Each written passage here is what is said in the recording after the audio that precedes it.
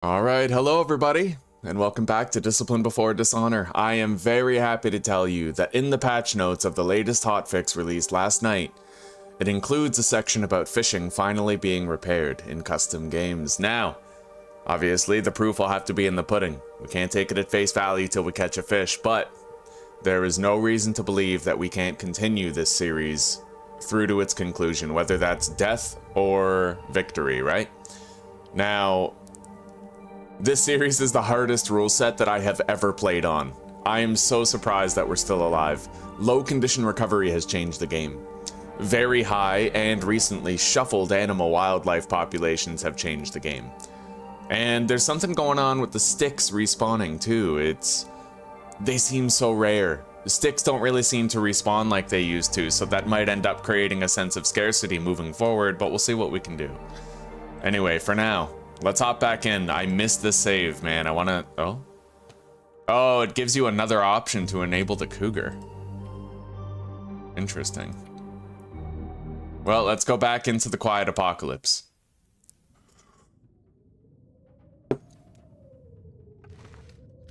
Anyway, we have tip-ups already prepared. We pretty much just have to wait.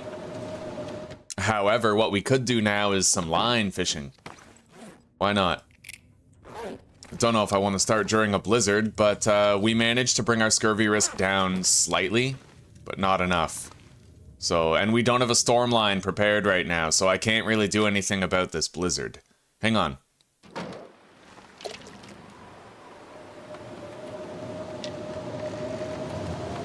I need that cedar, actually. I can't use that.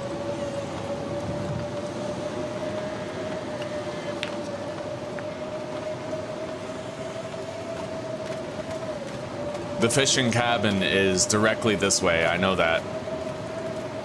I'll get to it. Just walking through here.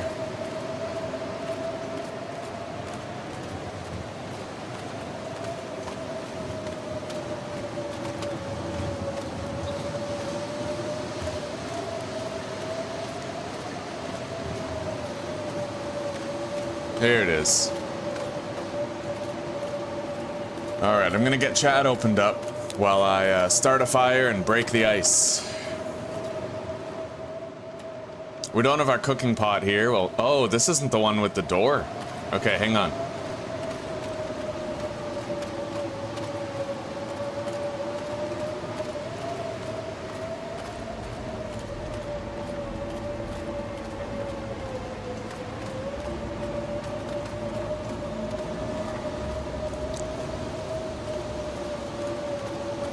Well, at least I found my way back to a cabin, but we're gonna have to warm up and then step out again. We're in the right area.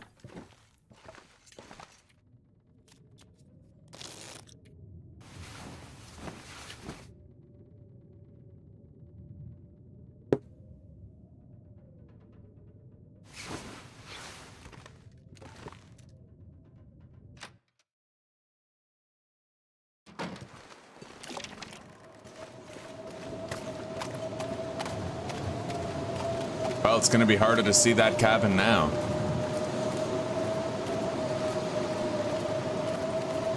But Mystery Lake is one of those places where you don't really have to worry about getting lost. All you need to do is find a shore and then follow it, right? So it kind of works itself out for you. Here we go. We're at the right place now. We got a door in this cabin so the wind will not ravage us. Let's close it. No cooking pot here. But that doesn't mean we can't cook fish while we're working. Damn, this is our last use of the fire striker. Hopefully we succeed here in starting the fire. We might get one more use out of it, but I think it's gonna break.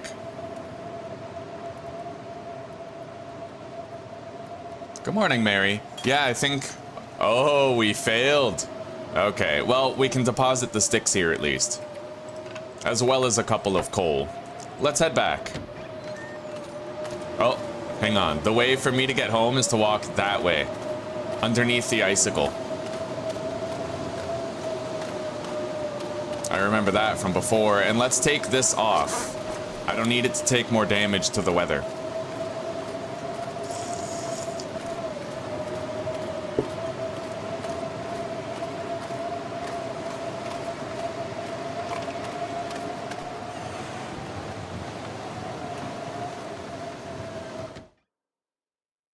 Yeah, it's at the very bottom of the patch notes. It says that they fixed it. I have no reason to disbelieve it.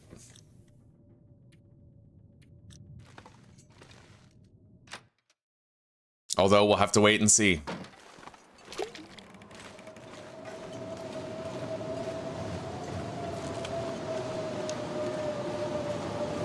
With that blizzard being over, I'm gonna want to throw the vest back on. Well, semi-over. I'm worried about the deterioration of our ballistic vest.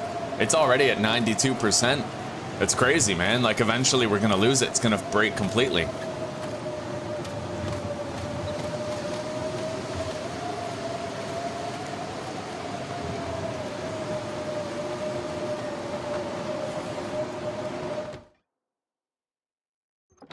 Alright, let's grab some matches here. We do have matches. I wonder where I left them.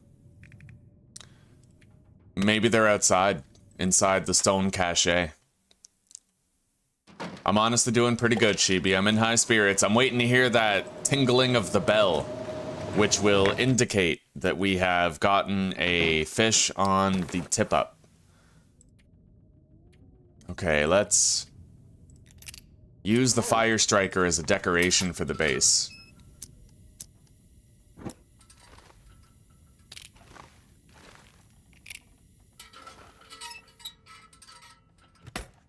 Alright. We don't have that much water right now. We're gonna need more if we're gonna be doing long-term fishing. We brought all the sticks that we had over there.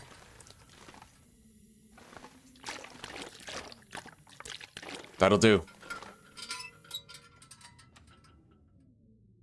Okay.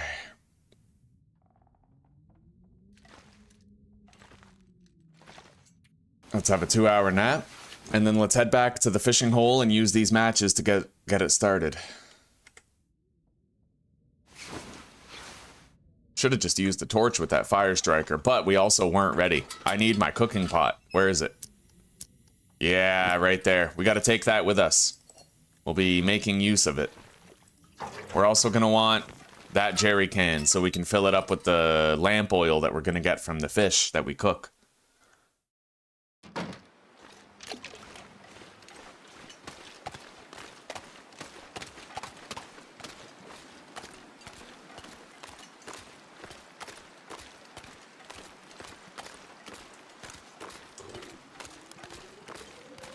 Yeah, let's hope that we can catch some fish, man. I did download the hotfix, right? I'm pretty sure. Yeah, okay. It was a big one.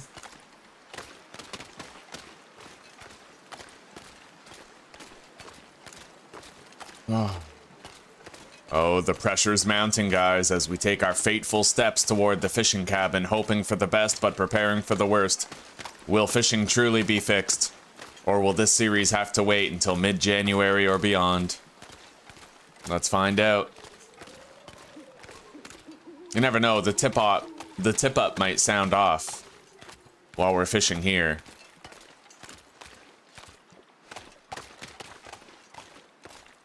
Alright, close the door. Light a torch. And let's light that fire.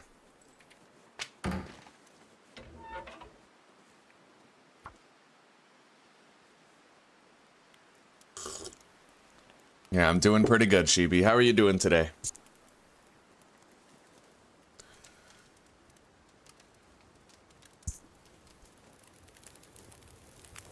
Alright, fire's lit. Let's put that out. Chuck a piece of coal in there.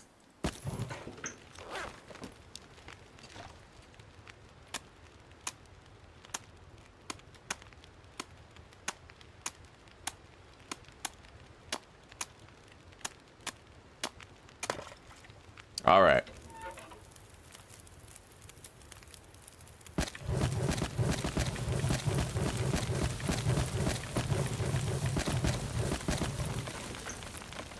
Let's put the cooking pot right there. And let's begin. We are back at it. Let's see.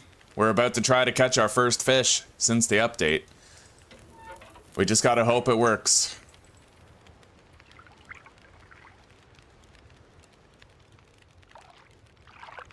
Oh, look at that. We got a fish, boys. Looks like they fixed it, yeah.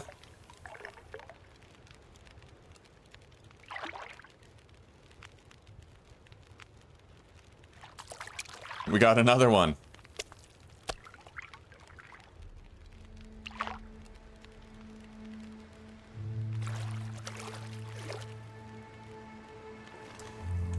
Alright, so, we get very little vitamin C from this guy. I might actually convert it into fishing bait. But I don't know, I need vitamin C, so you know what, we'll just cook it. It'll keep us fed anyway. And I think I'm going to craft fish bait, but I might need a workbench in order to... Wait. No, you can harvest it for fishing bait. I'm gonna do that. Yeah, we can use that bait. It'll... fishing bait, you get bait by harvesting a fish, and it'll improve the weight of any fish that you catch, giving you more vitamin C for the catch. It's pretty cool.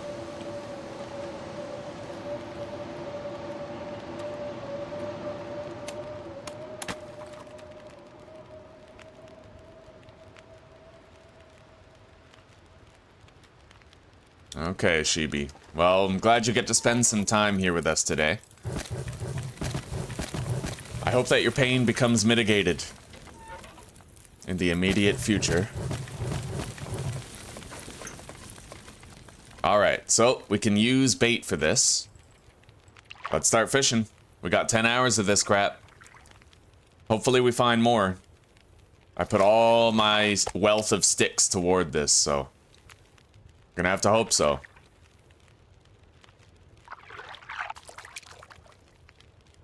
We're not really getting that many lake whitefish, which is definitely gonna hurt our cause. We have to hope that we can get some lake whitefish from this.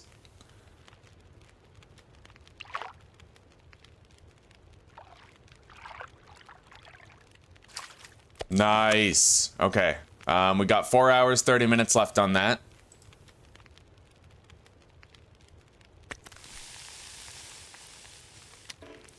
Let's eat that up right now.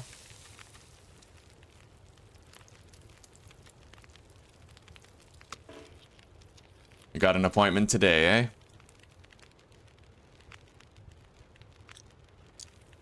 Alright, we got a little bit of lamp oil. Our scurvy risk has gone down a little bit. Let's use more bait. Hang on.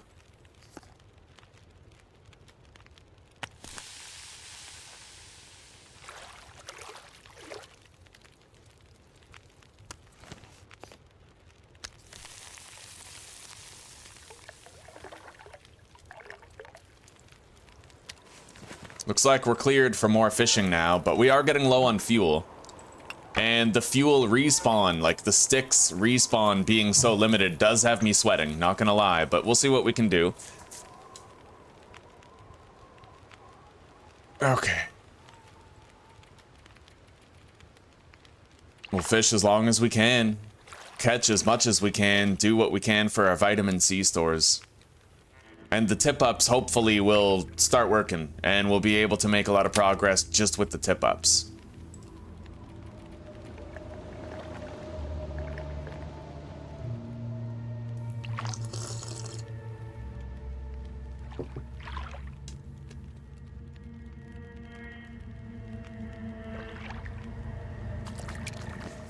Another lake whitefish.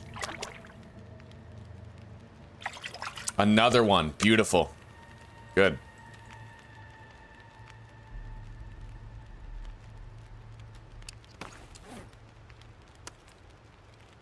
Alright, let's eat up. We need more vitamin C.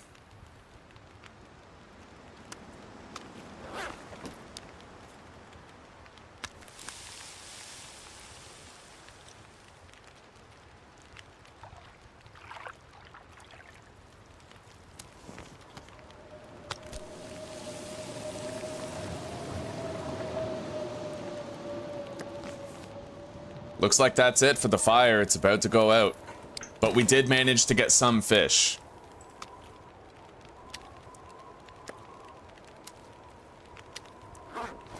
We did good. Well enough.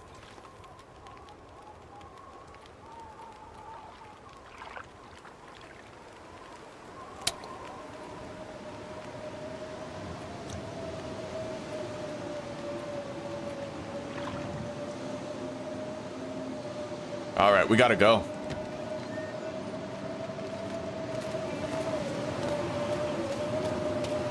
I can still kind of see. I gotta keep my vest on.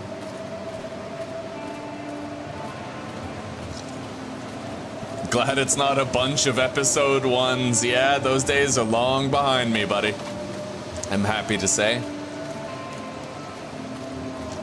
We managed to get some fish. Our scurvy risk is going down. We have 3 more fish that we can eat, and we have to hope that the tip-ups produce soon. We need those tip-ups to work. I heard that the condition deterioration of a tip-up is actually reduced if you put the tip-up inside of a fishing hut. So it's possible I could litter some of the fishing huts with those tip-ups instead, but we'll wait. We'll leave them where they are. Right now, those tip-ups are right in front of our house, which is useful. We'll keep them there.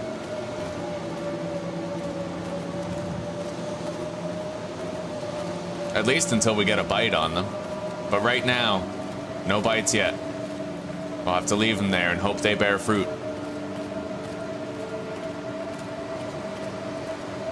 Maybe tomorrow evening, if we still haven't gotten a bite from them, I'll start removing them and maybe we could place them into the fishing huts instead. And in the meantime, I'm gonna try to harvest some wood around here now that we got a handle on our vitamin C for the time being.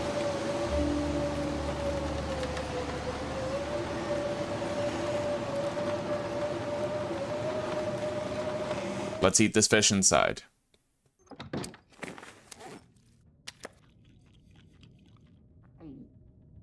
Beautiful.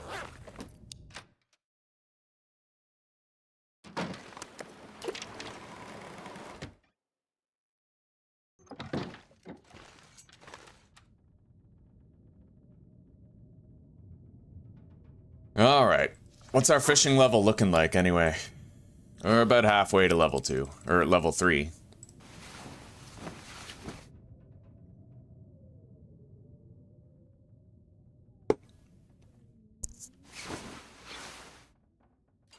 I am still worried about the respawning of sticks, however.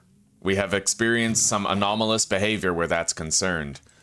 We're gonna have to hope that, you know, wood will respawn. One way we can check is we can go over to the camp office and look at the fir and cedar limbs over there and see if those have reappeared.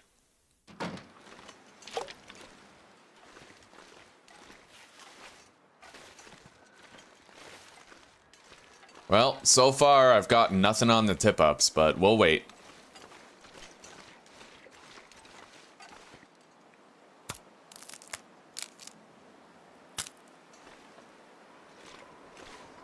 A lot of branches around here, though. I can get more sticks.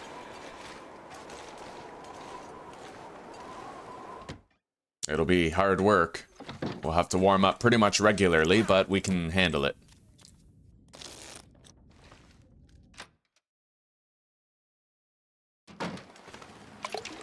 Well, but the cougar would only attack you if you entered its territory, though, I think.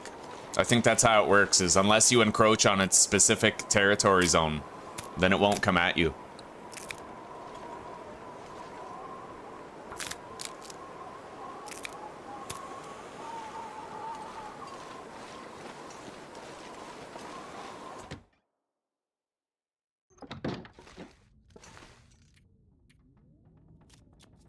Yeah, apparently they fixed the glitch where you'd like fall through the mesh after doing a trade, and they removed the cougar from Coastal Highway, apparently.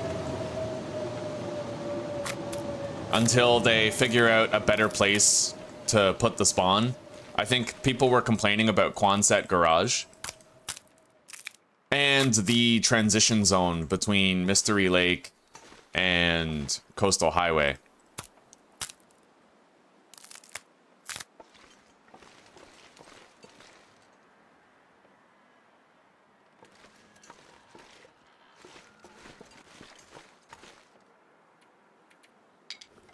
Alright, 18 sticks is a good start. Let's eat up. We'll eat the white fish for now. Our scurvy risk is healed, guys, so we've bought ourselves some time. But we are going to have to get more fish, so here's hoping that those tip-ups work.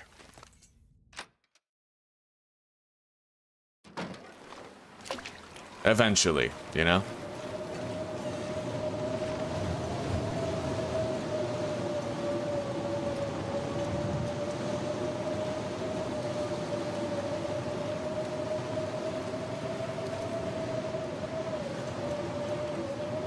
Well, not really seeing any more branches out here. I think we can consider those fully harvested for now. Oh, here's one.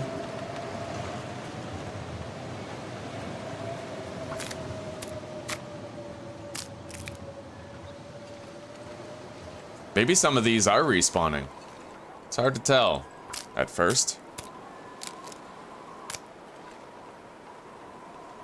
I'm just happy we're getting sticks. Let's keep it going. We can afford a little bit of health damage here.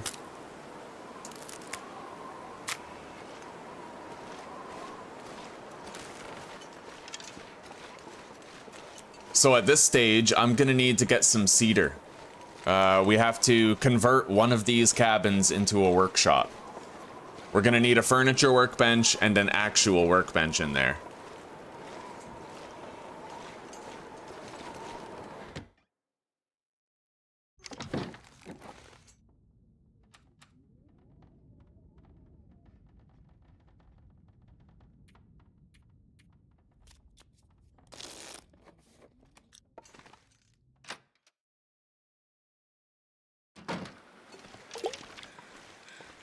Still nothing in the tip-ups yet.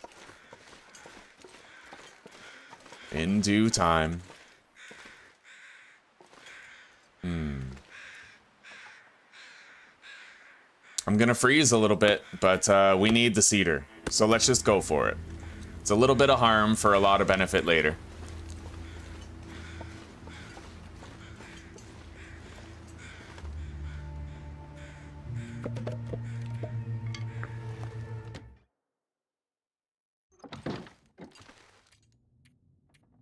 And let's eat that other fish, too. It's our last fish for now, but it's a big one. Gonna get a decent amount of vitamin C from it.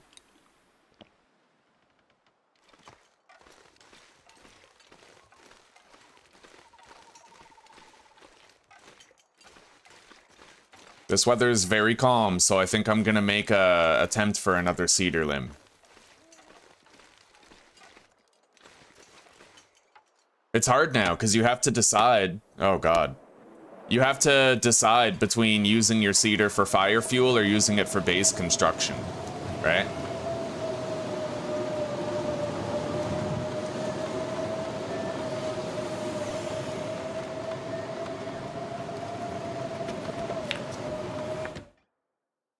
Hello, Jesper. Welcome. How are you doing today? And Elijah, how are you doing? I didn't really ask you that earlier.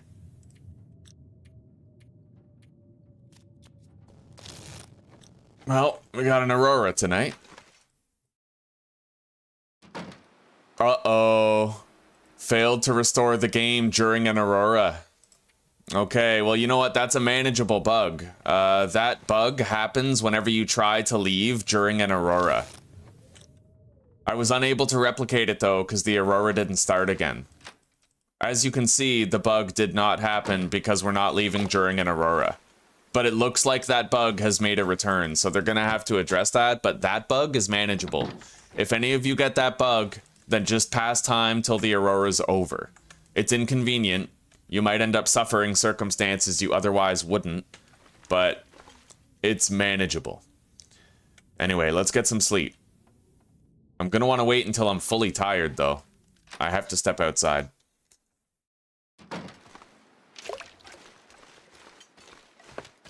I keep hoping we'll hear the ringing of the bell and get a fish on that tip-up.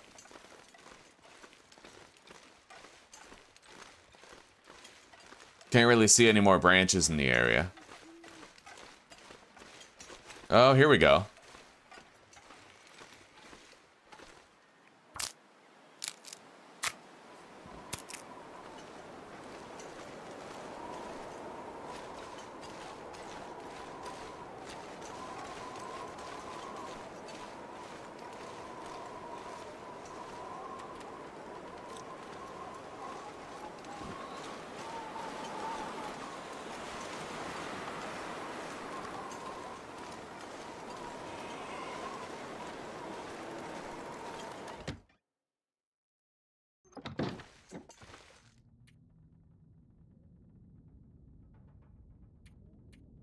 I thought about using NVIDIA Broadcast, but it's another piece of software that I'd have to open up. Yeah, I don't know. I know that Brian Menard uses it to good effect, like I've seen it. But I don't think so.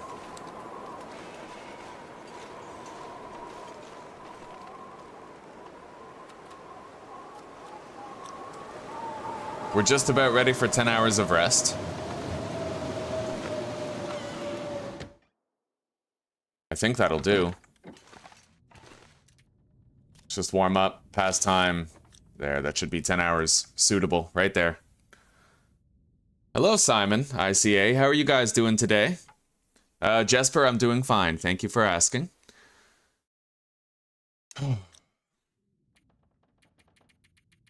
I'm gonna need more food in my belly before I attempt to sleep, otherwise we might lose our well-fed bonus.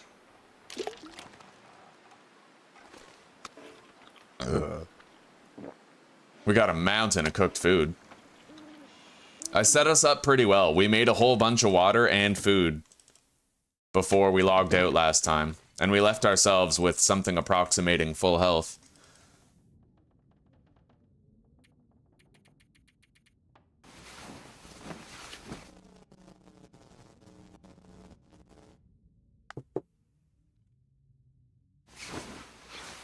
Anyway, now that the aurora is over, we should be fine to leave.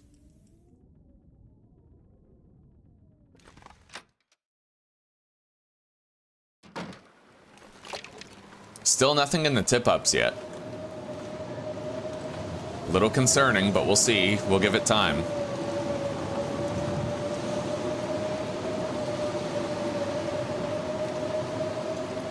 Anyway, we're just gonna go seek out more branches that we can harvest. We need more fire fuel for more fishing, so that's pretty much our main priority at the moment. Wouldn't hurt to try to bag some of those deer. It's nice that we have deer over there. It's not always the case. Anyway, we have some branches that we can harvest right here. A lot of them, actually, so let's get that done.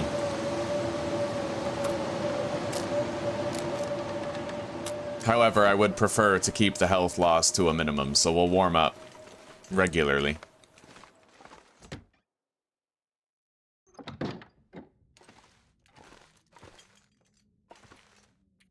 It's been pretty good. Yeah, I'm enjoying my coffee. I'm having a good time.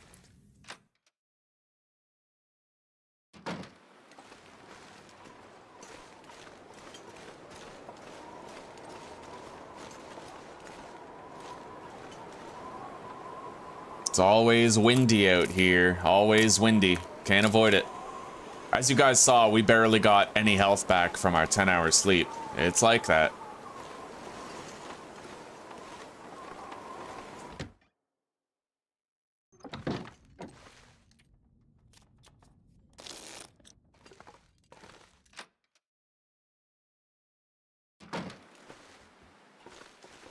Oh, now this is suitable weather. I don't think it's warm enough to harvest that cedar limb over there, but it's something.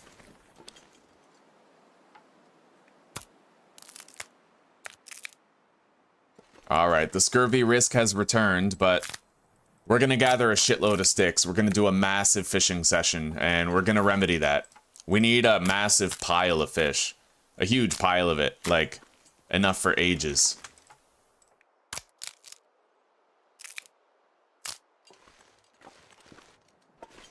We can use this cave to warm up and maybe search the surrounding countryside for additional sticks and branches.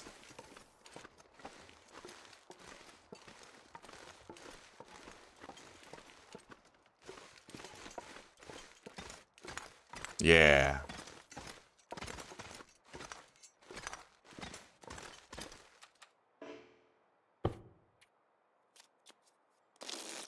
It's warmer in this cave than it is in our cabin.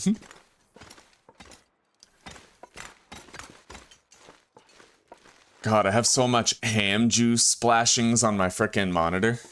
That ham was delicious last night, though. Like, straight up it was. Mom did a good job on it, man. Well, I guess she prepared the glaze and I baked it, but it was still fucking bomb.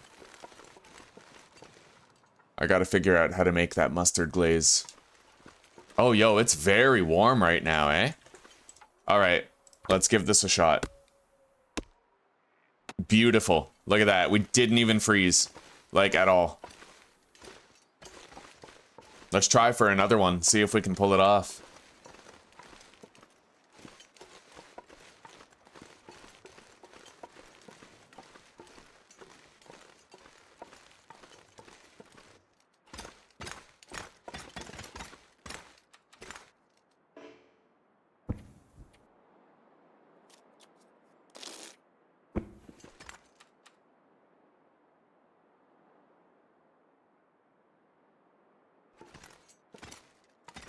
Okay.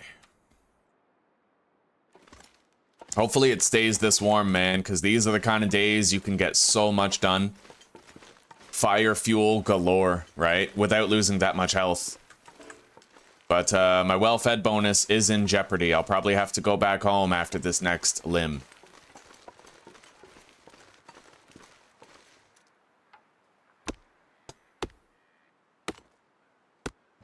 Alright, let's go.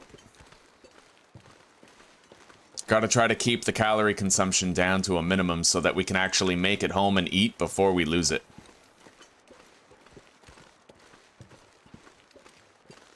I could always grab a cattail, but I'd probably rather just let the well-fed bonus fade and then get it back over time.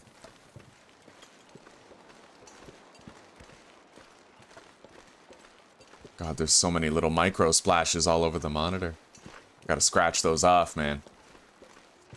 Gives me something to do while I'm walking, but I could also walk into a wolf. I should wipe down the screen with a damp cloth.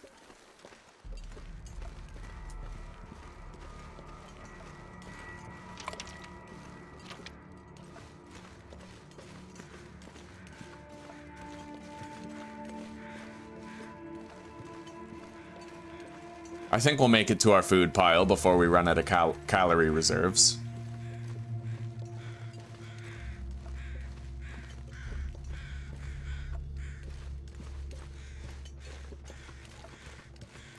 Damn shame about those tip-ups, though. So far, still nothing. But as long as we can catch fish through any sort of means, I guess I'm okay with it. Let's warm up. But the weather is more likely to change for the worse whenever we're in an indoor location and then leaving again. That is a thing.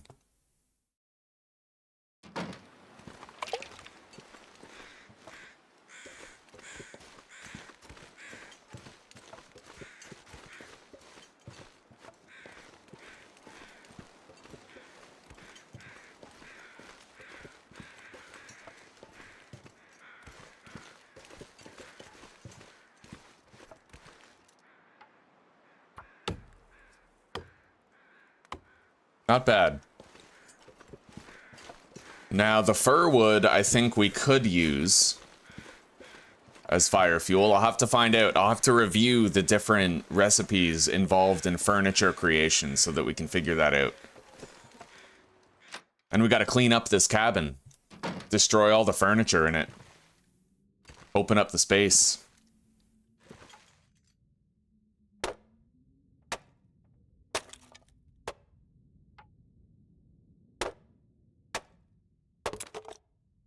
Oh, I need light to break it down. Okay.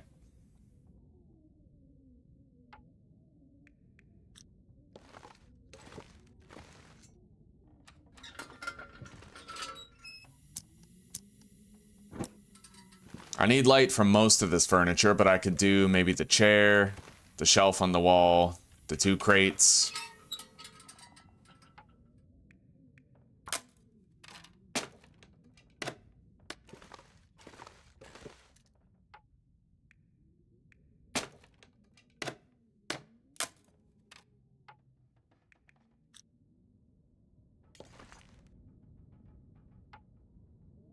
Can't do the shelf. Where's that other crate? Here it is.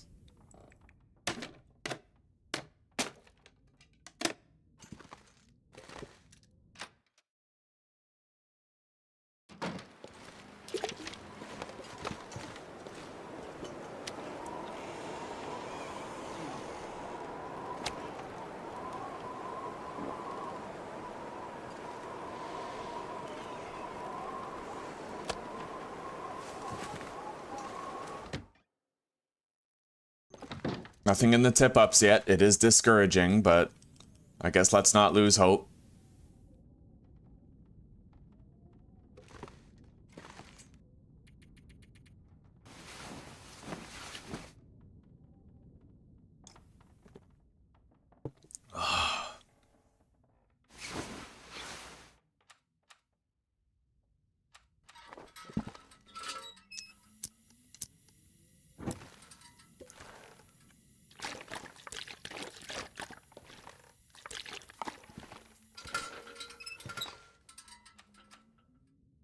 We should have suitable light now to continue harvesting the reclaimed wood inside the other cabin.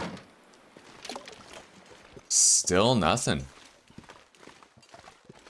That's so weird with those tip-ups. Maybe I need to, like, replace them. Maybe I'd benefit from placing them inside the actual fishing cabin. I don't know. We'll see.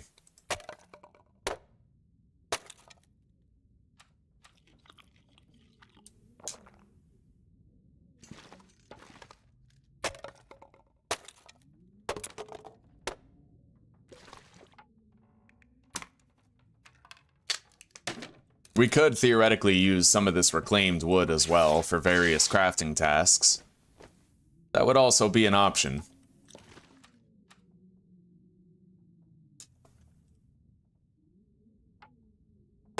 Fishing, right? We could use a shitload of reclaimed wood for fishing. We're getting so much of it, it would almost be a waste not to. The only thing you need reclaimed wood for is, like, what, tip-ups, rabbit snares, right? You barely need any over the long term. We'll harvest those stacks of papers to make storm lines. Gonna have to harvest that table as well.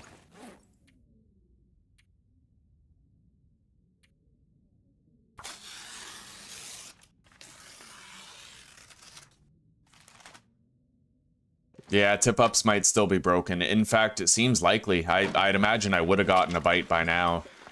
But it's also possible that I just have to place them again. Maybe they're operating off of the code of the last update, and when I place them in a new spot, they'll function again.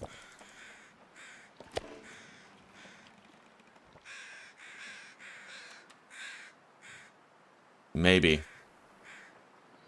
Anyway, let's deposit the fire fuel that we gathered up until now.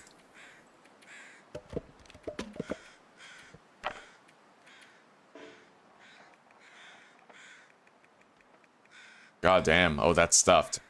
We have our other reclaimed wood in a different container. We gotta figure out where it is. Is it just inside the trunk here?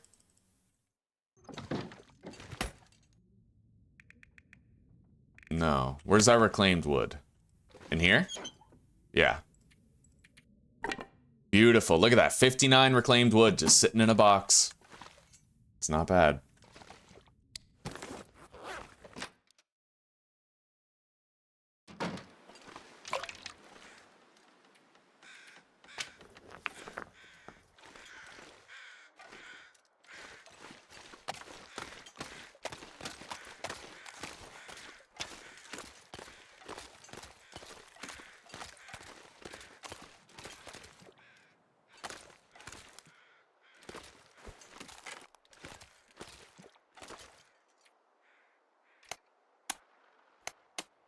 Jesus. Look at that. Fucking guy's whizzing right on by. I guess let's take him out.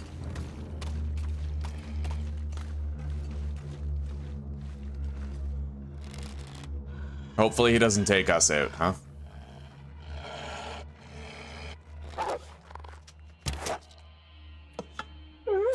Got him.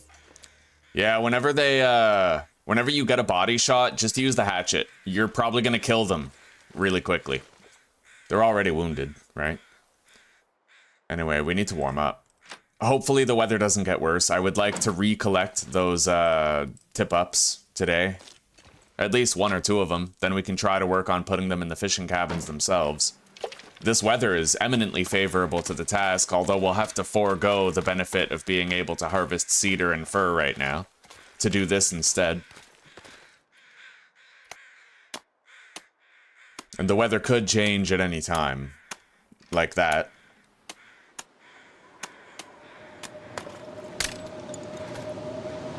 Oh, my fishing tip-up is broken, guys.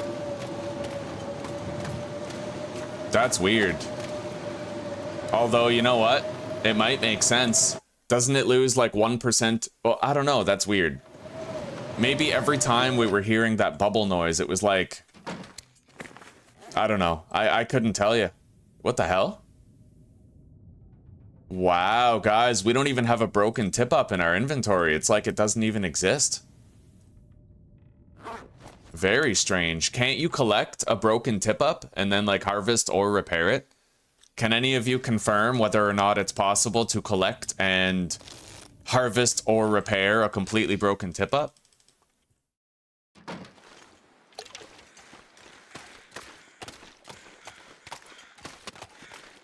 I guess we just won't use tip-ups. We're gonna mainline rod fishing. I know tip-ups are good. I mean, I might try to use another one later. Maybe we'll put one inside this fishing cabin in front of us, but...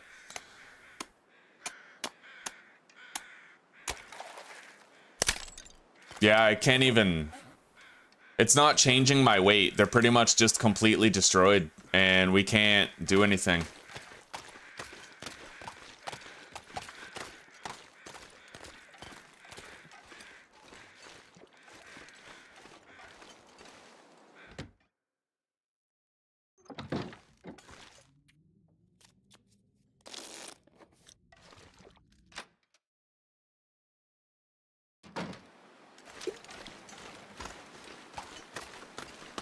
It's pretty cold, but I'll still probably just try to get rid of this tip-up now.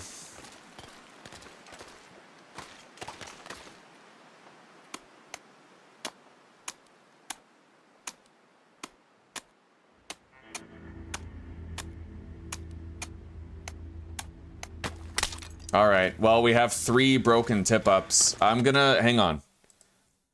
Broken tip-up disappeared. Long dark. Disappearing tip-ups at mountaineers' huts. They disappear out of my pack. 19 days ago. The one inside the hut survived, the 2 outside disappeared. Perhaps when they get to 0 condition, they just disappear once they're picked up. Unsure.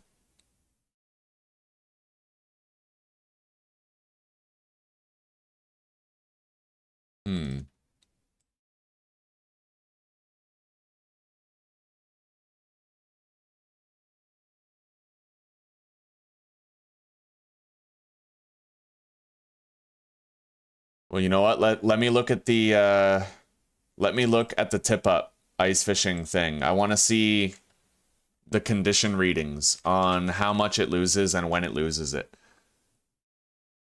They lose condition while deployed and require regular ice clearing.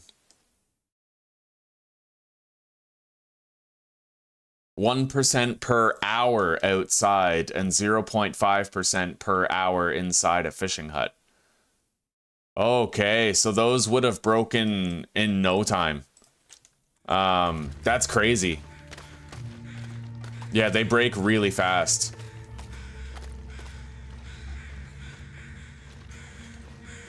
They literally lose 1% condition per hour. That's insane. That's absolutely bonkers. Yeah, we're not going to use tip-ups. That's not very good.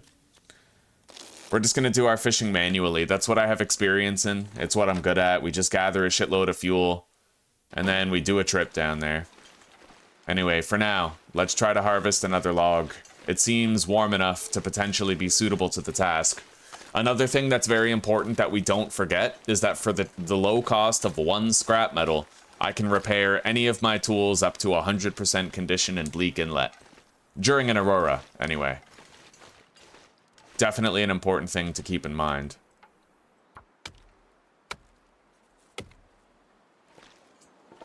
We're gonna take a full 10 minutes out here of health damage, but it's worth it. So we got all the fire fuel here in the immediate vicinity of our home. Now we just gotta wait and see if those sticks and branches and limbs respawn later.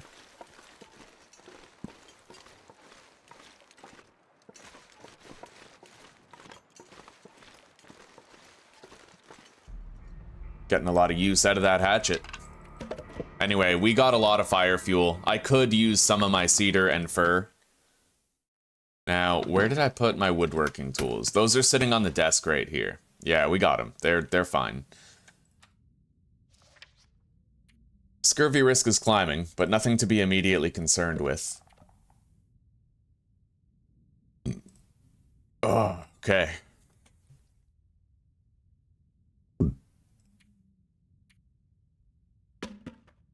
What did I want to check? Right, we have to check our crafting menu.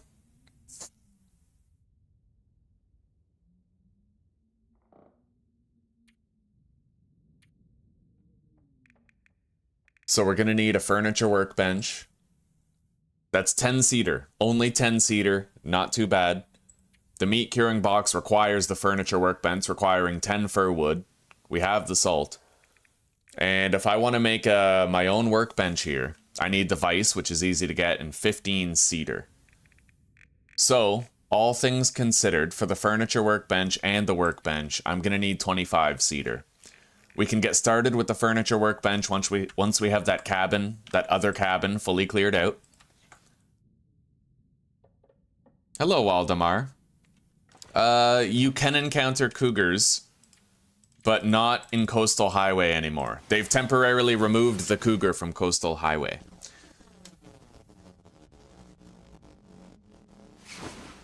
Let's try to leave again and duplicate this bug. The game saved. Yeah, okay, so every time you try to leave during an aurora, that bug is back. So it's going to be a lot harder to find yourself outside during an aurora. If you want to be outside during an aurora, you'll have to sleep in a cave to make it happen. Then it will be fine. But this is where it gets tricky, is you might actually end up losing, for example, your well-fed bonus, unless you have a stock of food inside. So, oh, I guess there was still a lingering aurora there. Alright, hang on. Let's take a drink. We gotta wait till the aurora is fully gone.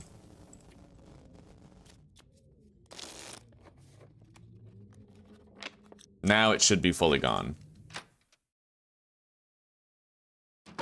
There we go. Yeah, so you can work around that, and I'm gonna put a little pile of cooked meat inside the cabin. Even if it ruins, we'll still be able to eat it, and we won't get sick while eating it because we have level 5 cooking. So we're gonna just make sure we have a tiny stash of food in here. There. Nothing to worry about, right? So let's keep on harvesting all of the stuff inside that other cabin.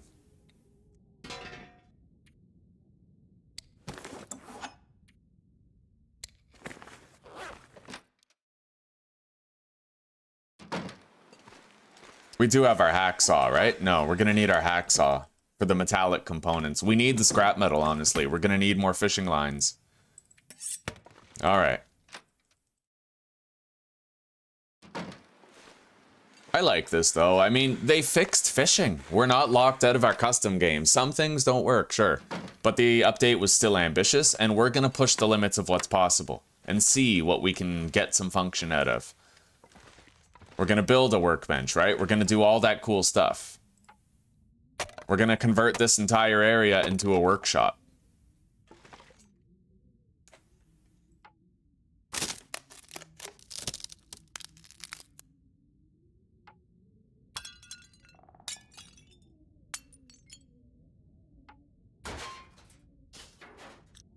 I could put that lamp theoretically on top of the workbench, and then during an aurora we'd have lighting.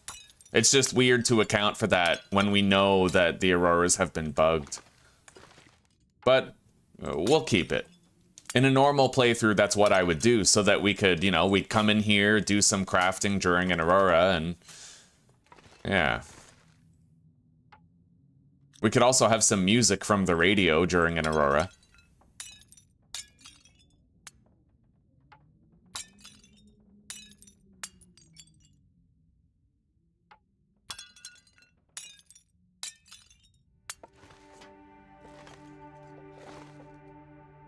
Alright, we'll have a rudimentary amount of storage right there. We have a container down here that we can also move over there.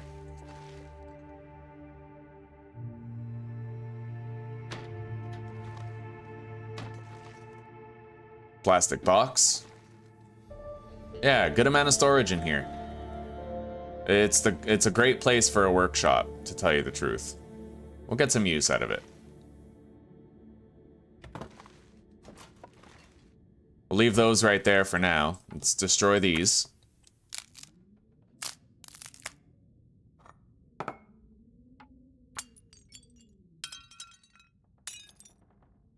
And you never know. Maybe they'll manage to have one more hotfix before the holidays, just for the Aurora thing. Maybe they will, right? Maybe they will. Anyway, we're gonna have to get rid of one of these beds. The bunk beds are pretty good for condition restoration, though. We'll just, we'll get rid of this.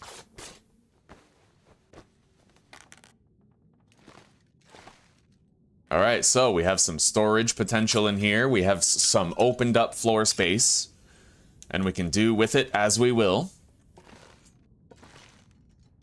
We're gonna want to move things over, though. Maybe we could even store all of this stuff.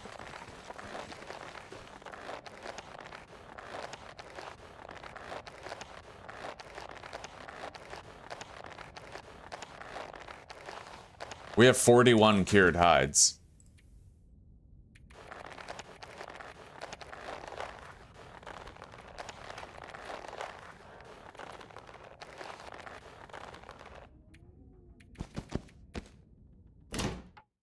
I'm going to open up my text document. It's been a while since I've needed it. So, this is no longer camp office. This is fishing cabin. We have 41 guts.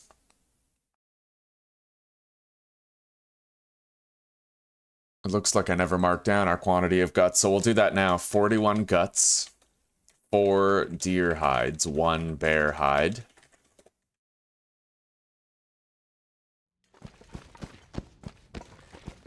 And we have 8 wolf pelts as well.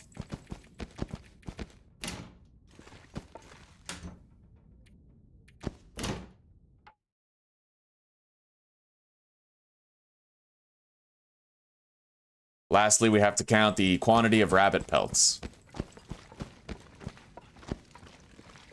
12.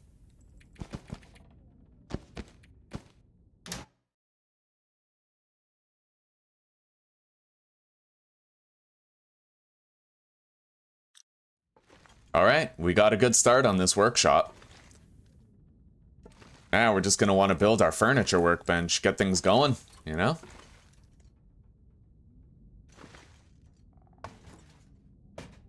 Just leave that here for now.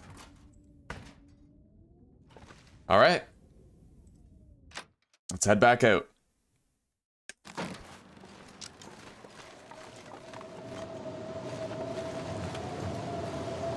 We got a lot of fire fuel available, man. But what's funny is we need to save all the cedar and all the fir. We can't really afford to use any of it. We need it for the salt curing box, the furniture workbench, and the workbench that we're going to be crafting. So we got to hang on to it. It is not an option to use it. That's completely full. We have 60 reclaimed wood in there.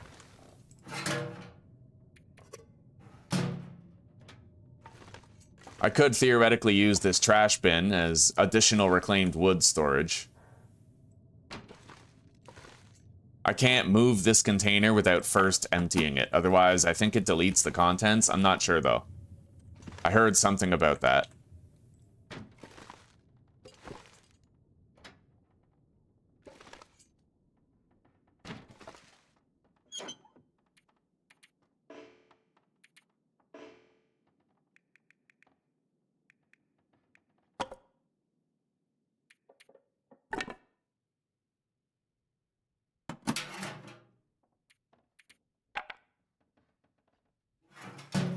Okay. So far, so good. I like how things are coming along here.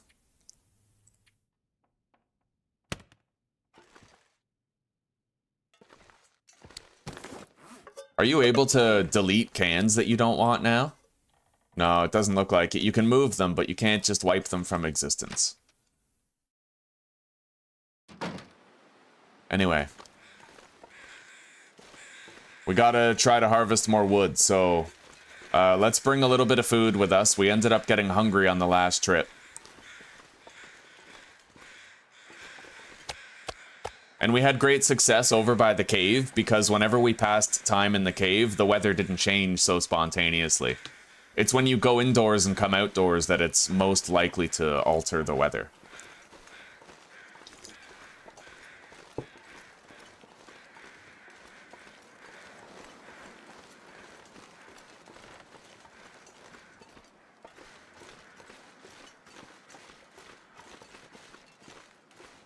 We got cedar right there. Probably gonna freeze a little bit while trying to harvest it. But if we were windproof, then that would certainly help. Which we are. Alright, let's get to that cave over there and warm up. So, we now have 21 cedar. We need 25. We're very close to our goal for making the workbench, furniture and otherwise. And then we're gonna need 4 more fur, I believe. Any sticks we can get, that's our fishing supply right there. Our scurvy risk is getting pretty bad. I might want to bite the bullet and use at least some of this wood for the purpose of fishing.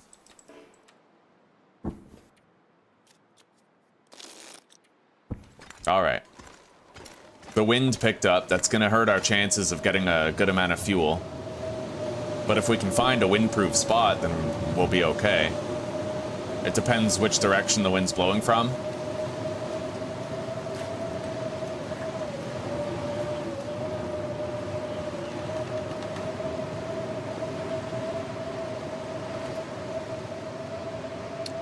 I could do a lot of wood harvesting up there if it was warm enough.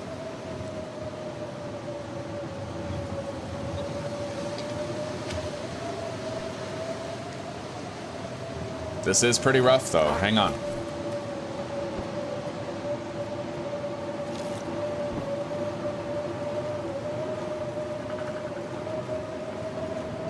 Well, the thing is, there is a cave up there, an exterior cave location that I could use to warm up between gatherings. I did bring meat. I do have water. So we'll give it a try. And there's also the interior bunker if I have to flee the cold. Entirely. This is a very steep hill. I'm kind of surprised I'm able to climb it.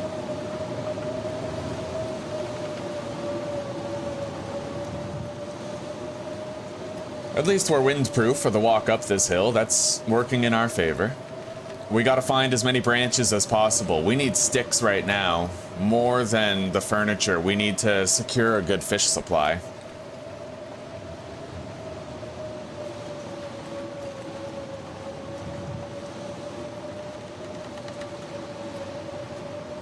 That cave, approximately, is going to be over this hill when we crest it, although we may end up coming across the bunker entrance first.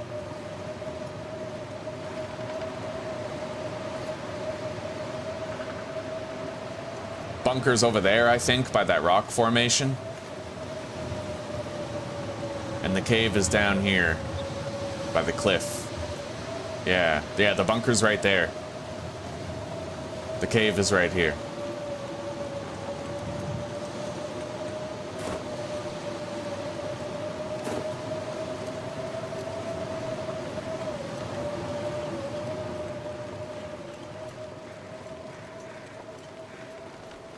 And perhaps the wind will settle down so we can get a good amount of gathering done here. Perhaps. Let's eat up.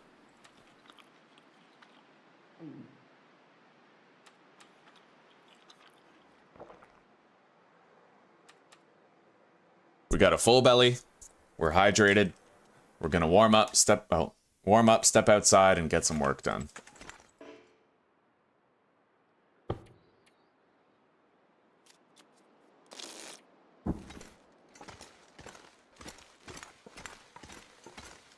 I'm not really seeing any branches out here, but we will make an honest push to get the cedar. If nothing else, we could meet our cedar quota. Anything we get above and beyond our cedar quota is fishing fuel, right? So it benefits us greatly if we can manage to get more cedar than we need. Right now we're at 24. which means the next limb that we harvest will have 2 cedar extra for fishing. We only need 25 for our furniture, workbench, and the workbench itself.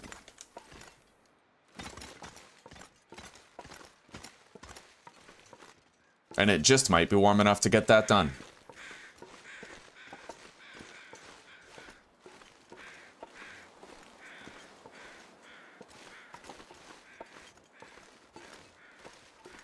Looks like we're windproof here, too.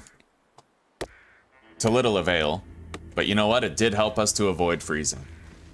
Alright, we've met our cedar quota, guys. Now all the cedar we get from this point forward is exclusively meant for fishing, which is going to help out a lot. But we gotta keep on gathering. We're gonna need more fish than a few pieces. Because the thing is, you don't just want to get rid of your scurvy risk, you want to build up good vitamin C reserves for like a month in advance. And you do that by eating nothing but fish for a few days. So that's what we gotta do. If we're gonna travel anywhere, then we have to be able to do that. Traveling requires not just a full belly and a full pack of water, but a full vitamin C reserve in your body. At least in this game. Maybe, Dark Brother. One thing I don't know is whether or not dried fish can give you vitamin C. I'm still unsure of that.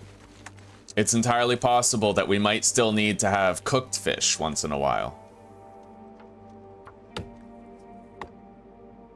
Alright guys, we got 2 cedar limbs and a fir limb today. Now, where's this bunker entrance? I'm fairly certain it's just up the hill from here. We're gonna go to the left.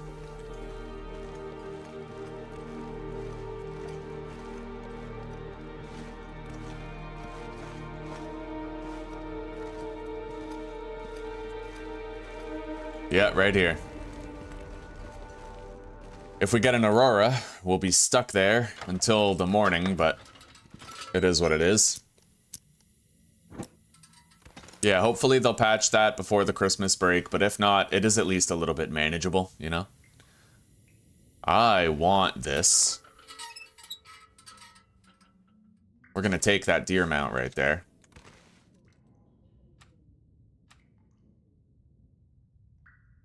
I still have a kilogram of deer meat, so I don't need to worry about going hungry. Well, it's not exactly a kilogram, but it's close. Yep. It was okay, yeah, it was good. The meat tasted weird. It tasted very strongly like iron, and apparently a couple people in chat said that's from not curing it 100% correctly. Really? Okay. It was good, yeah. Yeah, it was deer meat in there. Yeah, the jerky I'm very excited about. That's gonna be our travel rations for sure.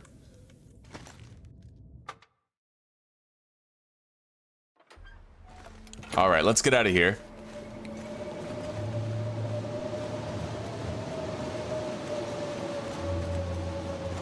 Alright. It looks like we made our way over to Dave's quiet clearing. From here, it's a straight shot home, but it is gonna be a little bit chilly. We had a terrific wood harvesting spree. We got 3 cedar limbs, it looks like, and an entire fir limb. Not many sticks, but once we can make our workbench and stuff, then it doesn't really matter as much, right? Once we can make our workbench and the furniture workbench, then all of our other fuel, all of our other cedar and fir, is purely for fishing. It's just, it requires this initial investment right now in order to make Mystery Lake, in order to make that fishing cabin a completely viable base.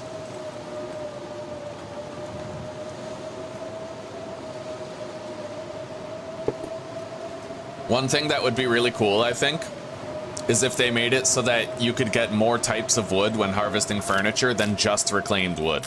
Like, imagine if you could take apart a certain type of table and get cedar, right? Or fir from a specific type of chair. Like, it'd just be really cool. I feel like with the new system, it would be very helpful.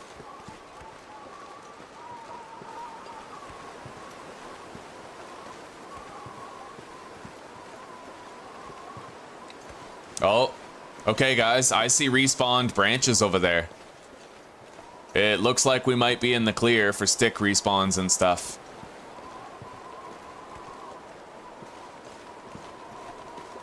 As long as the wood comes back eventually, that's all I care about. You can't survive indefinitely if you can't harvest wood indefinitely.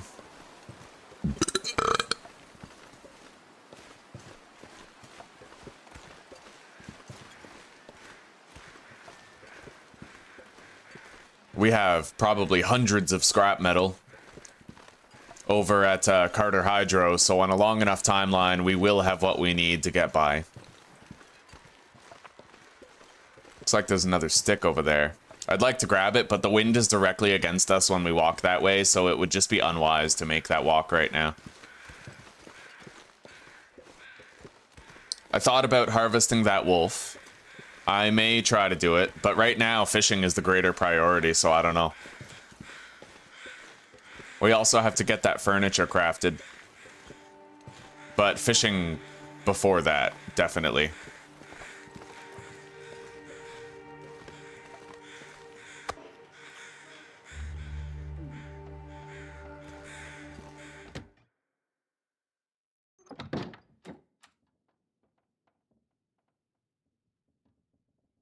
Okay, let's take the exact amount of cedar and fir that I need for construction into that other room. We need 10 fir, so we're almost there. We have 2 extra cedar for fire fuel. Deposit the sticks, tinder plugs. All right.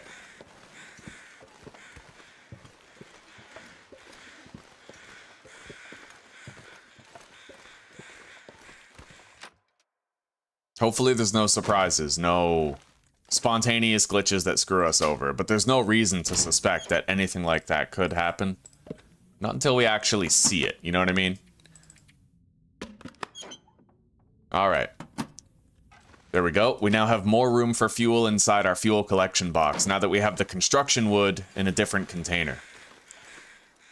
And we need 1 more fir. At that point, we'll be able to build everything with the woodworking tools that we need. Everything.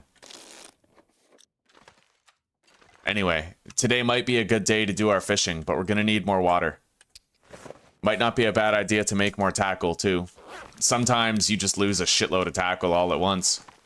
But 5 might be enough. It might be. We're gonna want roughly 7 liters of water. We do need more fuel, though. It's just we're running out of time on our scurvy risk. We're gonna try to get more fuel to start.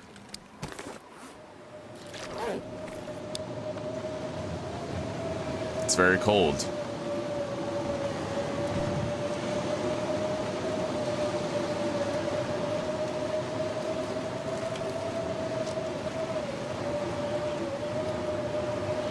They make pills for that. Always a way to get your wood back.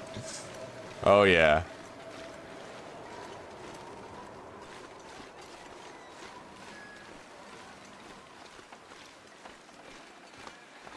Let's go to that exterior cave location right there.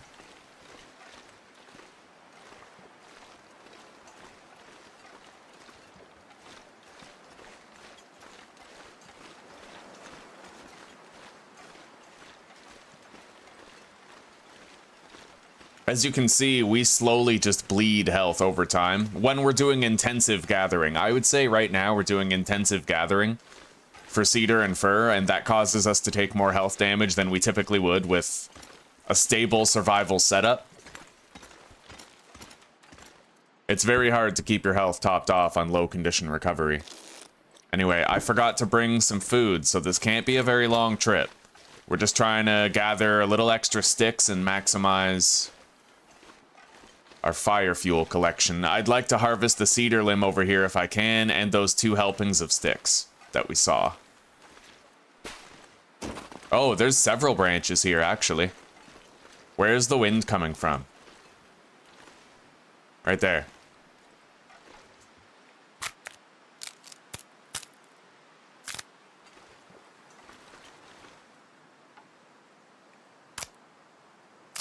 The more windproof we can remain, the easier that gets. But let's not taunt any more health loss. I gotta conserve my health. So we'll go back and warm up now.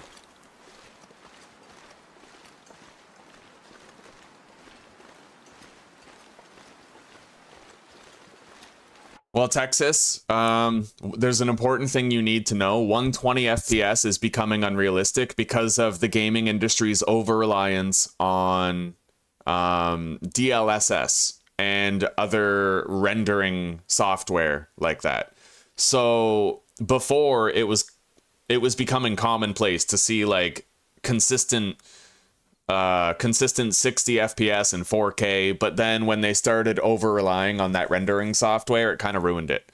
So don't aim for 120 FPS because you're probably not going to get it because of the limitations built into games these days. What you're going to want to shoot for is a consistent like 60 FPS at a minimum of 1440p. Yeah. It sucks, but the way that they make games now is kind of ruining quality instead of improving upon it. It's a trend. The quality's going backwards, essentially.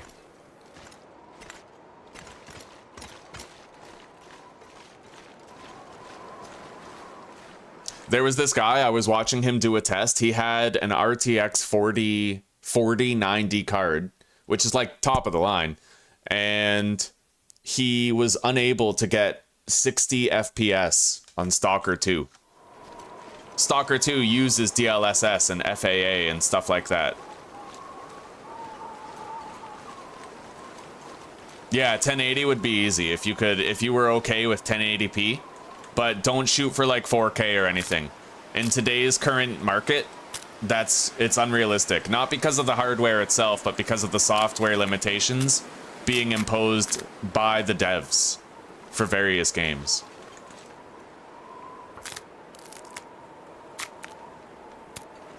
Okay, we pretty much... There's one more branch and one more cedar limb that we can harvest here.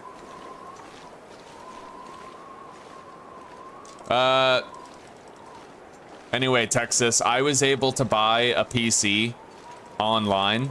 There's a lot of websites that sell you pre-built PCs where you don't have to worry about what parts fit together and whatnot. They just give you a list of parts that work well together and then you choose based on that. But one thing I think all of us would like to warn you is be careful with your CPU. I think I don't remember what it was. We'd have to ask. I know that what's his Lightning Evo, I think, knows. There were problems with the Intel processors from, I think, generation 13 and 14, so you wouldn't want to get a generation 13 or 14 Intel CPU. You'd want to get like a 12th generation one. That's the one I have, is 12th gen, but people who got 13 and 14 were actually having their fucking other components in their computer end up fried, so...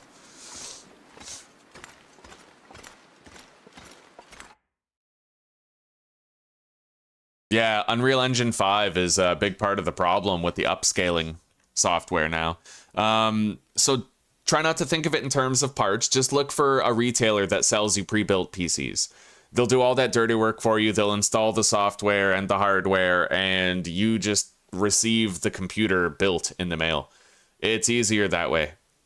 If it seems, you could save a fair bit of cash if you built your own, but you might also waste a lot of cash if you fuck up the process, like installing the parts. So evaluate it that way. Mine was bought in the middle of the pandemic, so it was extra pricey. We're talking like $5,200. Nowadays, you might be able to get a computer of equal quality to mine for $3,000.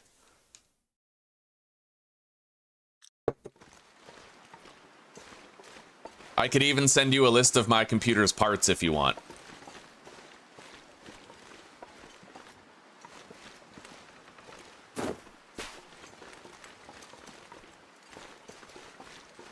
I have an RTX 3080 video card. I have an Intel 12th Gen i9 processor. I have 32 gigabytes of RAM, I believe.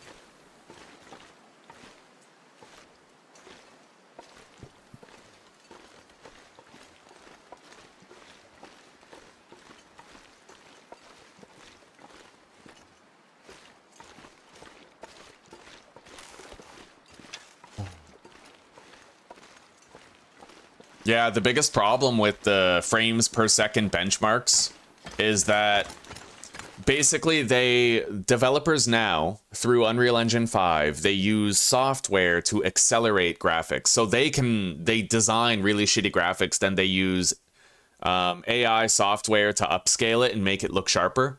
But this actually puts a lot of strain on your system. It consumes a lot of your graphics card memory, a lot of your RAM, and the end result is that in upscaling the graphics to look acceptable, it reduces your frame rate because your system has to work so hard to keep up the upscaling.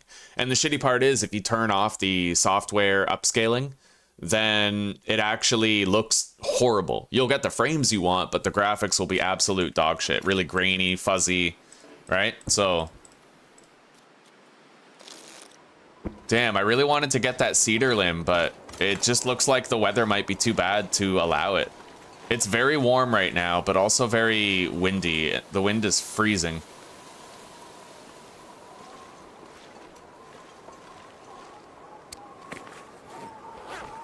Yeah, this sucks. I don't think I can get that cedar limb without taking some damage. Let's just wait a little bit longer. I'm getting low on calorie reserves, but we have enough for this.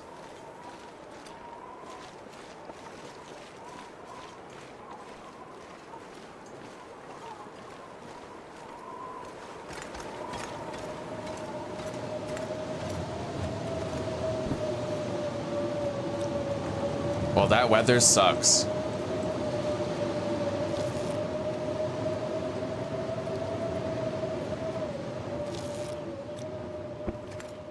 All right. The wind has settled down. If we are going to get that cedar limb, we got to do it right now.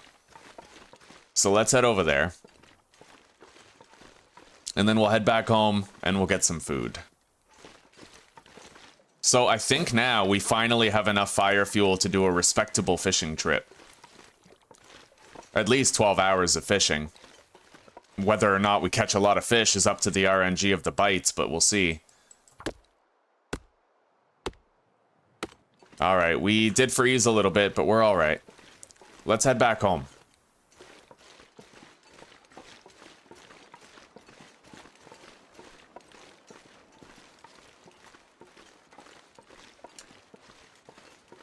Oh, silent squatch. Well, there was a setting that I actually had to change in order to make subsistence work. Hang on.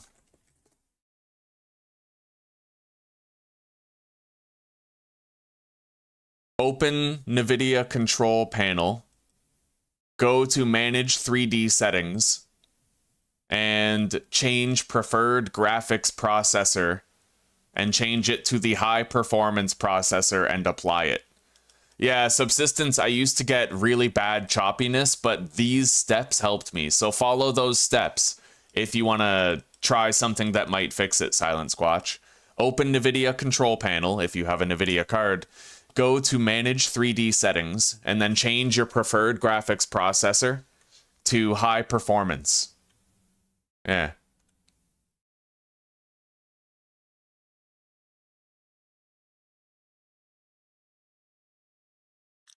I personally had to do that in order to make subsistence run better.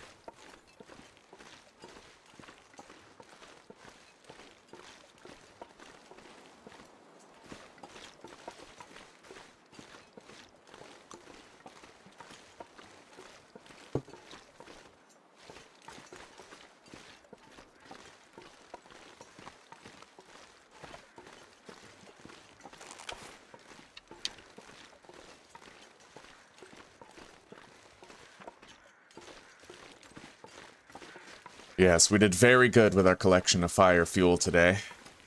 But we've pretty much depleted that site of all of its available wood. We're gonna have a harder time securing additional fuel now. We're gonna have to hope that some of this stuff around here can respawn.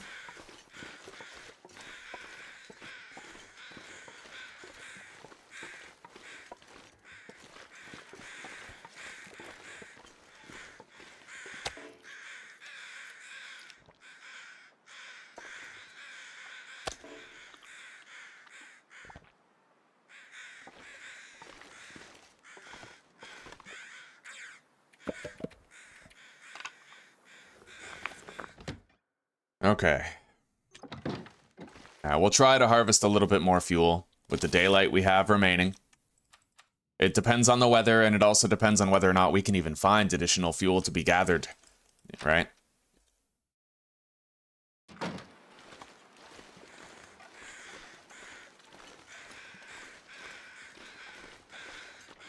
But we'll check up this hill. We've had luck up here before.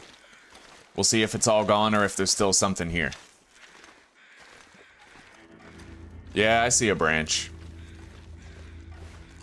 I see a couple. And we are windproof for the moment.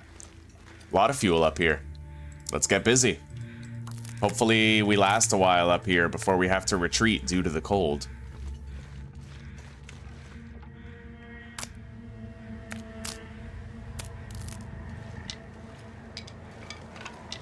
I just found 5 sticks in one spot. That's crazy. They seem to respawn on top of each other sometimes.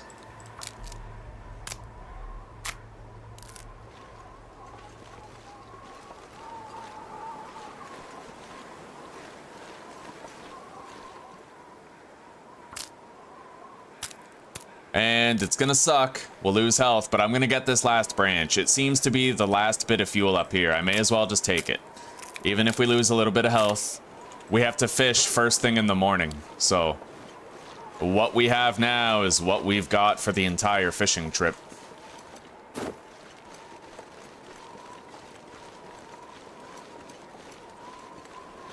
No, I didn't even switch it back. Yeah.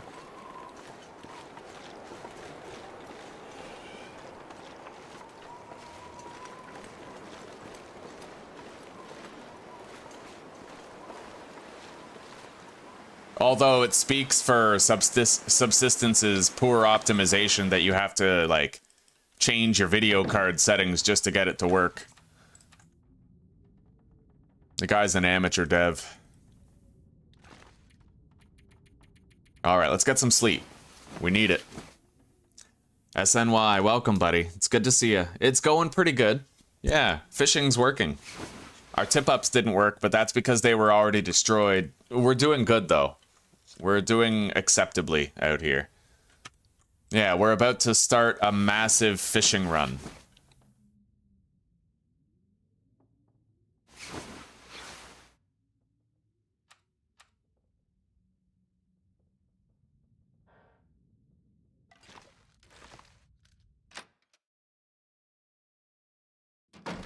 All right.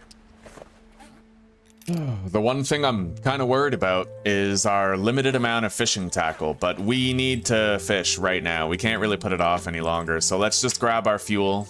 I will use 5 coal if I have to, and let's get over there. Although we're really slow, I should just use the travois to make sure we get there in a respectable time frame. All right, let's go. Wait.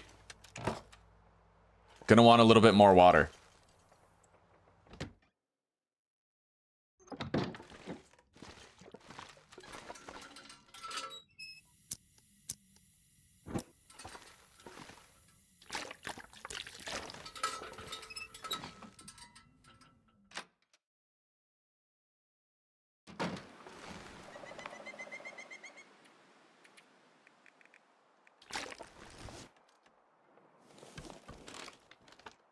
All right. We should be able to get a substantial amount of fishing done here. I doubt we're going to end up with like a mountain of fish. We'd have to get lucky in order to end up with a shitload of fish. Now, one thing I can do is... I wonder if I can get rid of those ice fishing holes. One thing that I can do is I can eat a whole bunch of raw fish and then take down an antibiotic before I sleep. We may consider doing something of the sort.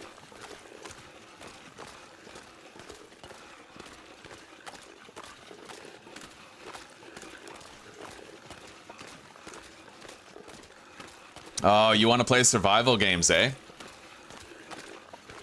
Yeah, true enough, Texas. Honestly, permadeath games are my jam. They feel so much more real. Like, every time I play a game where you die and then you respawn, it feels like cheap. It feels like it's not real, you know? Like, where's the investment if there's no stakes, right? Like, it's not really a punishment if you drop 5 items when you die and then you collect your backpack, right? It's, death should be death. And I feel like a perfectly balanced game is permadeath viable. Which is, it's amazing that 7 Days to Die actually managed to achieve that. It's perfectly permadeath viable. And they never even intended for it. Like, that's the amazing part, right? Alright, let's get this fire lit.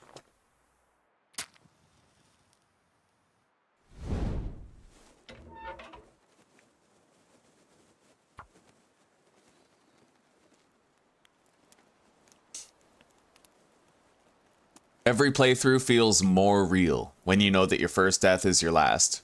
It makes you calculate every single decision on the merit of whether or not it keeps you alive. It just is so much better.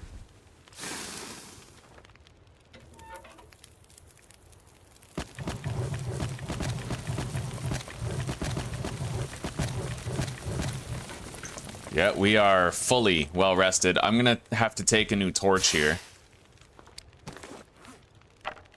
This one's only 10%, but now we have a 22% torch.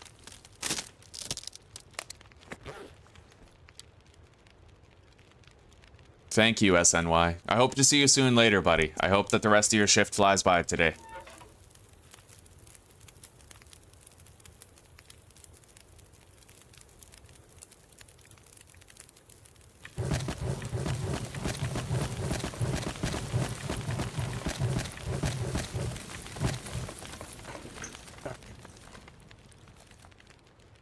Ready to go. I may end up losing my well-fed bonus here, but that's of no consequence anymore. It doesn't really matter.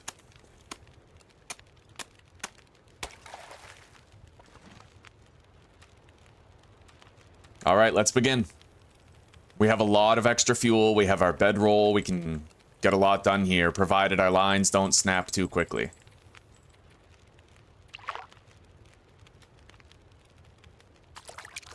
Beautiful. Let's cook that right away.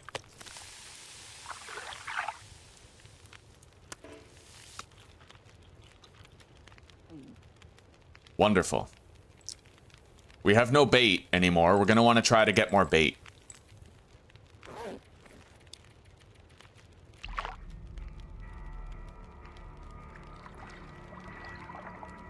Yeah, I feel like on console, the limitation is the controller. Because I feel like using a mouse is so much more accurate than a controller joystick is, right? Like, with a mouse, you can pinpoint your aim and always hit the head, but I find I struggle with a controller to achieve the same thing. Hello, Susanna. It does look like they fixed the fishing, yes. It's working as intended, and we're finally dealing with our long-standing issues. We've saved up enough cedar where we can now build our furniture workbench and a workbench in the fishing cabin neighboring our home. And we have 9 out of the required 10 fir wood for a meat curing box. So things are going pretty good.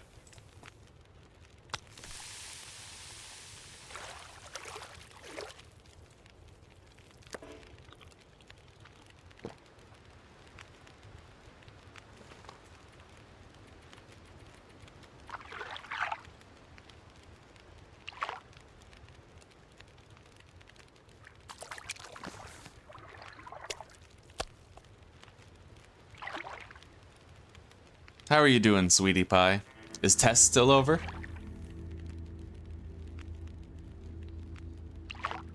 Oh, you had a game-breaking bug? What was it, Shibi? What happened? I'm sorry to hear that. That's fucking terrible.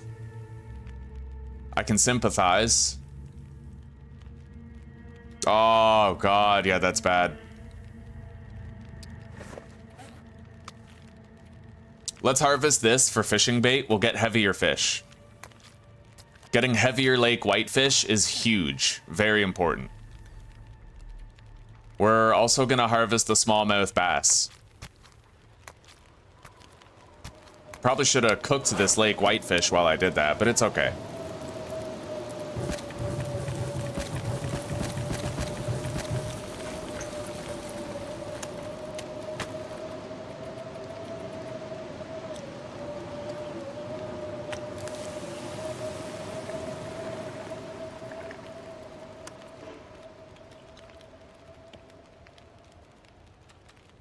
So far, so good, I suppose. I mean, we're dealing with it. We do need to be able to catch more fish than this, though. That's the issue, is we don't get them fast enough. So I might have to try using tip-ups again. Oh, hang on. I forgot to put bait on the line.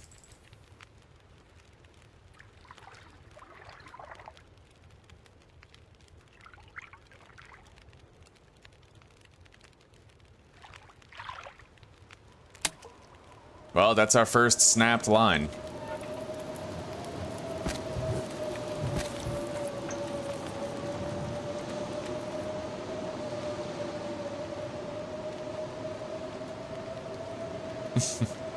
Okay.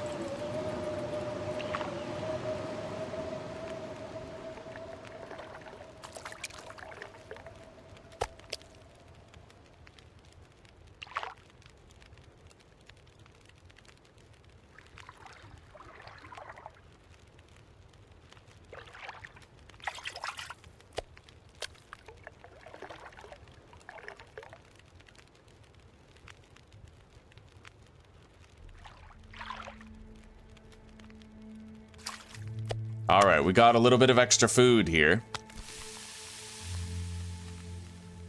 We are getting very tired, though, which kind of sucks. We'll have to have a nap, but we have the fuel for it.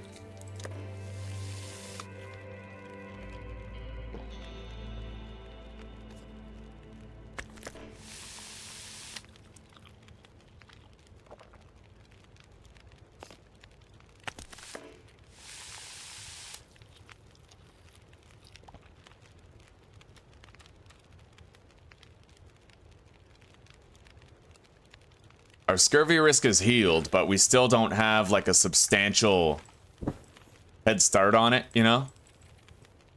Let's have a 5-hour nap. I think 5 hours should do.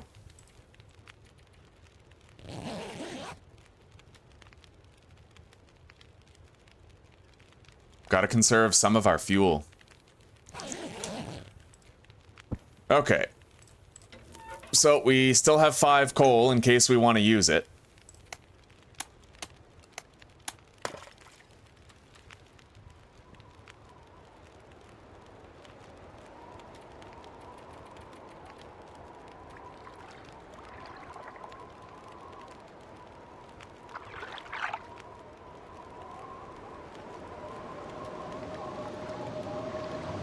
What really sucks is I heard that the devs might have actually nerfed fishing, where now the amount of fish that you catch is dependent entirely upon your baseline resource setting, which means that fish would be less common on Interloper than on other difficulties.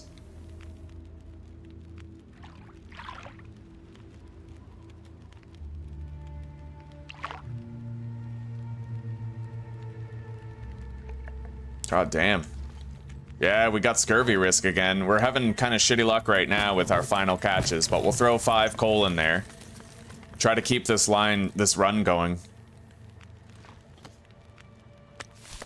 Really not doing too good. I mean, the fish are so rare. I'm gonna have to try using tip-ups again.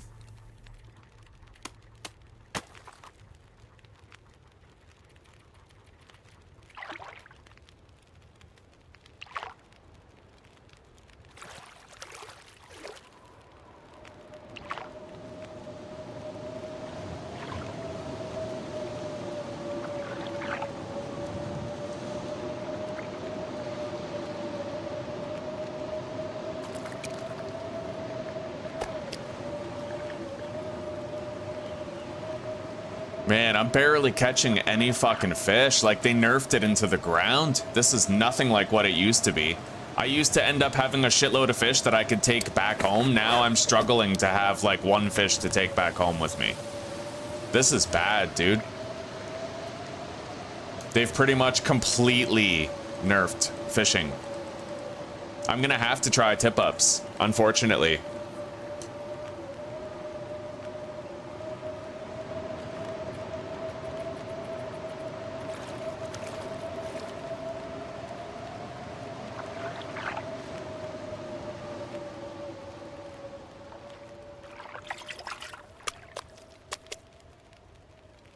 And I need to get fishing level 3 so that there's a reduced length of time between each bite.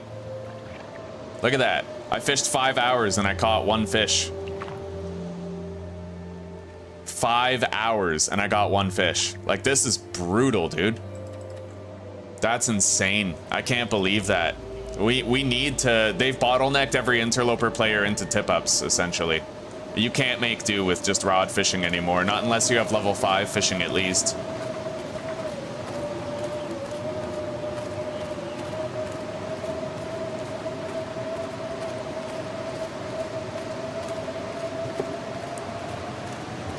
The reason why is because they had to remove the fish abundance setting to make room for the cougar setting. So now you can no longer change the abundance of fish in a custom game, and they have tied the availability of fish to your baseline resource availability for the world.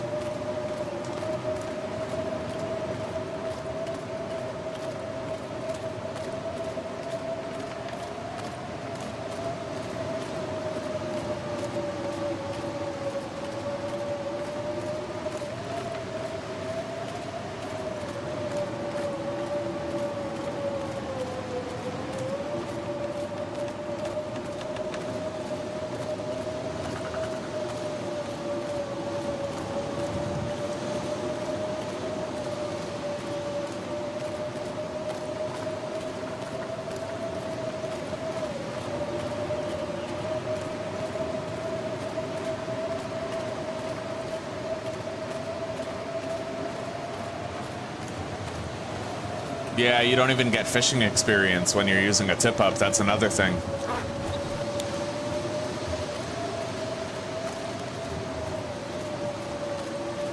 Anyway, I'm gonna have to eat this raw... I'm gonna have to eat this raw fish.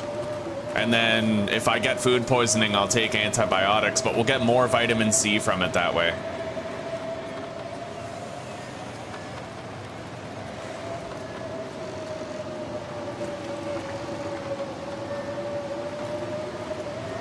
All right, we're good. We didn't even get food poisoning. Let's go in.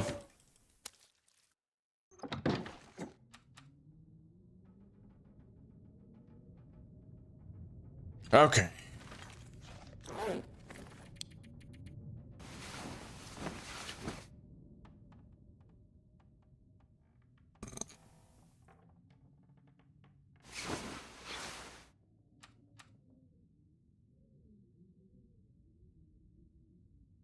Anyway, it is only a matter of time, unfortunately, before we end up right back where we were with scurvy risk. So I'm gonna need to try to get these tip-ups working. But for now, I have a buffer of time to make my own workbench here.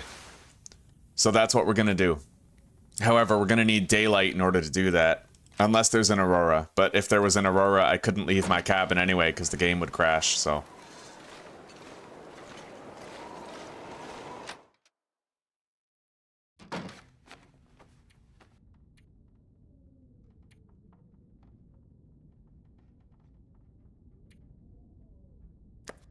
Spoiled fishing bait.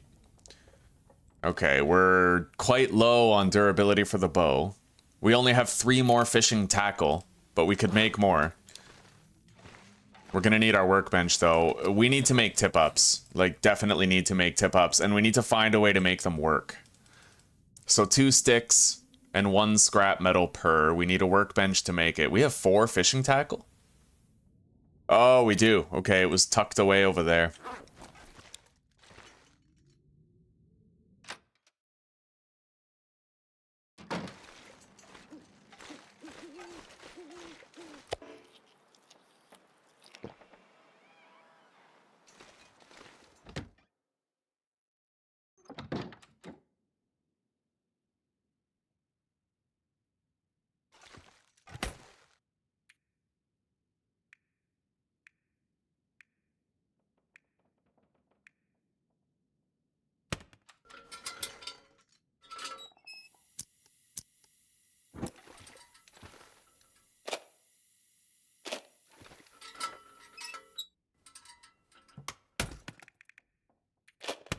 Alright.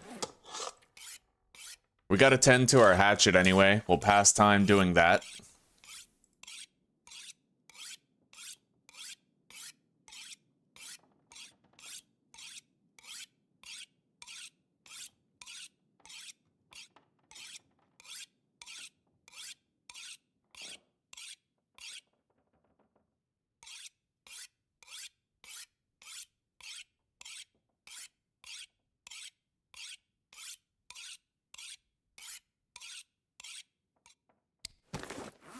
Okay. I'd like to repair that too, but we most likely need light for the task.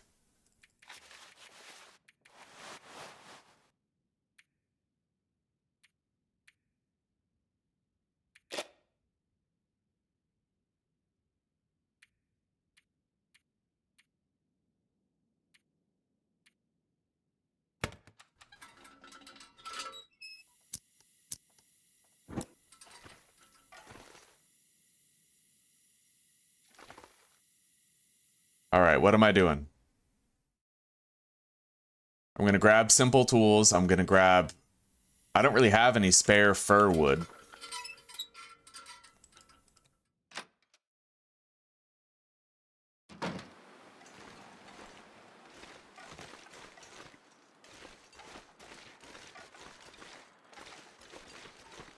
Yeah, Zuzi was tearing up this morning. Well, when you go hang out with your friend tomorrow, Zuzi, just make sure you don't drink too much, right? There's a good way to cope with pain and a bad way. Some would argue the only good way is to face it, right?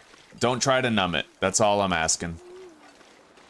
Except that it's appropriate that you miss me, and you should hurt. That's the counterbalance that comes with the privilege of being able to love somebody, is having to deal with missing them once in a while.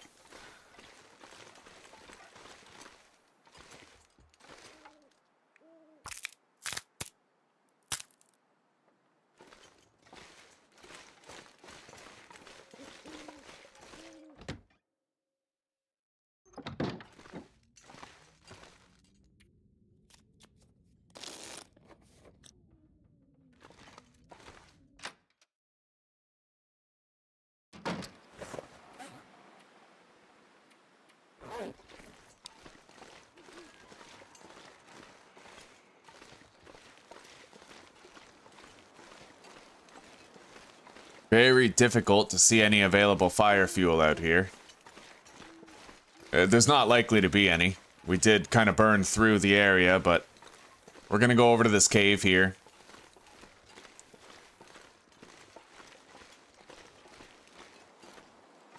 I'm kind of curious. I want to go back to the camp office and I want to check and see whether or not the limbs that we harvested there are still there.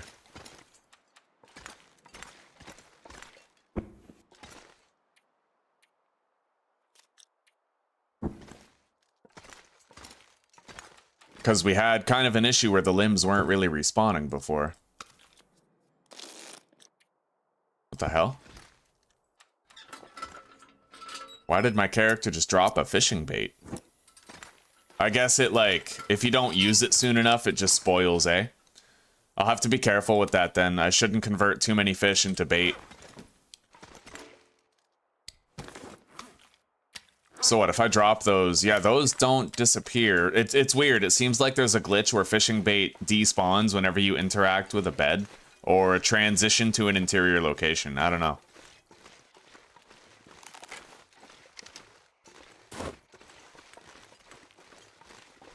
Anyway, there's another place that we can go to try to get more fuel. I didn't really bring any food, though.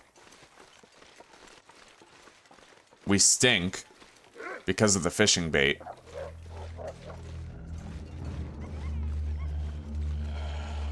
Let's head back home and try to sleep until the morning. Then we can craft tip-ups and try to use them again. But I feel like we shouldn't use the ice fishing holes that we built out in the water. We're gonna want to put them inside huts instead.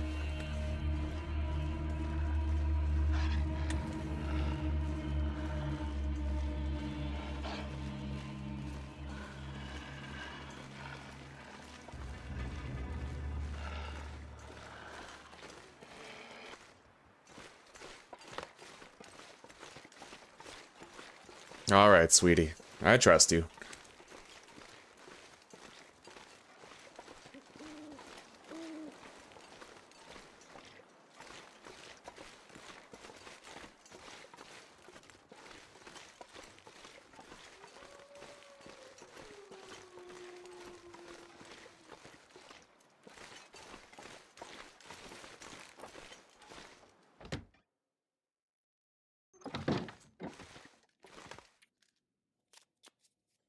Let's just sleep for 4 hours.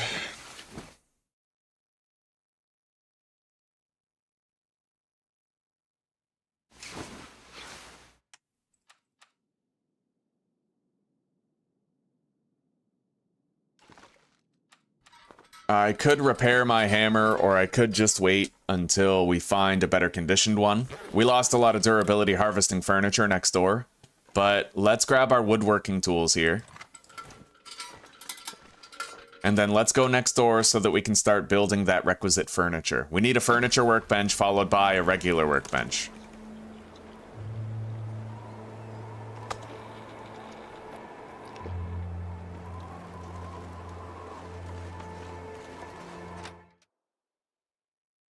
Yeah, YouTube might not let you put foreign links in chat. It might auto-delete them. I don't have any sort of channel setting to stop it, but I think it's built into YouTube.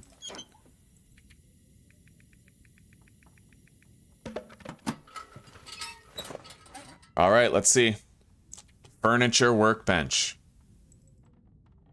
It'll take 4 hours. A lot of time to spend indoors.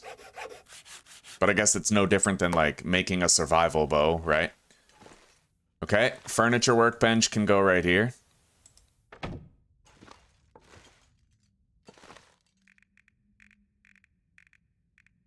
Now we can craft a workbench, but we're going to need a workbench vise. So what we're going to do is we're going to go over to the camp office and we're going to craft 3 tip-ups. And then we're going to come back here. I have the sticks already. It's 2 sticks per, so we have just enough for 3 tip-ups. I need 3 cloth and 3 scrap metal.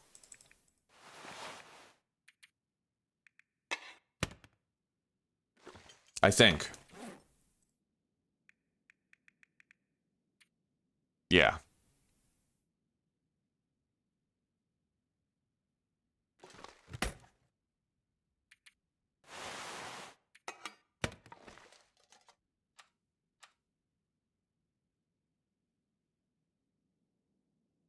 Right on, Farf.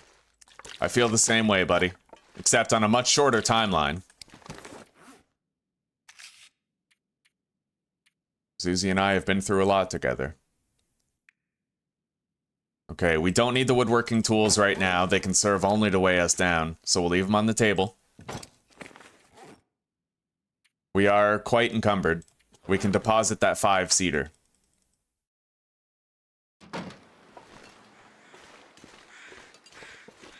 Anyway, one thing I really don't like about tip-ups is that they actually lose durability based on how long they're outside, rather than losing durability based on how many fish you catch with them.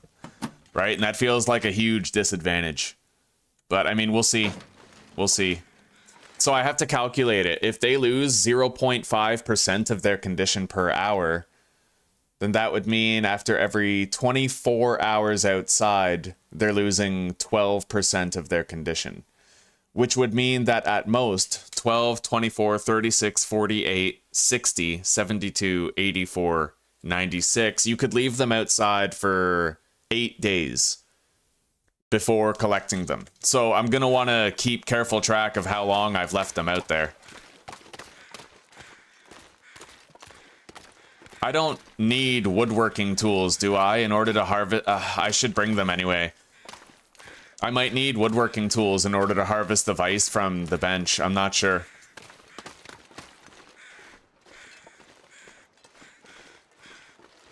And I gotta bring a little bit of food too, so we're gonna be quite encumbered for this journey.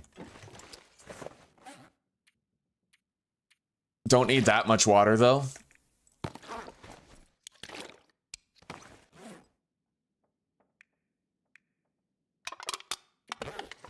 Nor do I need that lantern fuel. Put it right here.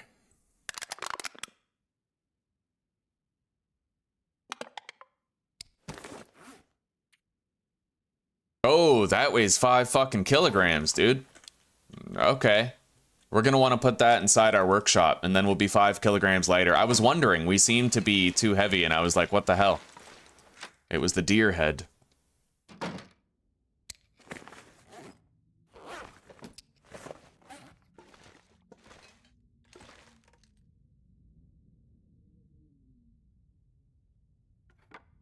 There. Apparently there's a moose head that you can gather. I'm gonna want to find that moose head. If we live that long. So, in total, there are 4 fishing huts in the area. If I find 2 more sticks, then I have the supplies required to make 4 tip-ups, hooks included.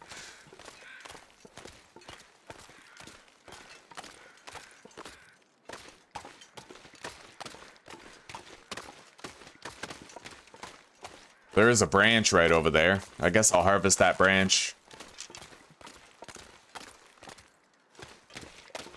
I really shouldn't have this bait on me. It's making things a lot more dangerous.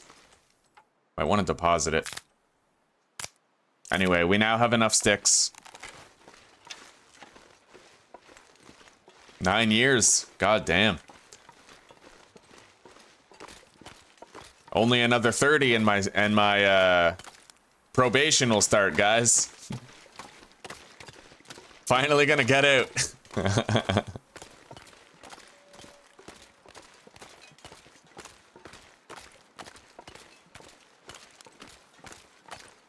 Honestly, if you guys add Texas, Shibi, if you guys add each other on Discord or Messenger or something, you could send the link there. I just think YouTube has a policy against links.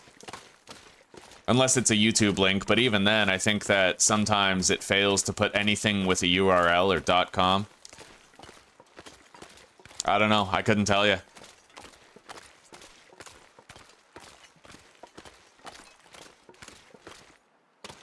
There's only one word that I have banned on my channel, and it's the word Binance.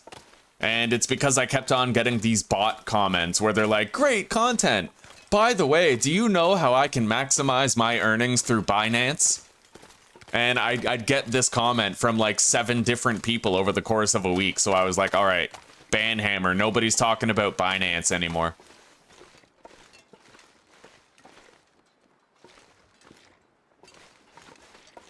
Looks like we have some respawn branches over there, but one interesting tidbit is that sticks do not appear to be respawning anywhere in the game world. Okay, so breakdown.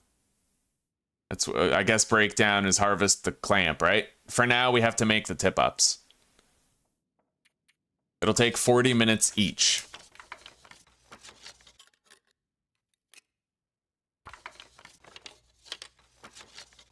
Yeah, Binance. Apparently Binance is a type of cryptocurrency or something.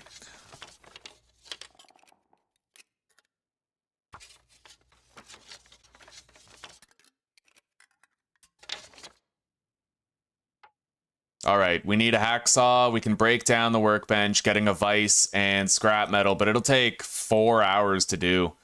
I don't even think we could do that right now with the daylight that we have left. We can try, but that's fucking 4 hours. I don't know.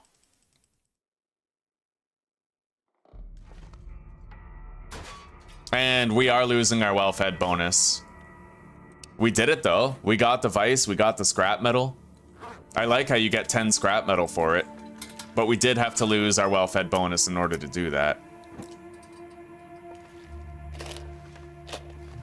Anyway, let's go check on the wood out here. I am at least a little bit curious to see whether or not it's still there. I mean, we harvested all of this wood out here, and what I want to find out is if it's truly respawning or if it's bugged. Okay. All the wood has all of it? Well, all but one. We're missing one cedar limb on the other side of that campfire, but it does look like the wood has respawned. Fortunately.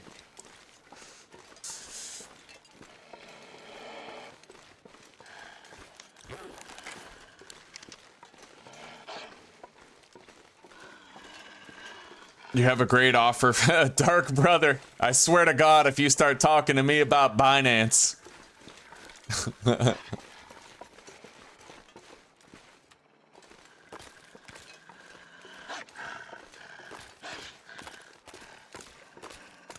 Yeah, I gotta deposit this fishing bait. It's causing problems. It's putting me at risk too often. I'm just really glad that we were able to harvest that workbench in the 4-hour time frame when it was so close to being nighttime.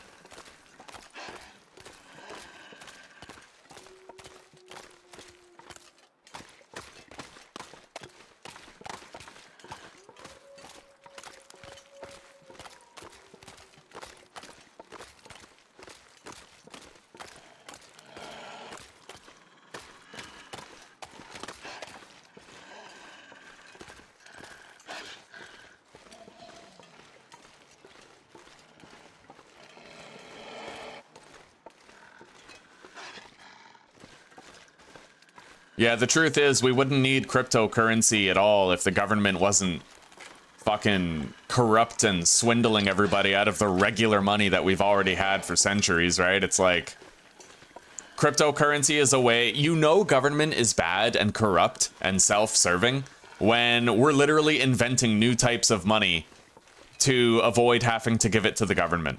Like, that's a scathing indictment of government existence right there.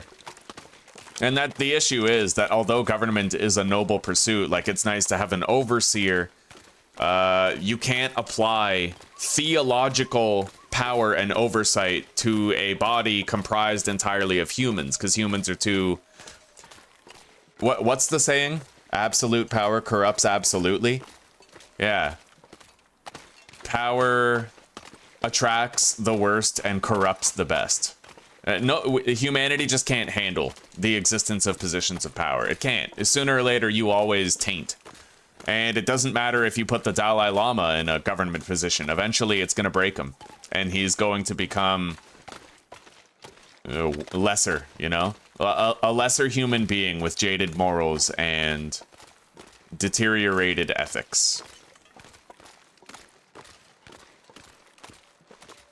The boat Mormons? No, but I feel like I should. What? Tell me about them. Do they live on boats?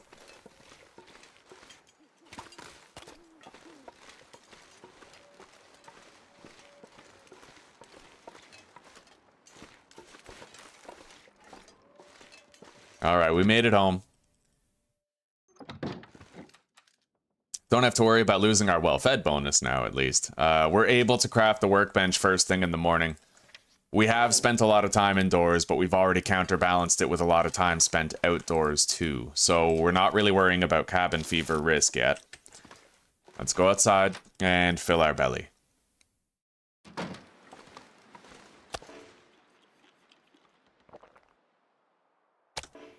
I can't believe I have to try to experiment with tip-ups just to start getting some fish. This is crazy, dude.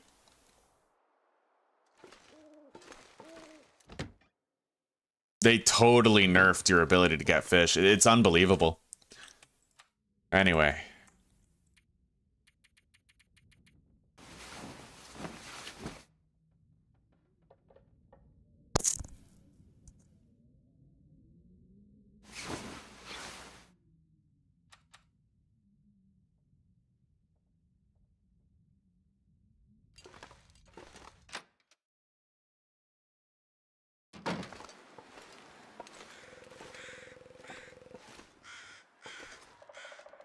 Oh, we got some wood respawning around our house now, which is good.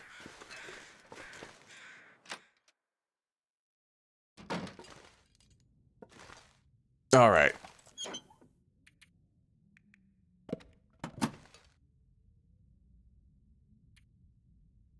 $18 to make a workbench? Bro.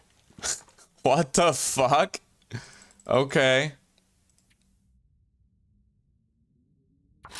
I could make a fucking moose hide cloak in that time.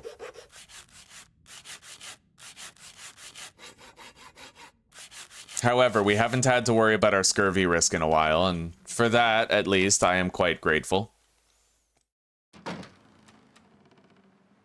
I need to try to set up these tip-ups during the evening hours, though. We have to do the workbench concurrently with these tasks here.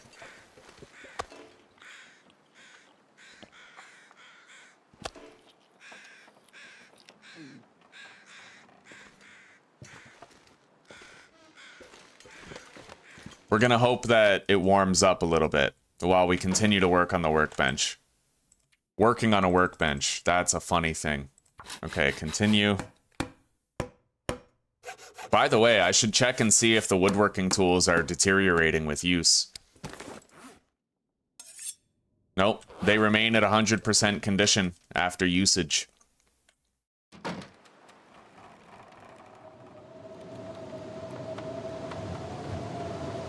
It's still pretty fucking cold.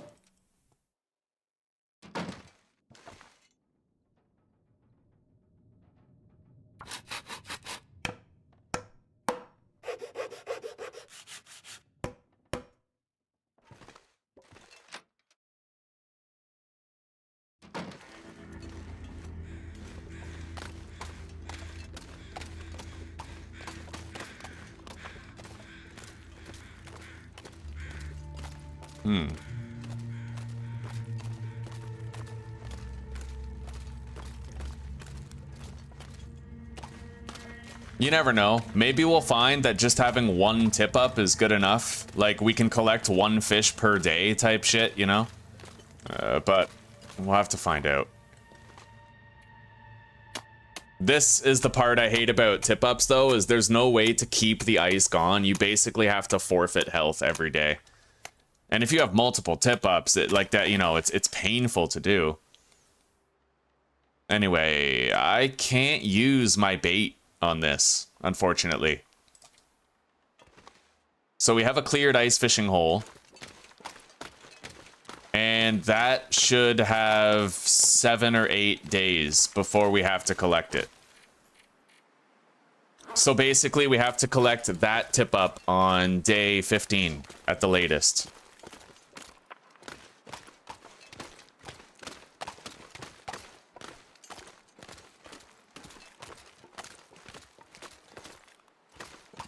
God, man, they nerfed fishing into the ground. And unfortunately, the only way to get a better fishing level is 2 fish. And that takes a lot of fuel and a lot of time, and it's very slow. You need a lot of experience to level up fishing. It's painful, actually. Now, am I able to work on this at night? Probably not, eh?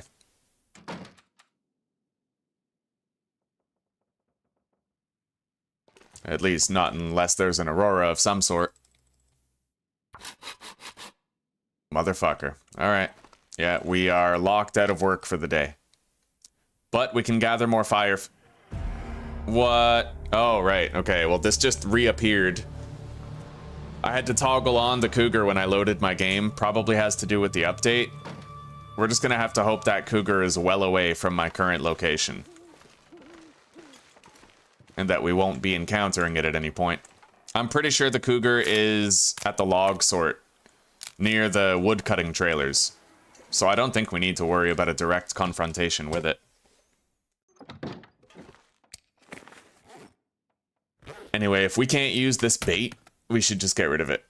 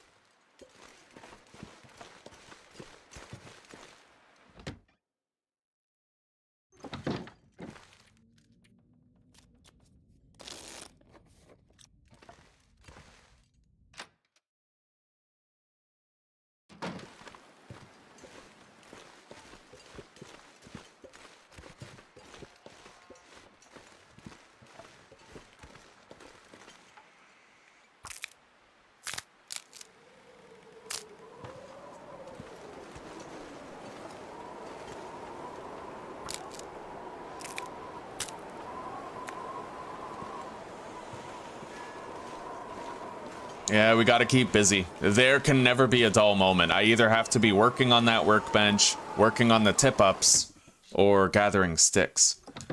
Yeah, Zuzi, I already asked Mom. I checked on the status of the strike last night, and Mom's gonna drop it off at the post office. She'll get postage for it and everything.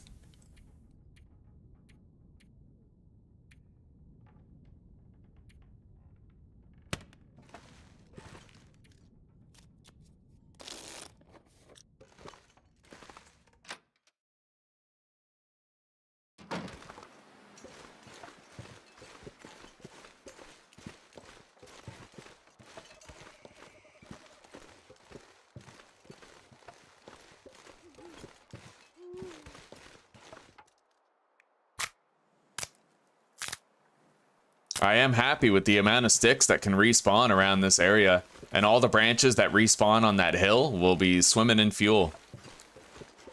It's not bad. Anyway, we gotta sleep now. I gotta continue working on that workbench. Once all that work is done, then all of our fuel becomes fishing fuel, and at that point, it won't be so bad, right? What I am worried about, though, is lines snapping. You have to burn through a lot of fishing lines in order to power level your fishing.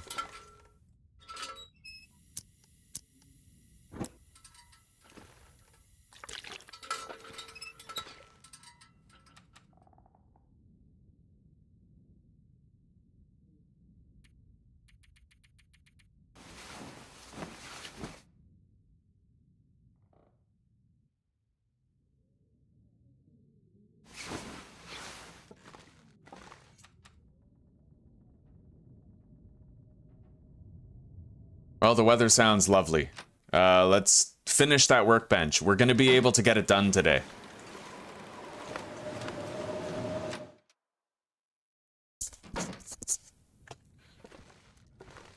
Okay.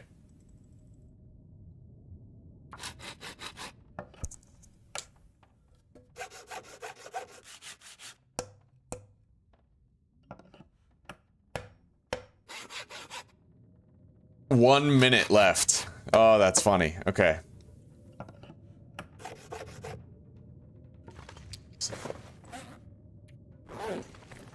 So where is our workbench?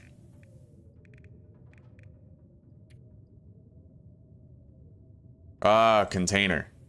Decoration not... oh, deploy. Okay, I see. Well, it works. Yeah, it works. It totally works.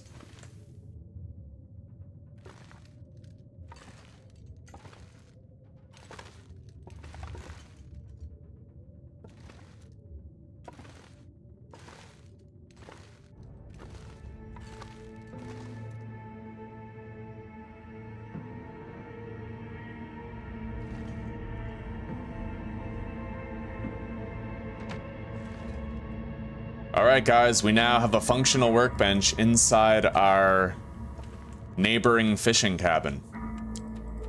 Which means the really hard work is done, and now all the cedar that we ever get can go toward just fire fuel for whatever, right?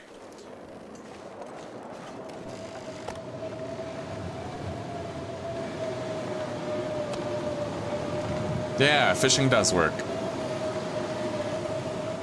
Mom didn't send it yet. She's gonna send it tomorrow. Yeah. She's working tonight, right? And the post office, well, she's sleeping off a shift right now.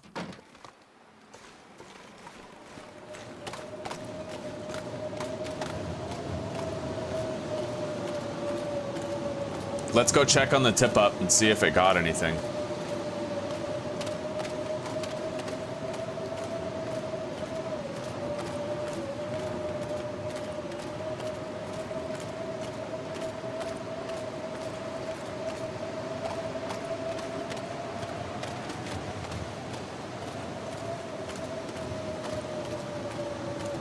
It did. All right. So as long as we're willing to sacrifice a little bit of health every day, we can get some fish. fishing line snapped.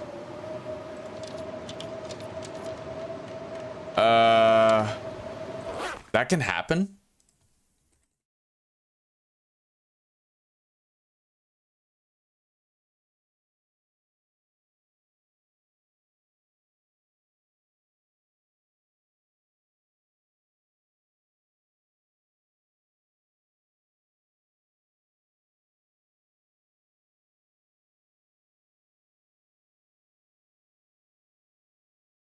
I didn't even know that tip-ups the line could snap.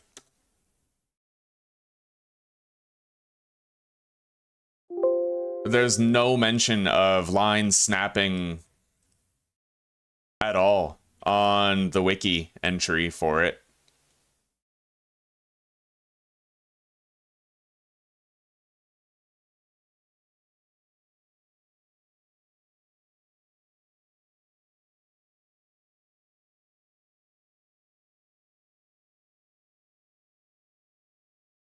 Hello, old fart. We're trying to get a handle on fishing, but we're having a lot of trouble. They nerfed heavily your ability to catch fish on interloper settings.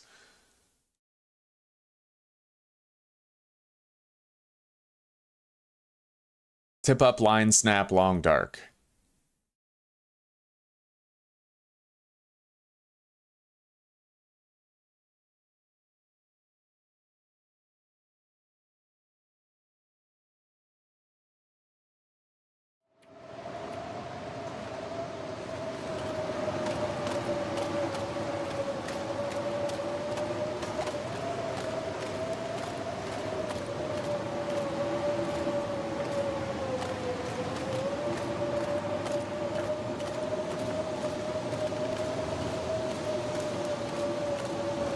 It can happen, eh? Okay, thank you, Yukiko. As long as it's normal, intended behavior and that will sometimes occur, then I'm happy to live with it.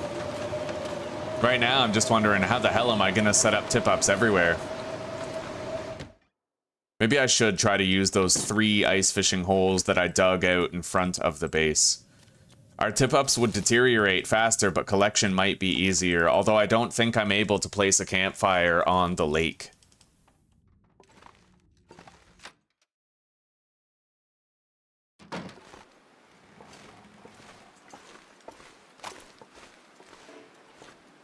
Maybe I could. Anyway. So how do I spend my time on a cold-ass night like tonight?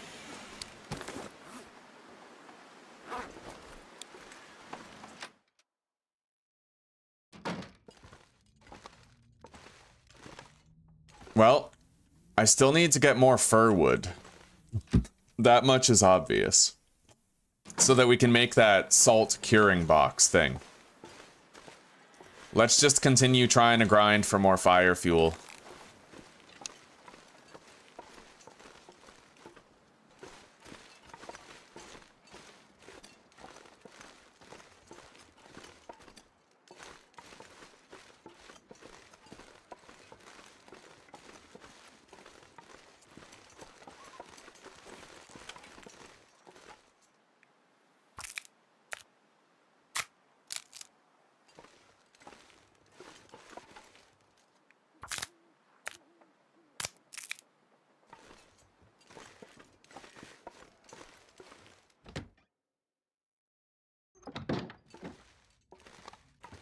Okay.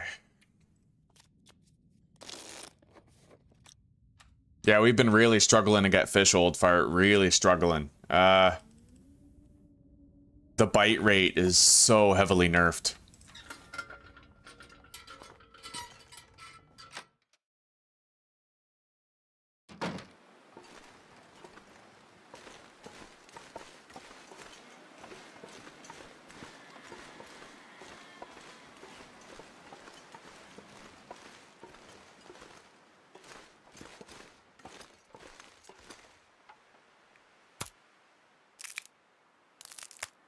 It seems like we get 1 fish for every 5 hours spent fishing at level 2 fishing. It's crazy, dude. It's honestly so rough now. Before, you could fish for 5 hours. You might get one fish, but most of the time, you'd get like 3 or 4. Now, it's so hard to get a good stockpile of fish going.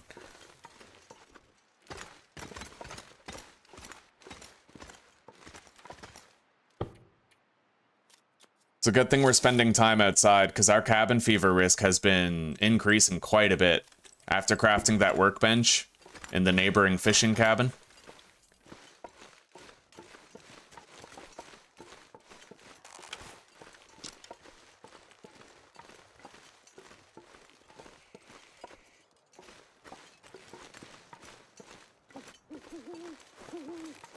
Oh, wait, that's a good idea, Yukiko. Because then you can use the fire from the fishing cabin to keep you warm while you break the ice on each one. That's interesting. I was gonna space them out, but that's actually a pretty good idea.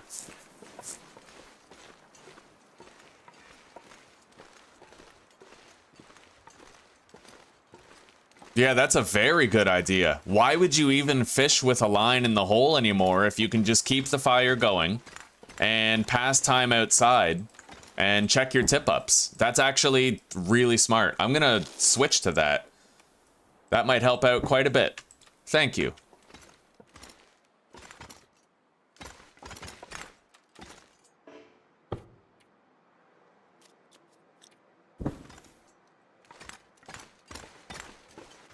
And then you don't have to worry about your tip-ups breaking because you're always checking on them, and then you can always repair them.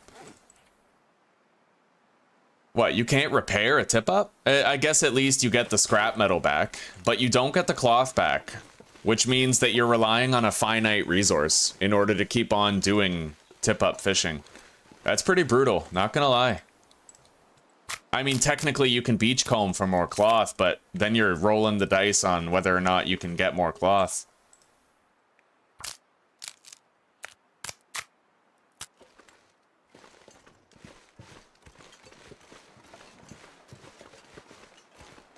I feel like they should switch it so that you use guts to craft fishing tip-ups instead of cloth. It's only my opinion, but I feel like at least then it would be sustainable over the long term. Because with rabbit snares, it's completely sustainable, right? And I feel like rabbit meat doesn't give you vitamin C, so it doesn't even have to be sustainable. The fact that scurvy exists means that you need to be able to reliably catch and eat fish. And if you use all the scrap metal in the world, then, like, if you use all the scrap metal in the world to craft hooks and then you run out of hooks, your only option is to beachcomb, which means that you have to stay in Coastal Highway every single playthrough eventually, right? You become bottlenecked in Coastal Highway. You can't base up anywhere else, even if you want to. But if you simply change... if you change the cloth to a gut instead, guts are infinitely renewable. And every time you harvest a fishing tip-up, you get scrap metal back. So you could feasibly base up anywhere, whether it's Sundered Pass, Bleak Inlet, Timberwolf Mountain. You wouldn't need beachcombing. You'd be able to harvest your nearly broken tip-ups to get the scrap metal back, and then you'd have more cured guts from rabbit kills, deer kills, whatever, to continue crafting the required tip-ups, right? They need to change that. Because what's the point in being able to build a base anywhere if it's only viable to have a base in Coastal Highway? You shouldn't require beachcombing for long-term survival, not necessarily.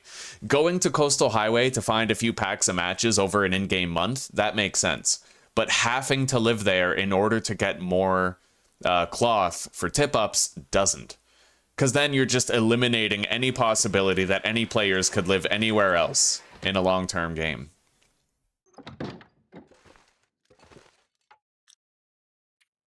Unfortunately, Zuzi, well, yeah, having a higher fishing level will help you when you're fishing with a rod, but if you're using the tip-up, it doesn't affect the bite rate. Ugh. See, this is exactly why it's a good thing that I left this food stash in here. We're getting that glitch where I can't leave because of the Aurora. So having food in here, yeah, I can eat this. See, that's why we left this stockpile of food in here, was just in case that glitch happened. We're good. Zuzi, the update brought back that glitch, by the way, where you can't exit during an aurora, or else it fails to restore the save.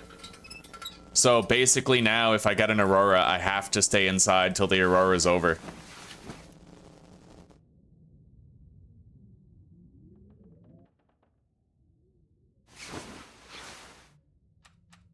It's manageable. It is, you know, it's manageable, albeit a little shitty. Okay.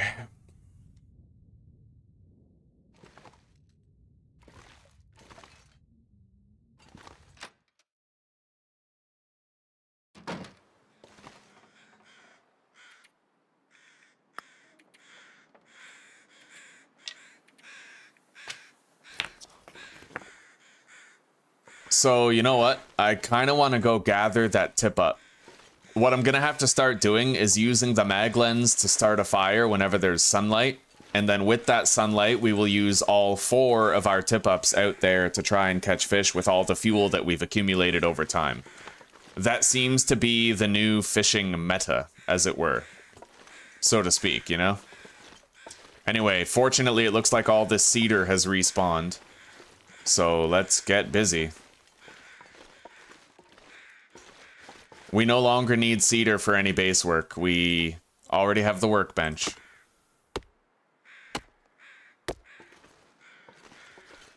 That's the only cedar limb that I can afford to lose health while harvesting. Any more cedar harvested will have to be done safely.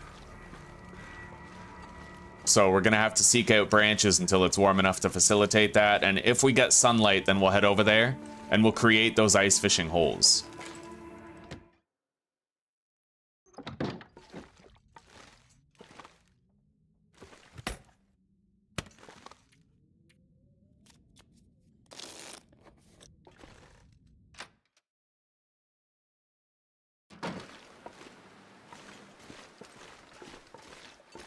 Now, I guess, theoretically, you could go to Coastal Highway, beachcomb a whole bunch of cloth, and then go somewhere else and use that cloth for tip-up fishing. And eventually you do end up with essentially, you know, what amounts to a mountain of fish. You don't really have to worry about it very often. But it's just the principle of the thing. You shouldn't have your end game survival potential tied to one region more than any other, right? I mean, as long as you can use a tip-up in every region, that makes every region viable, but you also have to be able to maintain your tip-ups in every region. So that's, from a game design perspective, I do hope that they end up patching that sometime. But I can't ask them to, because I'm banned from the forums for rhetoric I used many, many years ago.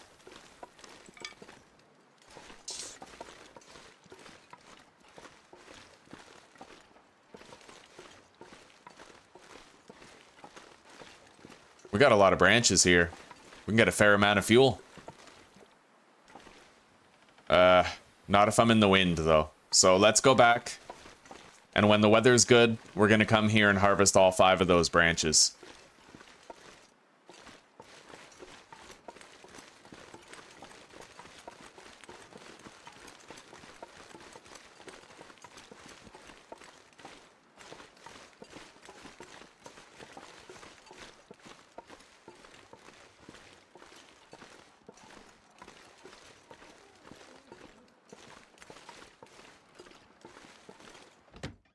Wish I didn't have to tip up in the water right now.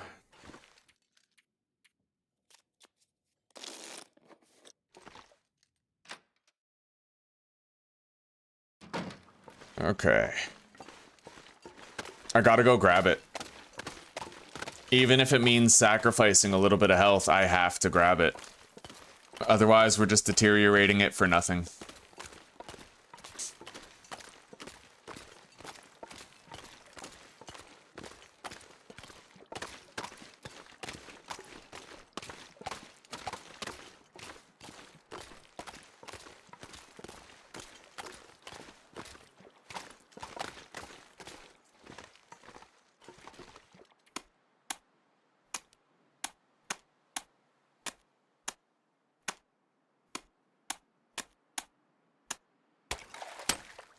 I just got fishing line snapped again, guys. I think tip-ups might actually be bugged.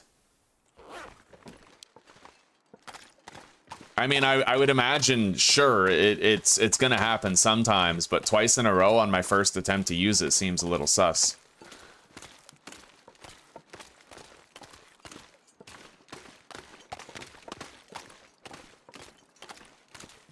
Anyway, we're still gonna try fishing tip-ups.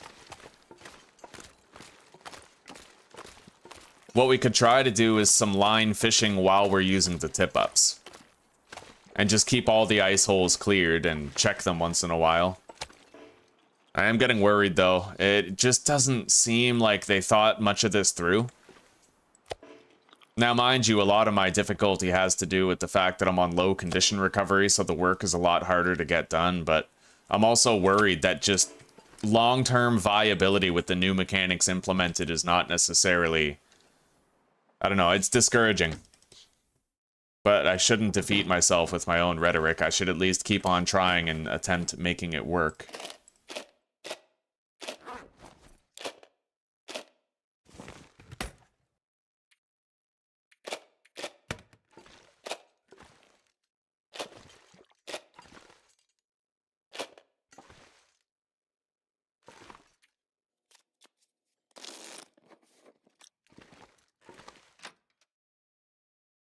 The longer you leave it in, the higher the chance of breakage. If that's an existing mechanic, then it makes sense.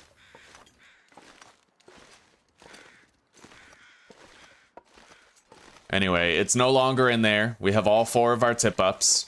Let's just try to gather more sticks here.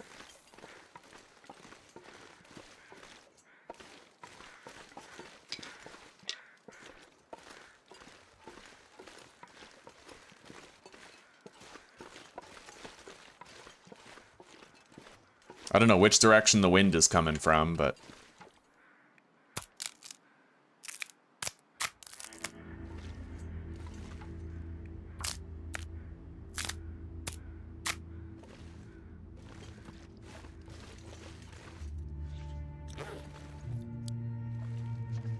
Here we go.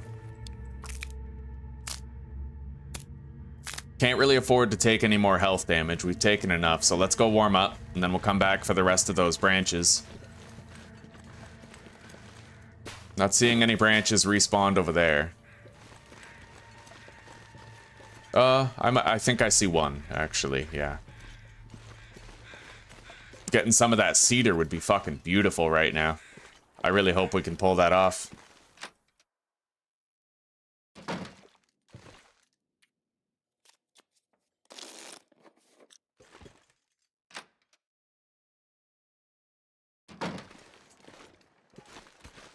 Might be too cold for the cedar.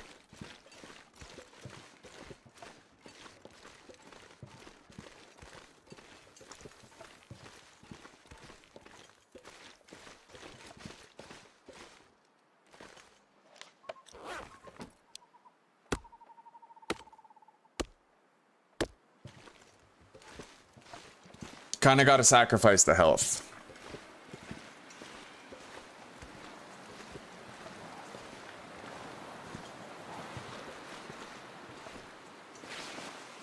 Oh, I can't believe that's already lost 9% of its condition. Oh, that's worrisome. I also think they should make it so that you can repair the ballistic vest, but it should be really expensive. Because the thing is, it's fucking Kevlar in that vest. No wild animal is going to shatter a piece of Kevlar. So at that point, it becomes, okay, you have to repair the vest, make it so that it holds the Kevlar in place. And that should just require a shitload of cloth, like 10 or 15 to keep it balanced, right?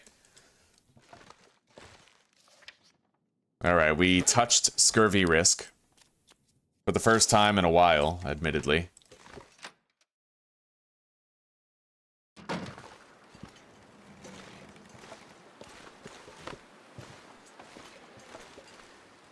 It's too cold to get anything done now. Let's deposit the wood that we did get.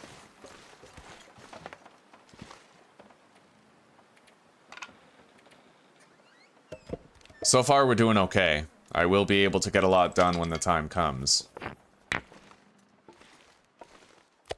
But we're gonna need more water pretty soon.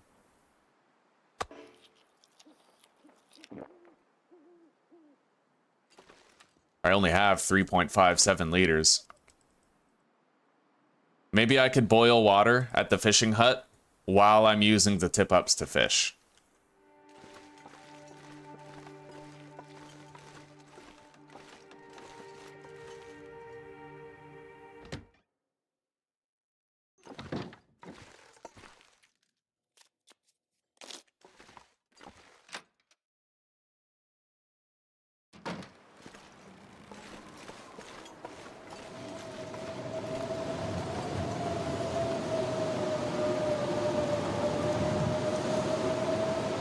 Well, we got the well-fed bonus back.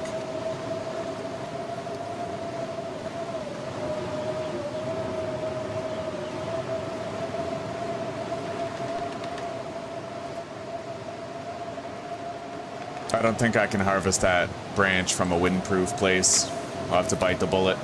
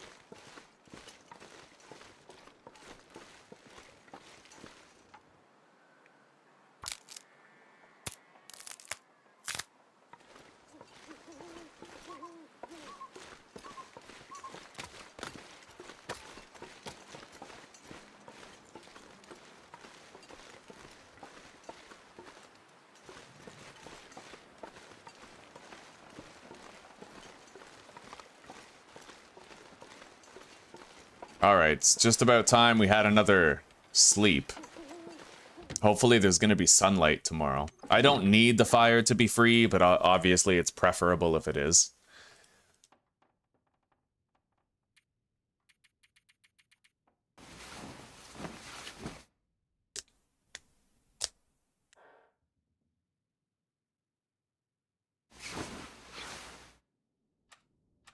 We're down to our last 3 liters.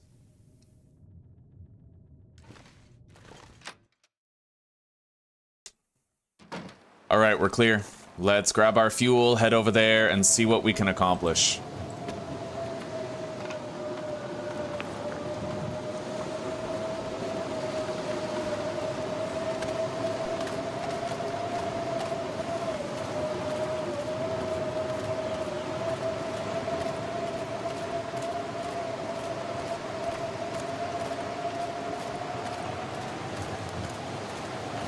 You never know. I mean, this might end up being the best thing ever. It's not a no-match run, no. I'm just trying to conserve ahead of time. We only have about 36 matches here in Mystery Lake, so anytime I can start a free fire, it's preferable.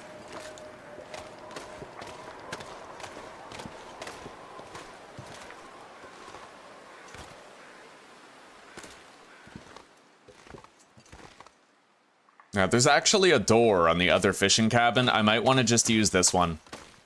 Because when you're passing time inside a fishing cabin, your clothing can still take damage if the wind is blowing inside the door. So if you have a door to close, then you can stop that from happening and be protected from your clothing taking wind damage while you're in there. Particularly useful for the ballistic vest, like for an item that you can't really repair, right?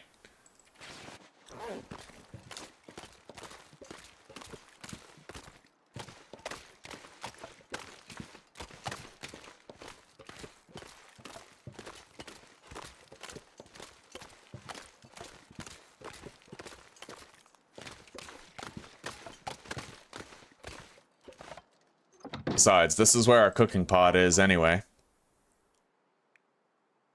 Alright. A free fire.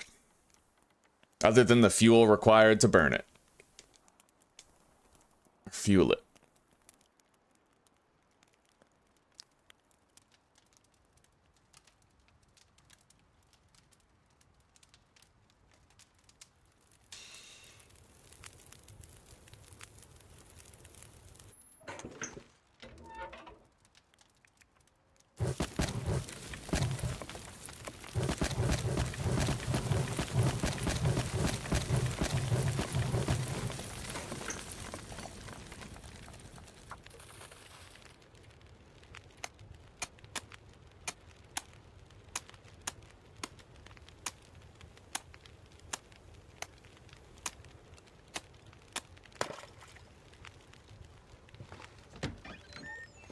All right.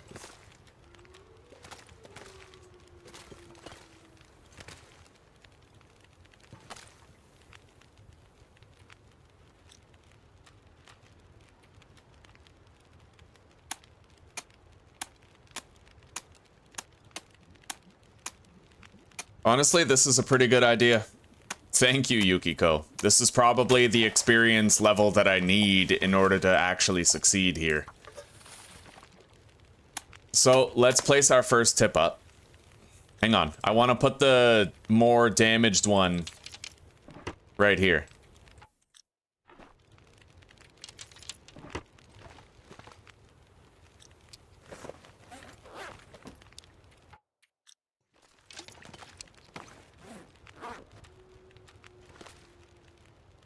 We have to just make sure that all of our little fishing holes are within range of the fire's warmth, because we're going to need it in order to stay warm. You're able to walk over the fishing holes, so I don't need to worry about that.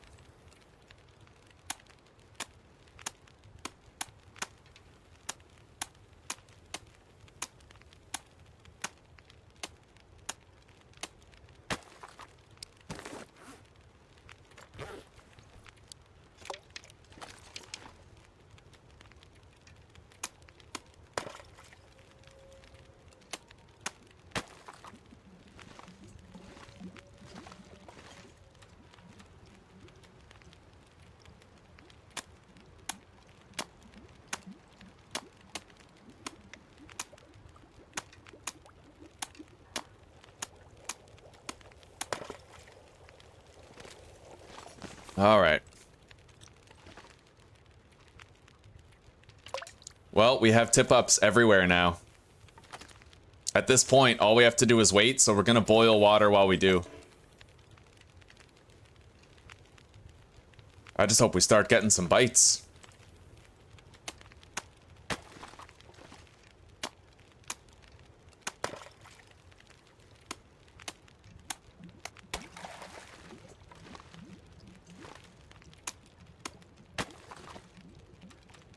Oh, look at that. There's something there. Yo, we just got a fish. And this is still at 77%. Oh my fucking god.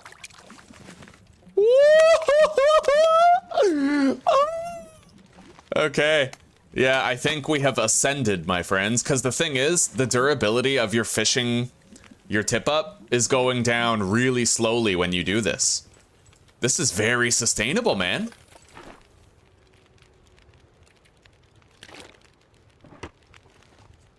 Anyway, let's drop the fish out here. Dude, we're gonna have a mountain of fish when we do this. Oh, finally, guys, a win. Yukiko, God bless. Thank you. Thank you for being here. Thanks for the help. Oh, I am feeling the morale boost right now. Okay.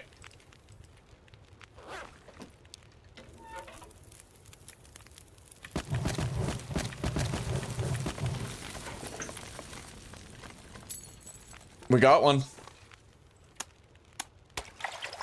Oh my god, this is beautiful. You're beautiful, it's true.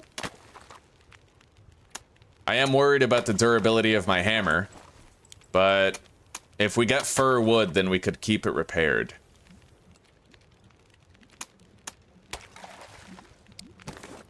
That's the beautiful part about fir wood, is it's infinitely renewable. Simple tools are not, but when you run out of simple tools, you can beachcomb for scrap metal, head to Bleak Inlet, and repair your tools there. In fact, I think Bleak Inlet would be probably the best base location. You have beachcombing for cloth and scrap metal. You have a fishing cabin right outside your door at an interior location, the cannery residences, right? And you can do this with the tip-ups there. And you can repair your tools in the cannery with your beachcombed scrap metal. So it really feels like probably the best base location in the game, the current meta, is Bleak Inlet. Which I'm actually okay with. I love Bleak Inlet. It's a beautiful place.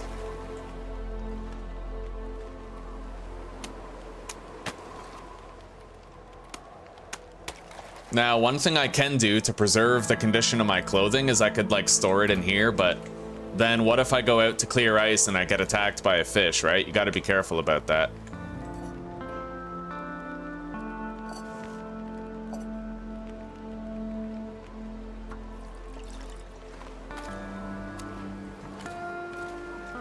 Hang on. Actually, we're gonna take a break on that water. We're gonna cook a fish.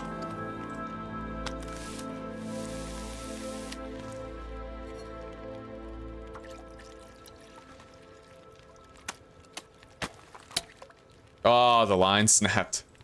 Wait. Okay, you seem to lose a lot of the durability when the line snaps.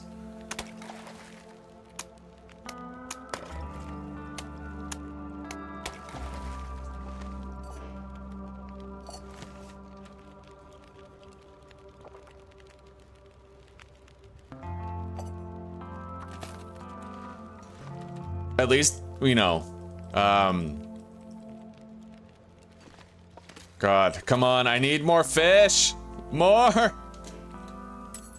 Oh, we got one. Let's just hope it's not, you know, snapped line. We're good. Okay. Condition on that is 73. Let's keep breaking the ice here.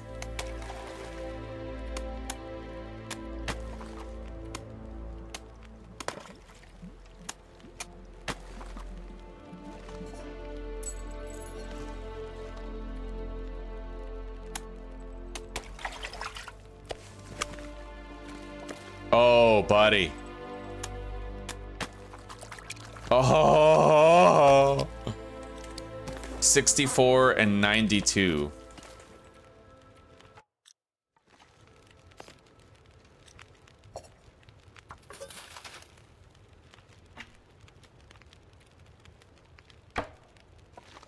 Zuzanko. You're my baby, Zuzi. I love you very much. I love you very much. I love you super, super big. And you're gonna be home soon enough. Yeah, for now, you just enjoy your time with your family. And cherish it.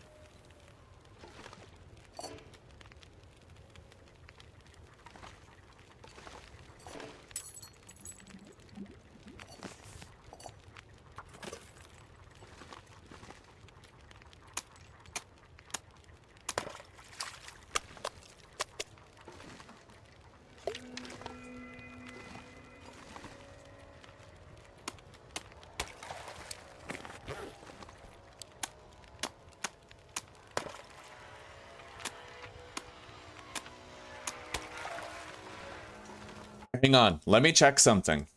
Ice fishing hole tool durability. Long dark. I know there's like... Hang on. There's a section for this in the wiki somewhere.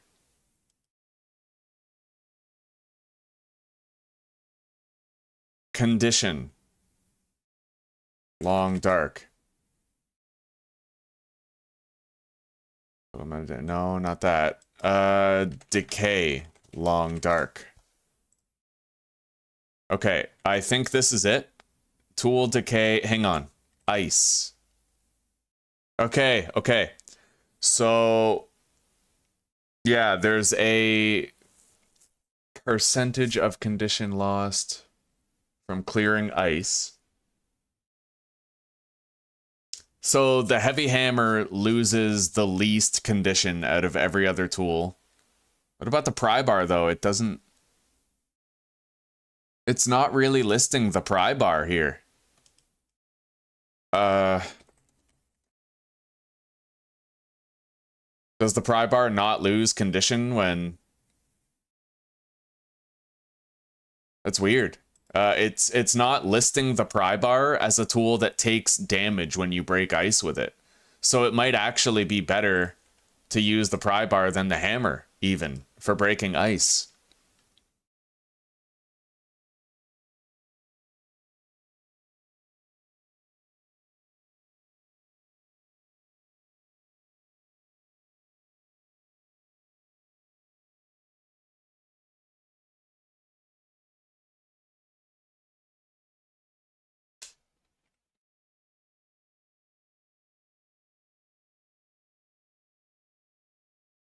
All right, hang on.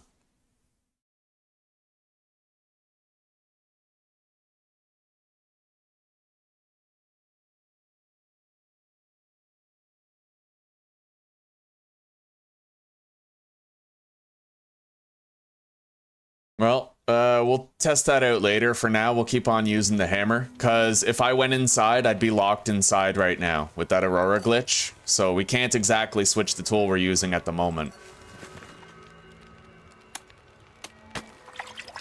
Got another fish. Alright, we're gonna cook this big boy right here. We might want to start using bait as well. It would increase the size of the fish that we got. So you know what? We're gonna cook one of these, we're gonna bait the other.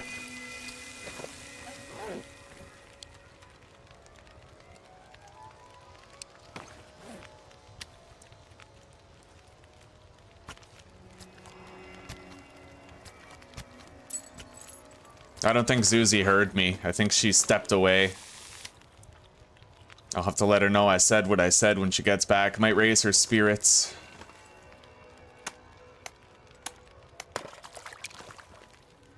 Alright. Let's slap some fishing bait on there. Keep on boiling water.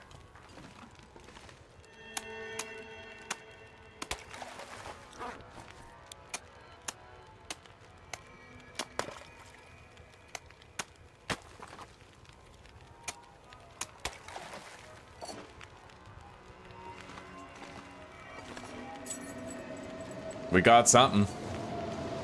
Oh, we got two somethings. We got three somethings. But the fishing line just snapped, unfortunately.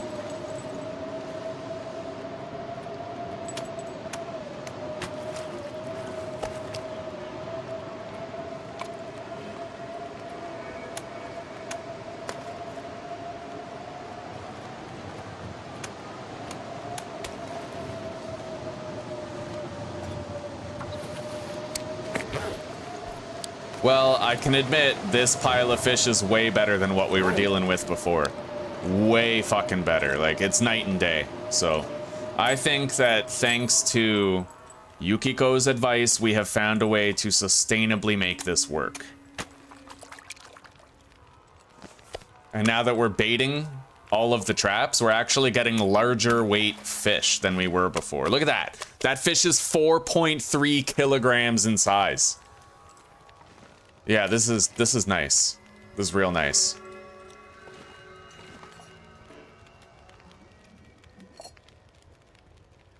Oh, Zuzi, well, I just told you, I said I love you super big, and I think that, yeah, you're my precious goodness. You are goodness as you shouldness, and I want you to really appreciate the time that you have with your family, to savor every moment of it, and to know that I love you and I'm waiting for you to come back home, but that I'm not in pain.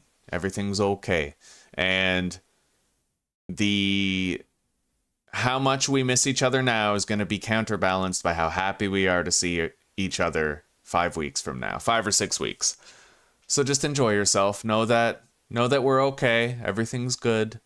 And yeah, that's pretty much it. So ice kills the pry bar rather quickly, you say. And Zuzi, have you seen how well this is working out for us? With the fishing? It's unbelievable how good this is going.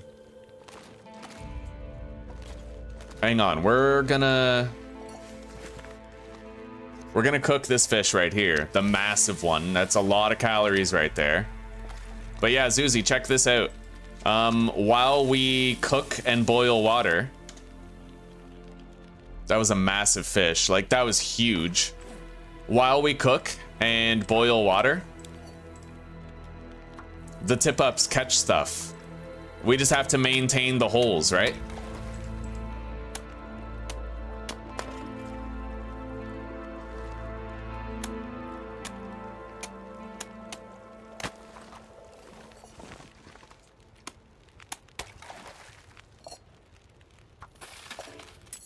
Hear that, Zeus? The jingle of the bells?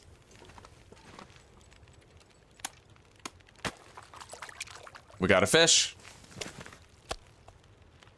All right, we're gonna need more fishing bait now, though. I don't know if I want to harvest one of these to get it, but we probably should. We need bait, is the thing. We need bait. Bait is way too useful. It makes every fish that you get that little bit heavier, right? And that's huge.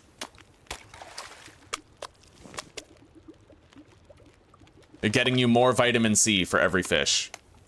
It's critically important. Because the amount of vitamin C a fish gives you is dependent on the weight of the fish.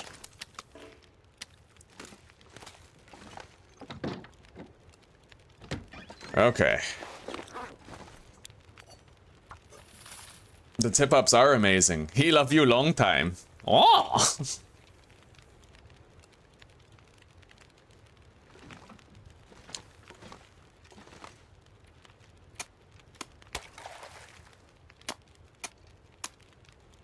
Yeah, you just keep your head on your shoulders, Zuzi, and don't do anything I wouldn't do.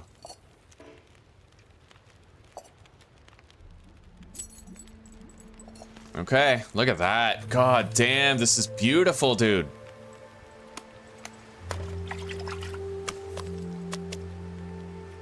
Yeah, Zuzi, you can harvest the fish to get bait, and the bait increases the weight of whatever fish you get.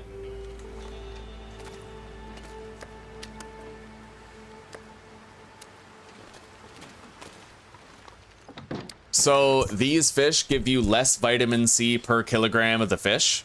So I usually like to harvest the smallmouth bass. Who's this? Hello, Tai Tai. Hi. How's my good boy? Oh, you're my good boy. That's my goodest boy.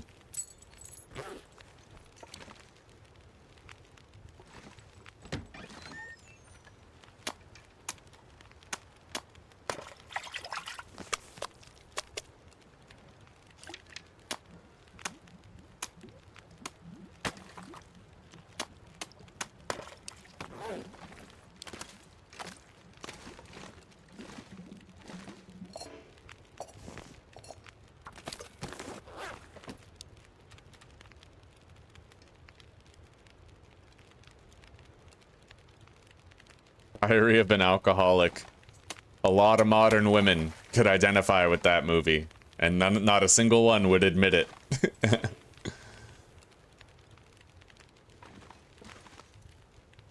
One thing I noticed, though, is that you don't seem to get bites on your tip-ups while you're breaking the ice. That seems to be a thing.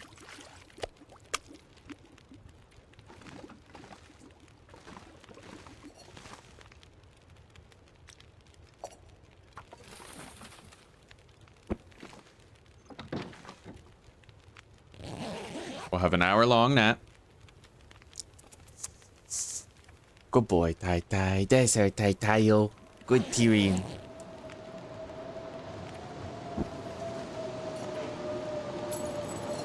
Okay. Let's see. That nap was obviously quite good for us.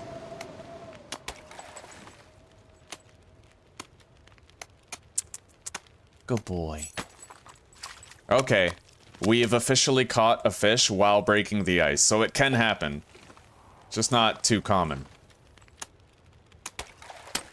Fishing line snapped. Throw some bait in there. How much bait do we have left? 8. We have 8 bait. I'm hoping to use it all before we're done.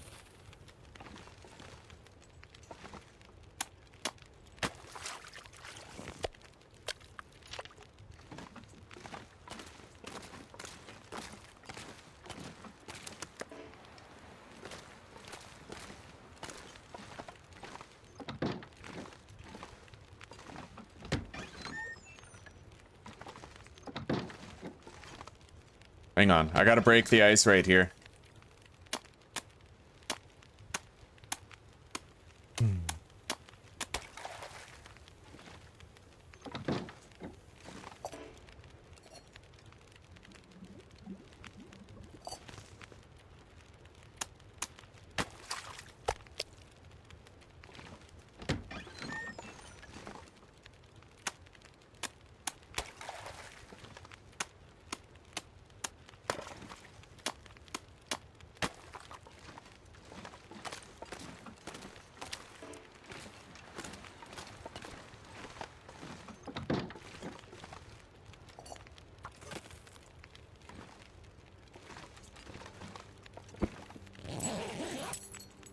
Oh, we got 2 bites right there.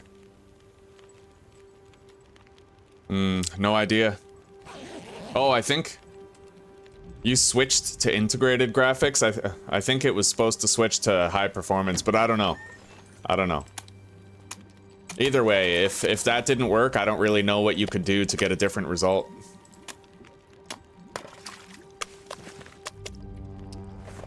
We have 4 more bait. I could theoretically use a piece of coal.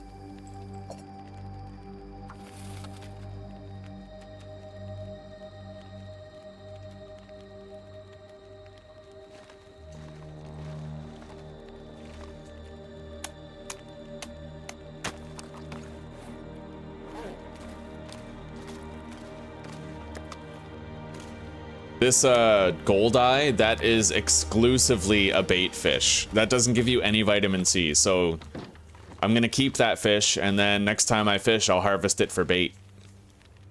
Best way to go about it.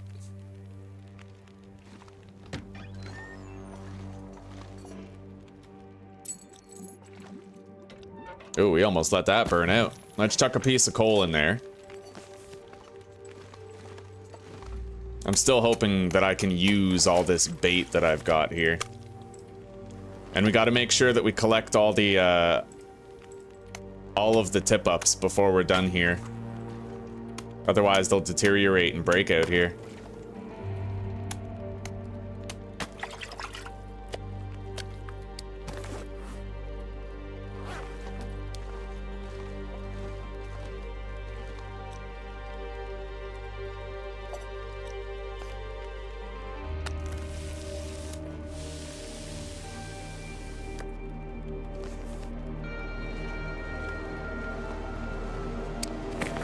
We're very heavy on water.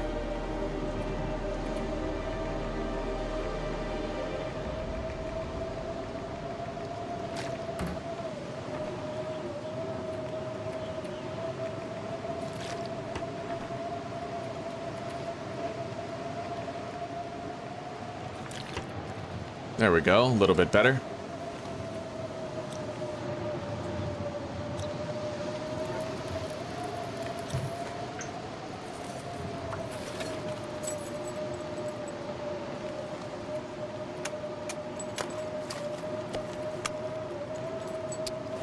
We got 1 more piece of bait.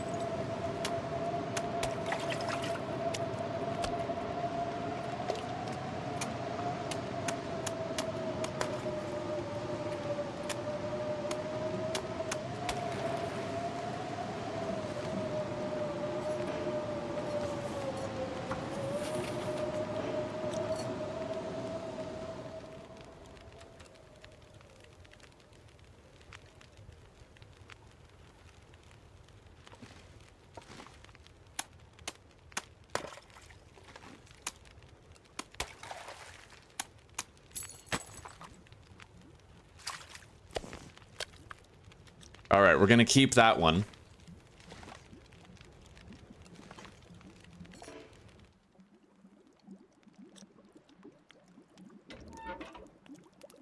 One more coal. We're not making any more. We could make a little more water. Yeah.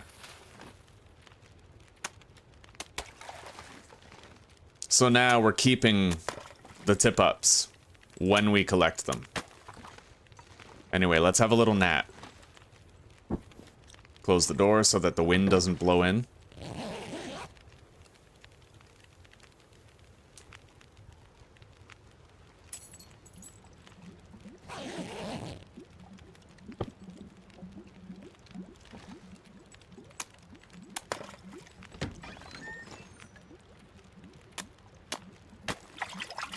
Beautiful.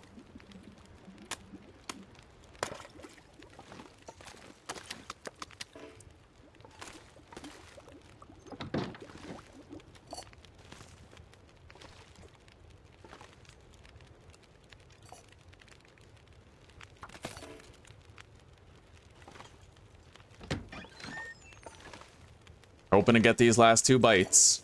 We'll see. Over time.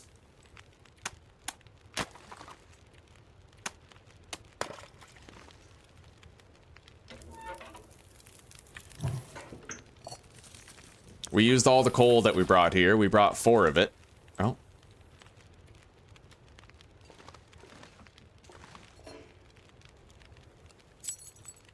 All right. Beautiful. Okay, and the tip-ups are still in good condition, except for maybe that one.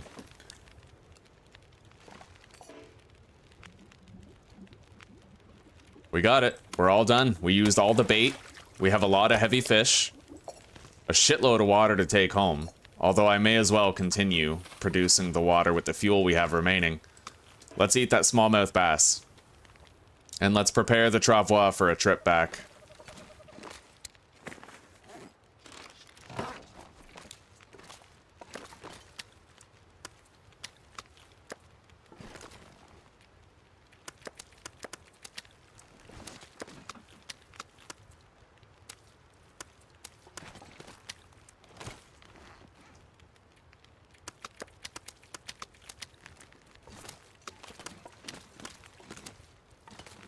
This is phenomenal. It really is. It's so stable. Like, this is fishing in such a streamlined and effective way, you know?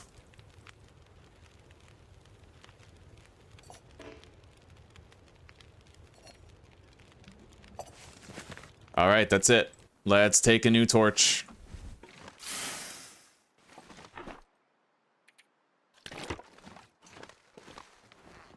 This travois is very full. It's going to be very slow to carry.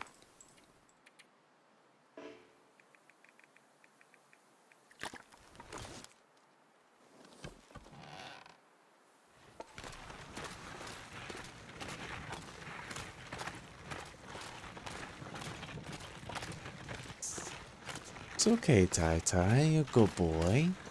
Yeah, good boy.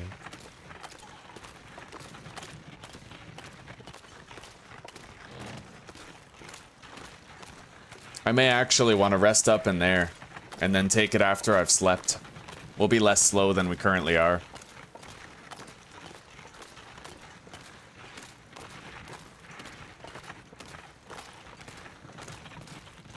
Good boy.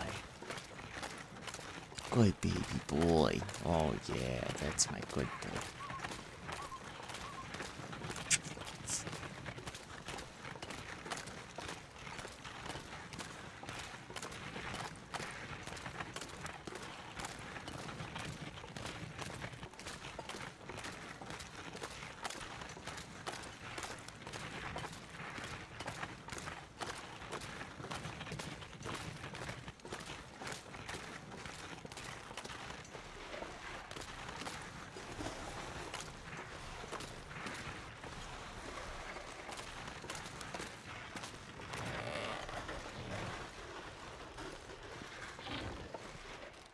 All right.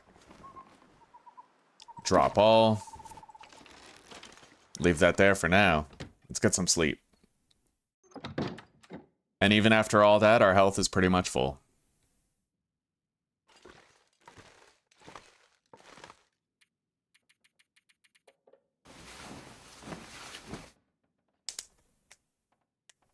Good boy. I probably have enough fish for 2 months without scurvy.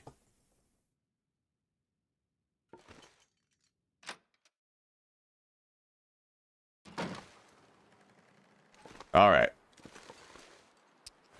Let's get ready.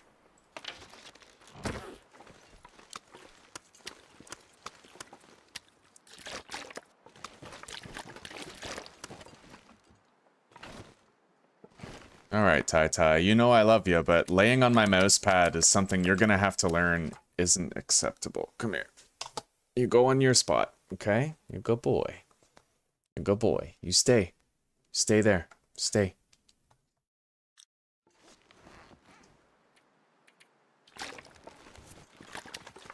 You're a good boy, Tai Tai. You're a good boy.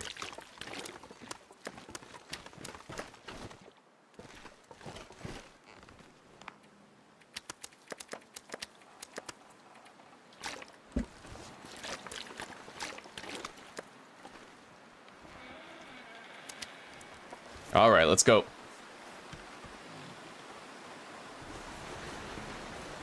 It's a damn good thing the wind is at our back right now, otherwise we'd be even slower. I'm happy to say, though, that our first session of tip-up fishing was really good. These are the numbers of fish that I'm used to getting from regular line fishing. So even though they nerfed it, there's still a way around it. We just have to hope they don't decide to nerf this, because that would be a little excessive, I think, you know? You have to be able to stockpile enough fish where you can fill up your body with 500 units of vitamin C before you travel several regions over. There's a lot of traveling you have to do in Interloper. And, well, just like any other difficulty, you have to do the Signal Void quest line, right? You have to search the world. There's a lot you have to do, a lot of places you have to go, and if you can't catch enough fish to fill up, recharge your vitamin C batteries, so to speak, in your body, with those 500 units of vitamin C, then you can't do that traveling. So, you have to remain able to get a good amount of fish for the work that you put in. And, fortunately, we have managed that using the tip-up.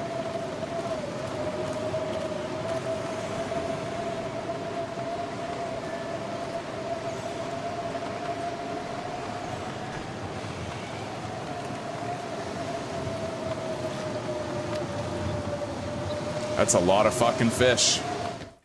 And we have a bait fish too. And there's a ton of water still inside the fishing cabin that we have to go get. So guys, we're gonna want to start thinking about traveling to a new region and continuing our exploration. I'm thinking we cut across the Muskeg and we go to Broken Railroad. For a very specific reason. That's where the far territories are. We could try to locate the camera. I believe it's in Sundered Pass, and in addition to the camera, we could get the transceiver at the Forsaken Airfield and start doing the entire quest line. The thing is, the world is only going to get colder, and there's a limited shelf life on this ballistic vest, which means that after a certain point, it's no longer going to be safe to travel, right? I also need to try to hunt a couple of moose. We need our moose hide cloak, and we also are going to need the moose hide satchel. So far, I haven't really been able to get a single one. Can't really put 2 more bottles there, so.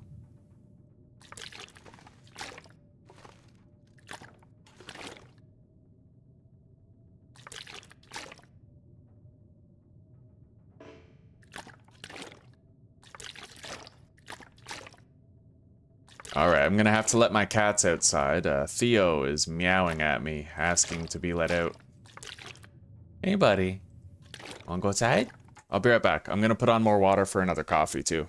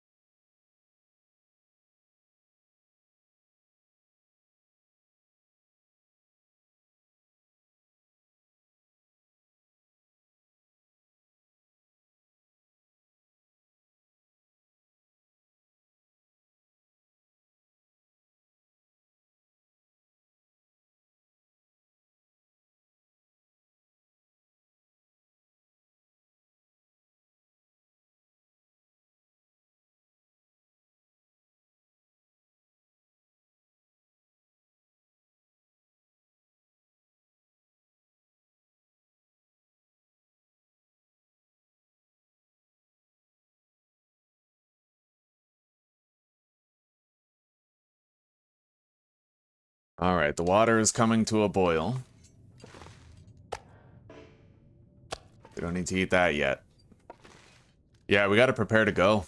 Now, I don't know about these framed photographs. I don't know if they're gonna keep on falling through or not, but we'll try to place them properly now and we'll see if it sticks.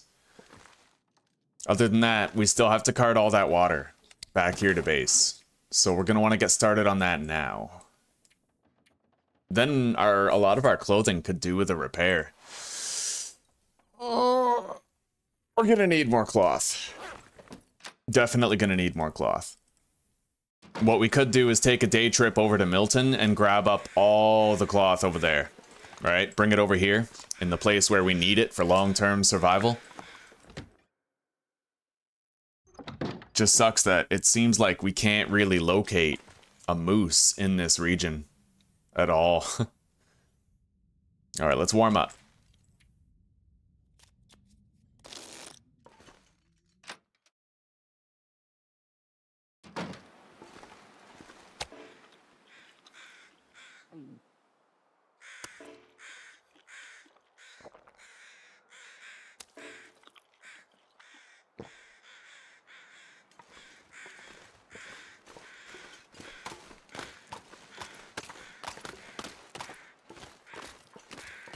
I wonder if I can get rid of these ice fishing holes. Can I, like, delete them? Are they really permanent? How to get rid of ice fishing holes, long dark.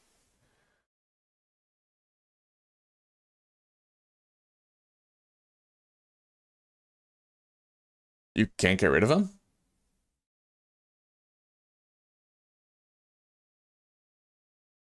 I can't really find any information on it, but...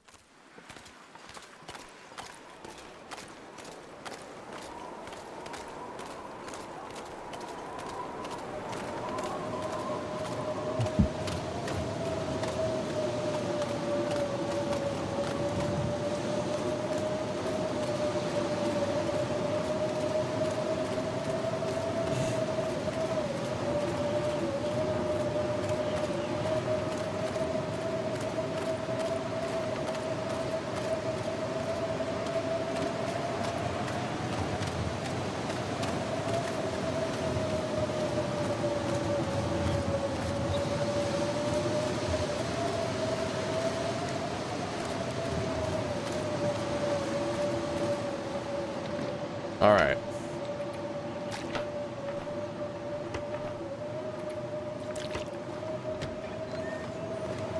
Alright, we should be very fast on our feet, although the wind is against us. That's going to slow us down. The travois load is not going to be too heavy.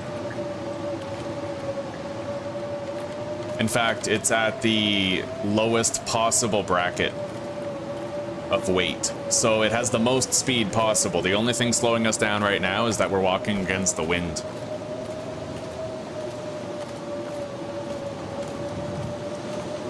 They will disappear in 24 hours unless you travel to another region, then they are permanent. I don't know, those ones over there have been... Well, I might have made those, I don't know, I might have made those tip-ups and then went to the ravine, so maybe that's why they're not going away.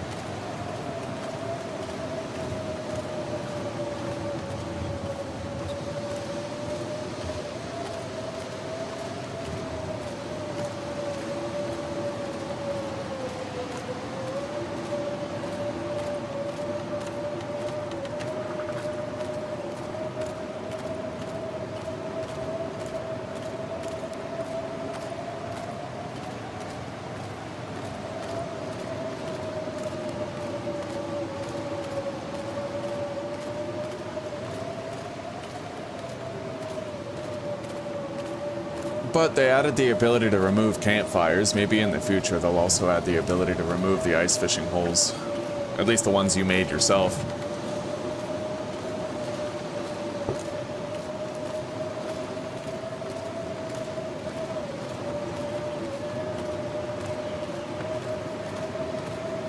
Okay, we brought all of our water home. We don't have much, like I didn't make like 80 liters like I would normally do, but we have a respectable sum.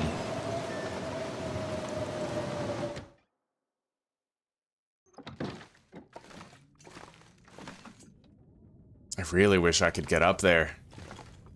If I could place that climbing rope, like on the top shelf, right? I could have a third row for water. But even then, I was only able to reach that shelf when we had the green box there, and we moved it over there now, so...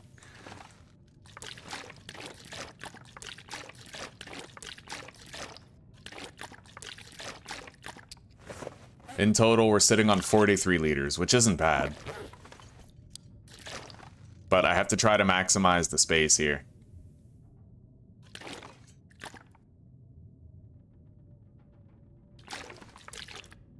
Maybe, if I try really hard, I could fit 3 rows on each shelf.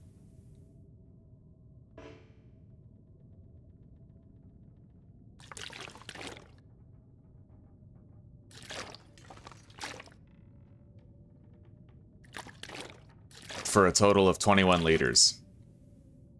I'm doubtful, though, that I'll be able to put 3 rows.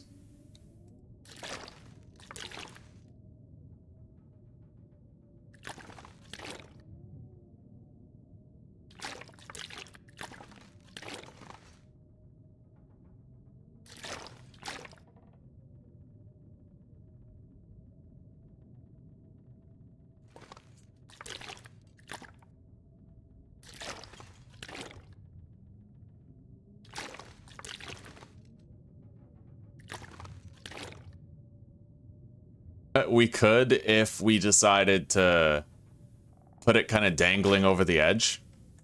It is kind of hard to tell that the water is dangling over the edge. Maybe I could, like, get away with it, you know? As long as it's imperceptible.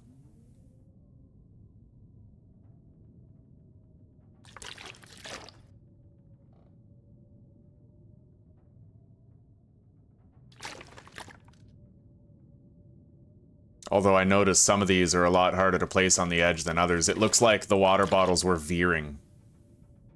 Kind of moving forward while I was placing them. I gotta try to move them back a bit if this is gonna work on the entire shelf.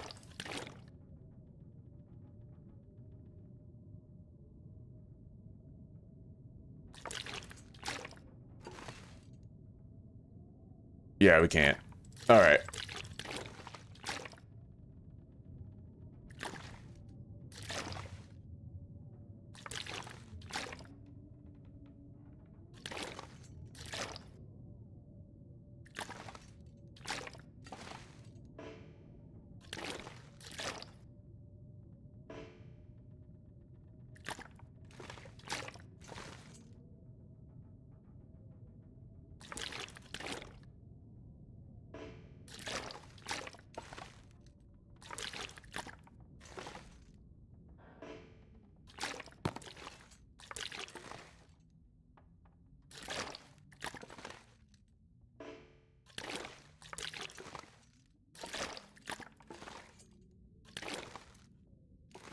I'm not going to make it look super meticulous, you know? We'll just place it however we can for the time being.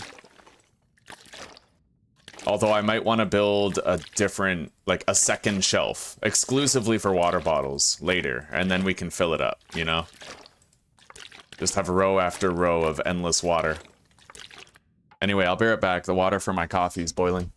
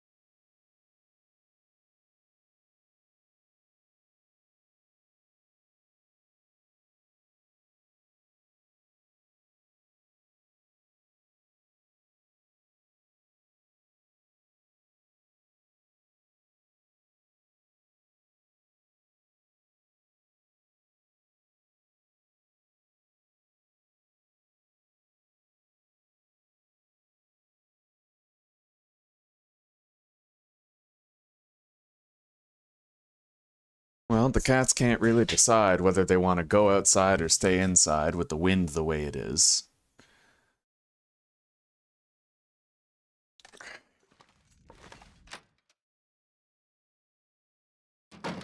So fish-wise, for the first time in a long time, we seem good. Let's move that gold eye over here. That's our bait fish for the next time we catch fish. And let's try to utilize the weather that we currently have for the harvesting of cedar.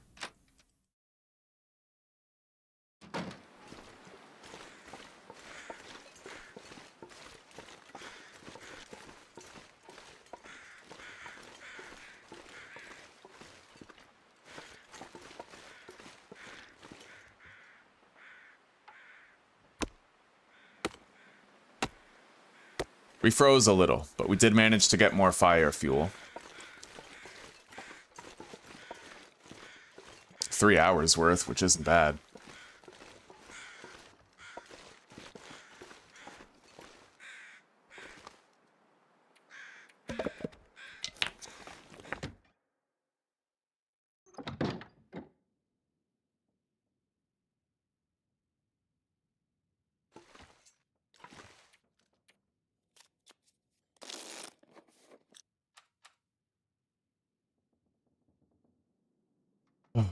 Now, the tip-ups. We need to repair one of them. This is presumably the 70% one that we had outside. The rest are over half.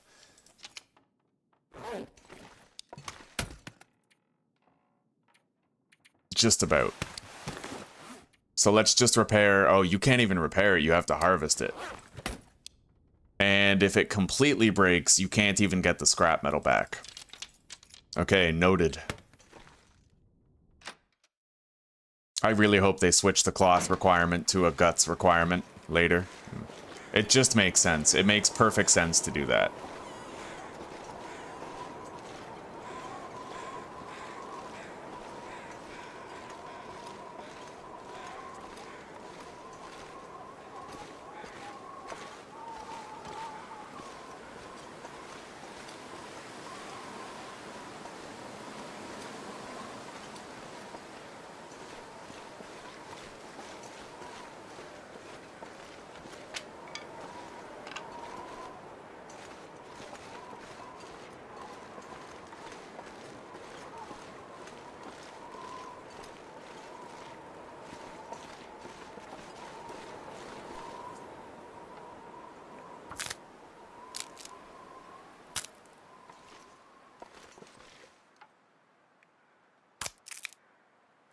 Okay, we got all the branches up here for the time being.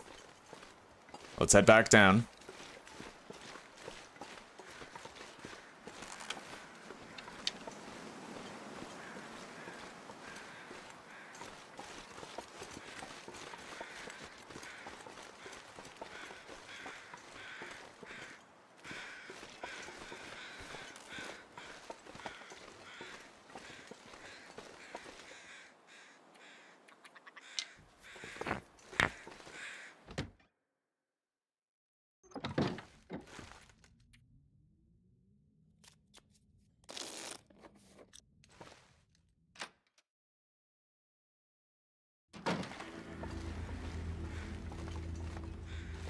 It's definitely too cold to harvest any cedar right now.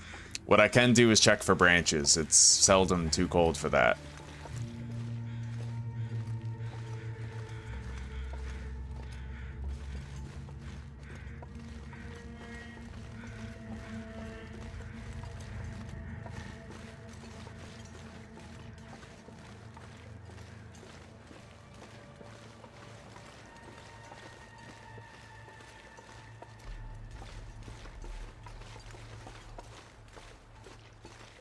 We'll go over to our little cave right here. We don't have that much calories in reserve for this, but we're going to check over there for branches. Some of them might have respawned. And then we can use that cave to warm up while we try to harvest all the branches here. If none of them respawned, it's decided for us, but we can check. I see branches. Oh, now Weasley wants to go outside, now that I offered to let him out both the front door and the back door to no avail. Right. Fucking guy. I'm gonna let him out, but he's gonna have to wait till my coffee is done steeping. Hey, buddy. What, you want to come get cozy? Come on. Come on. I tried to let you outside, buddy. You wouldn't go. Yeah, watch cat TV out the window.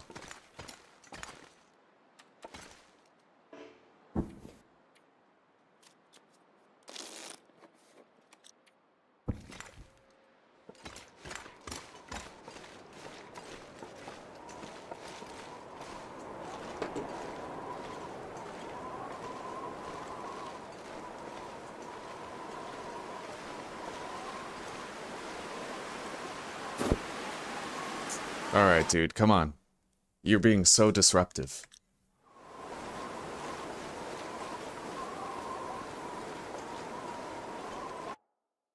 Go on, get. You wait 5 minutes and I'll let you outside.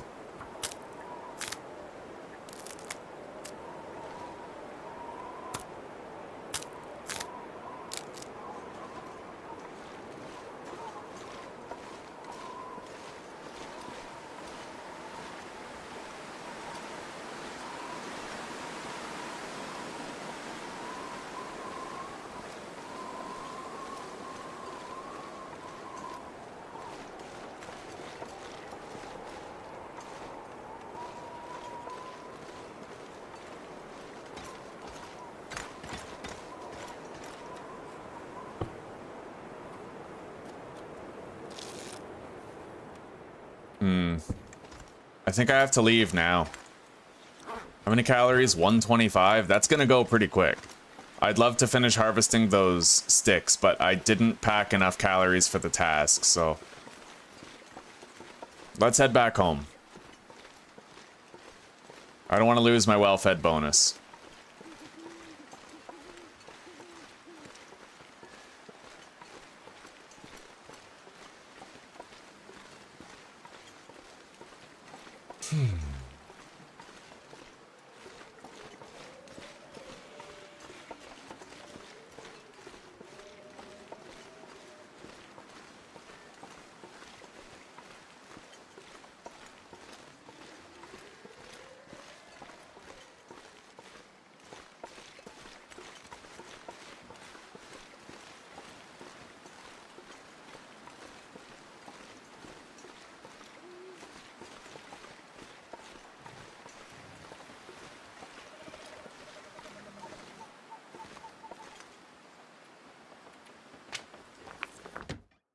It's amazing how far we'll go for like 3 sticks.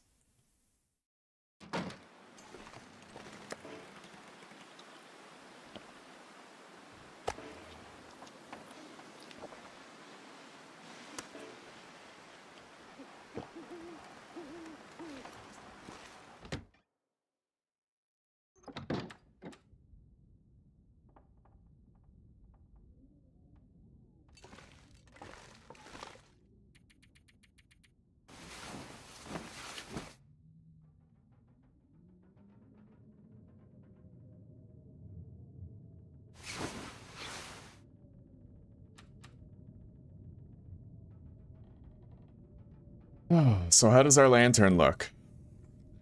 0.80 liters of fuel. We need to get more fur so that we can repair our hammer back up to peak condition. There is fur over there, but it's definitely too cold to harvest it right now. What I will do is we're gonna head to the other cabin over here. And we're gonna use that cabin to repeatedly warm up while we gather all the sticks located outside of it. There's a lot of branches there.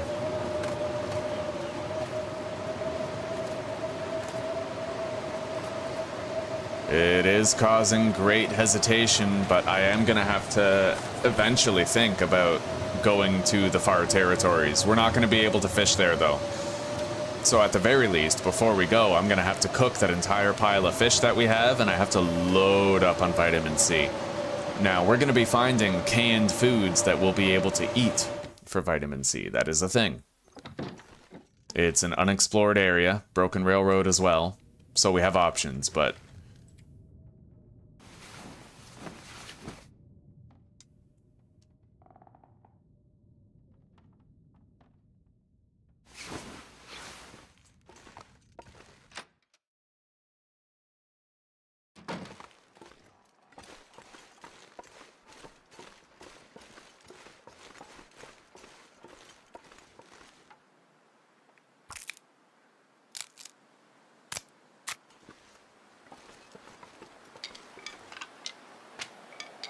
god, there was 7 sticks right there. They're definitely respawning on top of each other, which is useful. It's just also very strange. I don't think I've ever seen that in this game's history before, where you have sticks respawn on top of sticks in the same spot.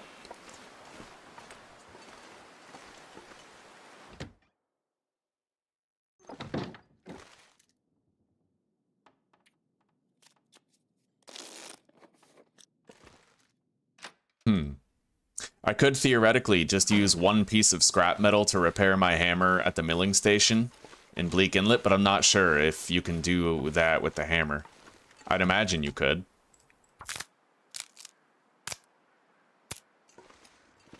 Either way, that's a long trip to repair a fucking hammer, so I'm probably not going to do it.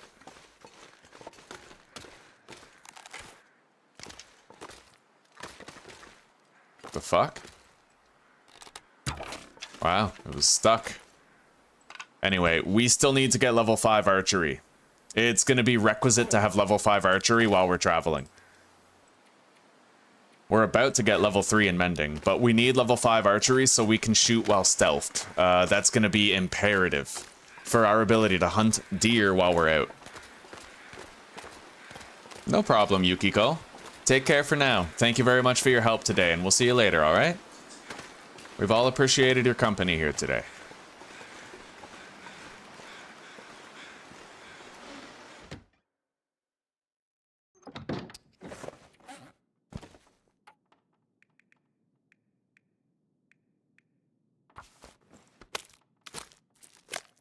Oh.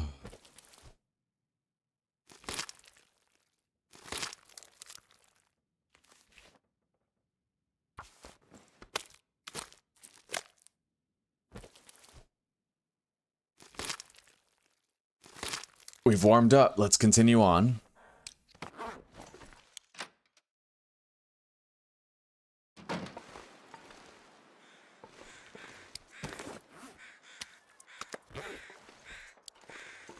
It's not exactly warm enough to go over there and harvest that fur yet, though.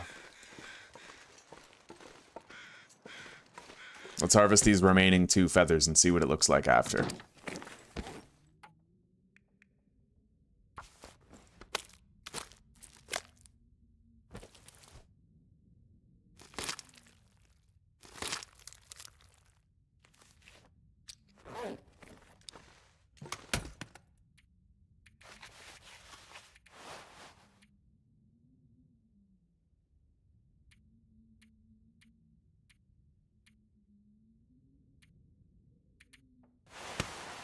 It's also about time that we started repairing some clothing, and fortunately, we have a workbench here now.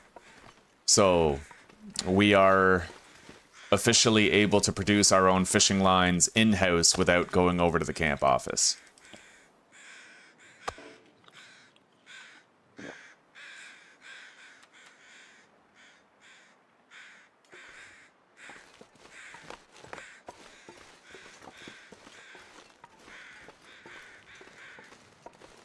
And once we get that fur, we can repair our hammer back up to full.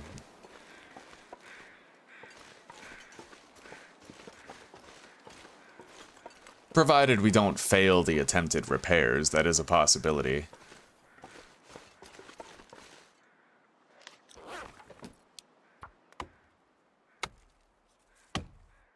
Alright, we got it. I'll harvest that other fur limb if the weather holds. Why the fuck not?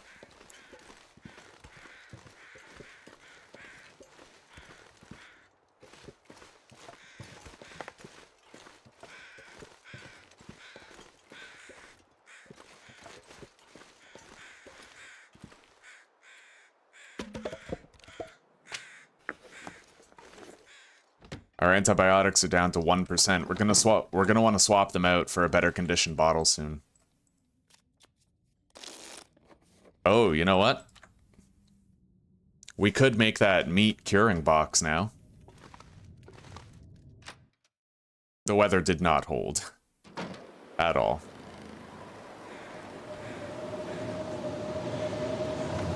We used... Okay, yeah, we have a whole bunch of fur in here. Maybe I'll try to craft that box now. Things are good, private parties, things are good. They did fix fishing, and we are able to make a lot of progress now. Things are going as good as we could hope. How are you doing today?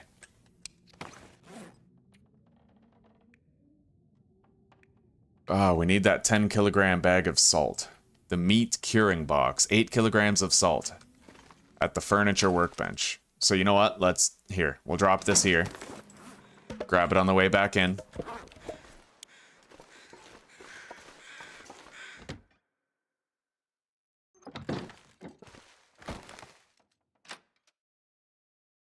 They did fix fishing, Mike. They sure did. Yeah. There's a couple of other things that are broken now, though. Well, just one. That glitch is back, where if you try to leave your base during an aurora, it fails to load the save. That's happening again, unfortunately. Okay, meat curing box. Let's begin.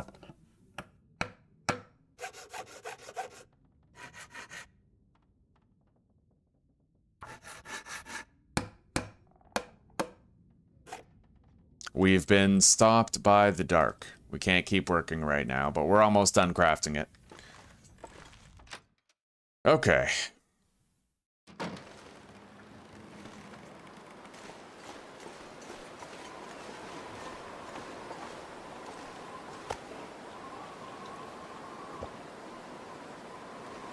Oh, there's a lot of new stuff now, Private. Lot of new things. The base customization is a remarkable thing. It's so good. It's changed the game in a substantial way.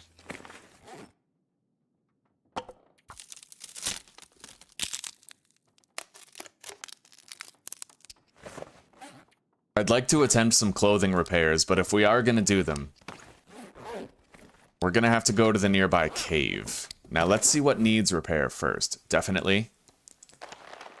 The deer hide pants, I could wait. Mostly we just need cloth. Yeah. Just cloth, and then maybe rabbit stuff as well. We could top those up. I might do the deer hide pants, at least. I'll attempt one repair, and if I fail, then so be it. But we won't attempt the repair with the deer hide until we've gotten level 3 mending. So let's grab what we need. One of those. A whole bunch of guts. Let's just take all 7 of these. And then 7... no. 4 rabbit pelts in case we fail a couple times. That should do. Oh, and I completely forgot that I actually need fishing tackle. Otherwise, I'll have to use my sewing kits for the repairs, and that's not efficient at all. And I don't think I could craft fishing tackle without light, unfortunately.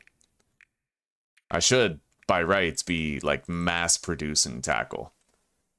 So that would get me 15. Got to deposit 1. That's going to get me 12 hooks. And then we can use 6 guts to make 12 lines.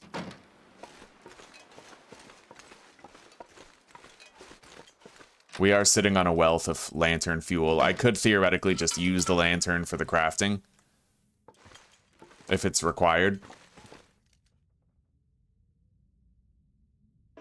Yeah, you need light for that. Alright. This is the fuel-efficient version of the lantern anyway.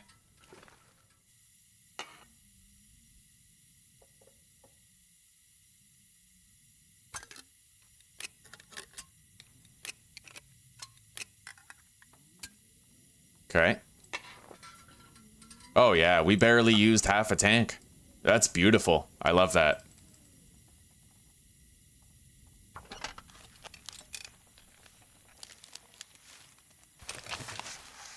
Okay.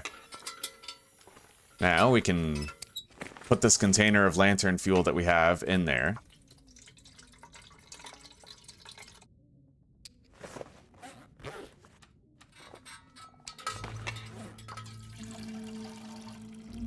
Gotta try to get rid of this lantern fuel bottle. I wish they would fix that. I don't know why they haven't yet, but it just, you repeatedly have to keep on using it until the game decides to get rid of it. I don't really know why. Like, we're stuck with this 0.1 kilogram bottle that we can't really get rid of. It's very strange. See, it's still there, even after all that, so I don't know. I'll just leave it here for now.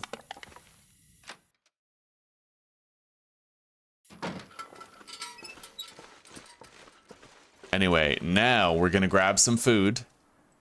Bear meat, bear meat. Can't believe we're still eating that bear. We've had it for ages. We are very encumbered. How can I lighten my load for the trip over there? We could deposit those two for firewood. Although they're gonna have to be deposited in here. In the morning, we have to finish making our salt curing box.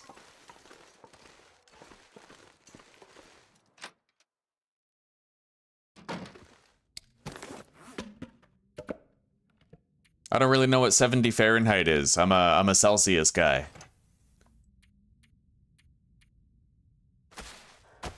All right, drop those.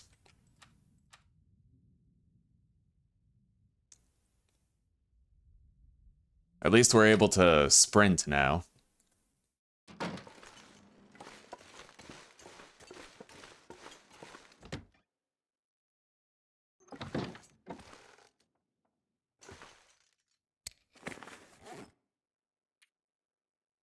Okay.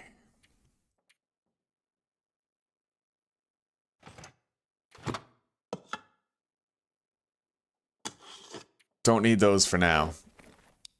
Let's grab some water. We do need that.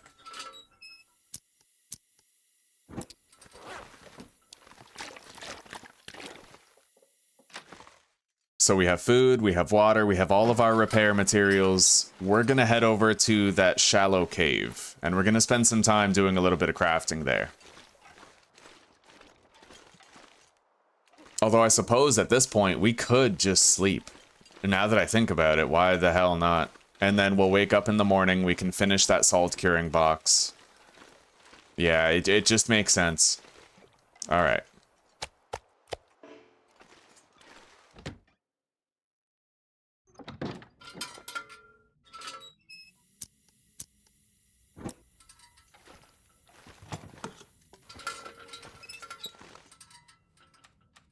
Yeah, I remember in the old days, man, December, there'd be massive piles, like mountains of snow when I was a kid at school, and we'd like play on top of those mountains. These days, you just don't really see snowfall like that very often. Not anymore. At least not until maybe like February or January. And even then, it doesn't last long, does it? All right. Let's go finish that salt curing box.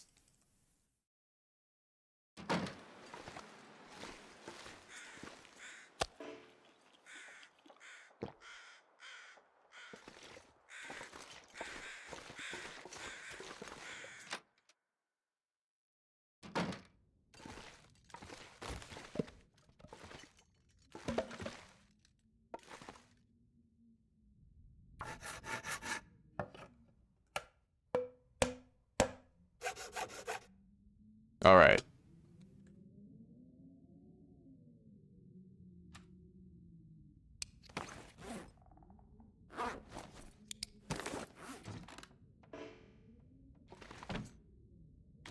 All right, so this, yeah, we'll leave it in here. This is our workshop, so this will be where we dry and cure our meat. There's 10 kilograms of salt in there. So, do you put raw meat in there or cooked meat, I wonder?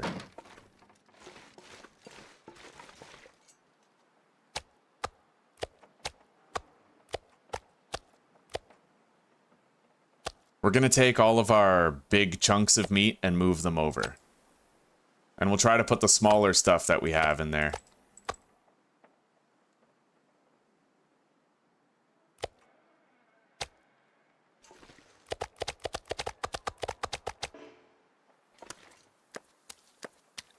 I'd imagine it only works if you put raw meat in there.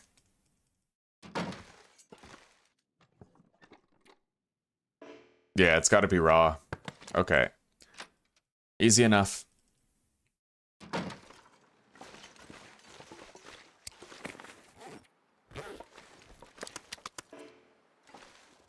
So, this ptarmigan, for example.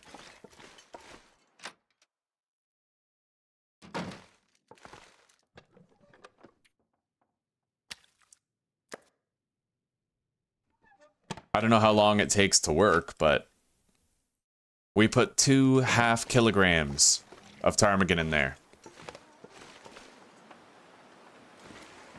I'd like to experiment putting 1 piece of fish in there, only because I need to find out if it preserves the vitamin C content. I highly doubt it.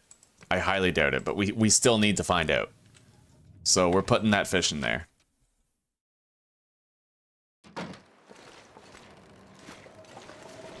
Anyway, with that salt curing box, we're gonna have a very easy time journeying, adventuring forth, you know? Let's start repairing our clothing.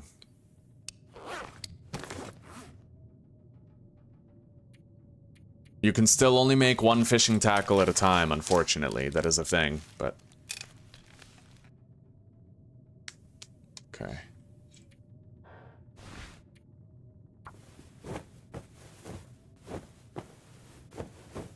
We'll be level 3 mending anytime now.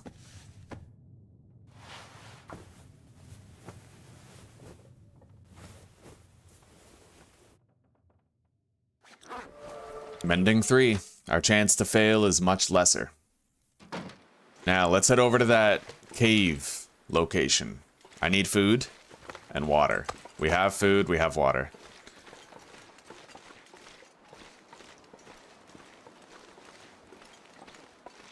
I'm not using any mods, Blue. No mods at all. Yeah, this is a new update. It's the base customization update that they released very recently on December the 5th. Or December 2nd. Yeah, the patch was on the 5th. What's your opinion on Stalker, Mike? I don't really like Stalker difficulty. But that's not because it's a bad difficulty by any means. It's just I'm used to the really, really hard, like, Interloper and up. So when I play Stalker, I tend to get bored because it throws too many resources at you. Easy enough to survive on Stalker once you get the ballistic vest. But I guess that's true of every difficulty. Except for, like, No Goa or the Dead Man Challenge, but you know what I mean.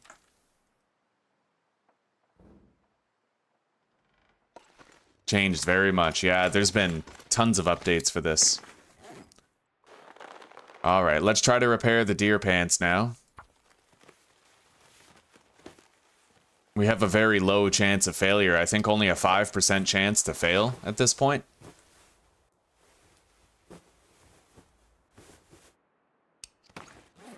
The fishing line is still at 64% durability. We'll get a lot of use out of it yet.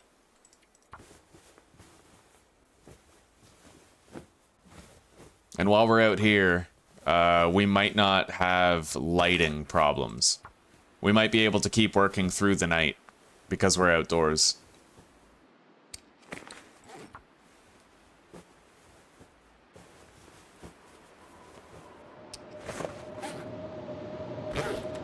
Let's take a drink and eat some food. This blizzard might send us packing home, though. It depends how cold it gets and how quickly it gets that cold. We no longer have the cured guts that we need for the rabbit stuff. Can't repair while in the dark. Alright, let's go home.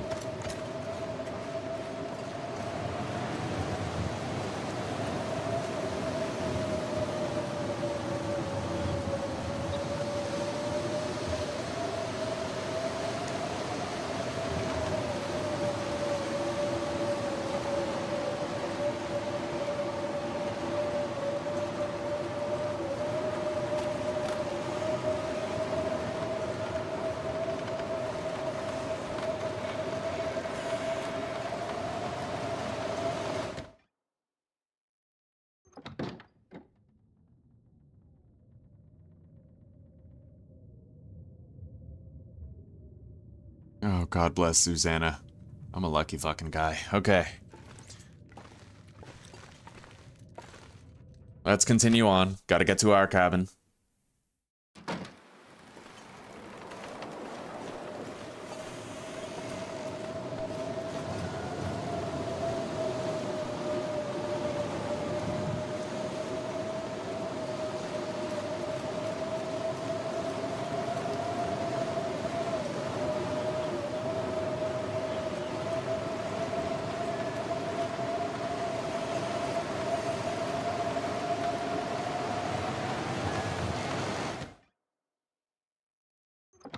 It is too dark to get any work done.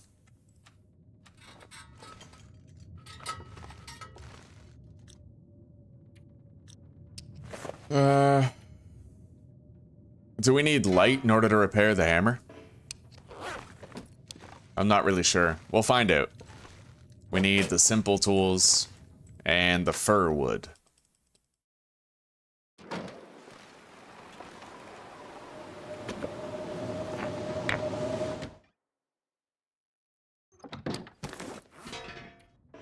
Yep. Okay. We're also going to need a new survival bow, but we're sitting on a wellspring of materials for that. Let's craft our fishing tackle now. That's one thing, at least, that we can do with or without light at any time.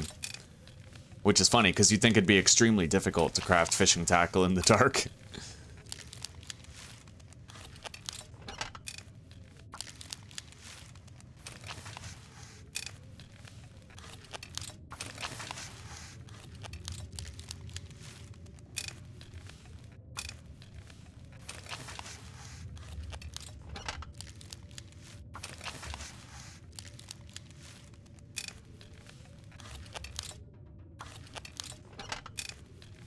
We now have 12 fishing tackle that we can use. And since we don't use it while fishing, since we only use the tip-ups, we'll get a lot of mileage out of each one.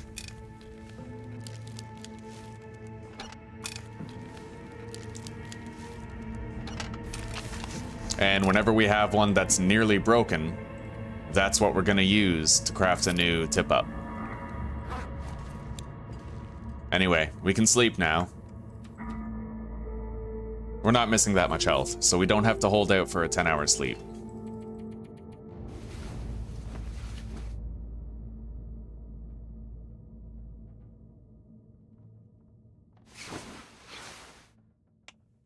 We have daylight. Let's keep working.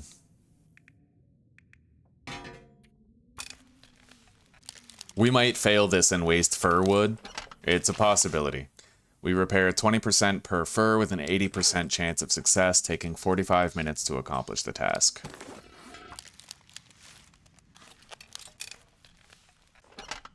Beautiful. Alright, best case scenario, we got the 2 repairs. Now, we need more guts. Let's repair our clothing first, and then we'll go grab guts so we can repair our rabbit stuff, and then from that point we should be much warmer. We've touched up on a lot of our clothing. It's well tended and mended. Okay. Let's put the simple tools back on the table where they belong. And let's move our birch saplings, maple saplings, arrowheads, and feathers into the other room, where we're gonna need them. Where are our feathers? The scrap metal as well. We're probably going to want all that in there. Same with the leather. Yeah, feathers. It's nice to have a little cabin that's exclusively meant to be a workshop, eh? I like these new gameplay systems. I think that they've added a lot of fun to the game. We have an entire cabin dedicated as a workshop. I mean, it's beautiful, right?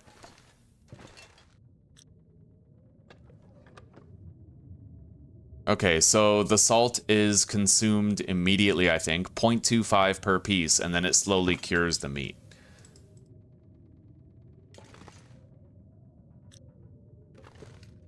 We're gonna need our knife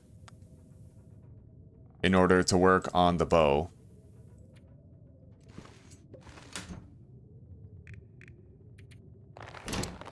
Hang on.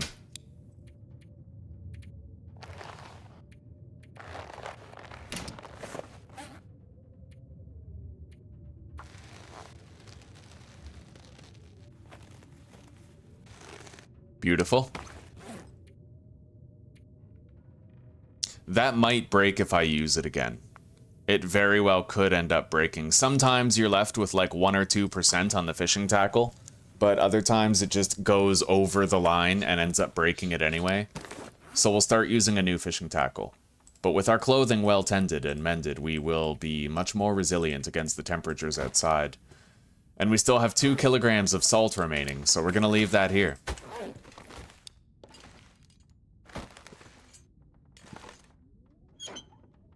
And then we're going to put the saplings. How much do they weigh in total? 2.2 and 3, 5.2. We can fit them all in here. You know what? Hang on. We got several containers. We may as well divvy up loot.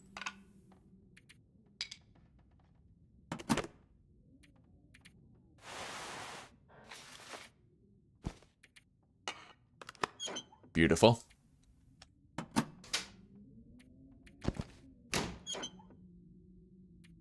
And the arrowheads.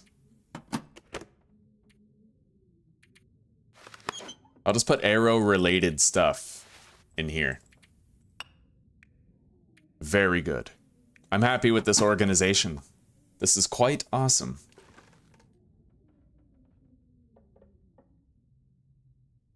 Okay, sweetie, I'll turn it on. Oh, I unplugged it earlier, and I have to go get my coffee as well. Ugh. I'll be right back, guys. And Weasley probably still wants to go outside, so...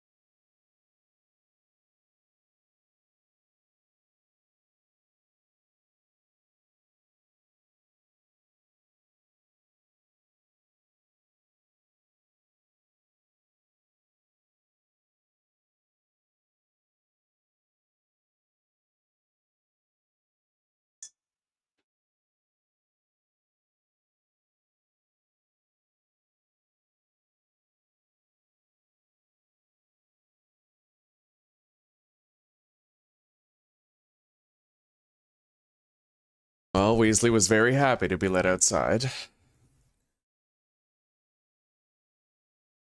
Yeah, the tip-ups, I'm sold, buddy. I'm sold on them. They're great. They're definitely the most efficient way to catch fish.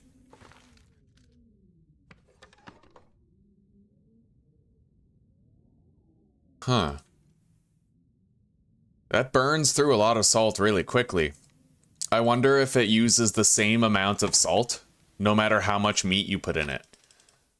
That would be important information, because then you'd want to fully fill the box, instead of just putting partial stuff. You can't salt fat, right? I'm assuming you can't, but I don't know. Maybe you could. That would give fat a viable use later on. Anyway, let's grab our knife.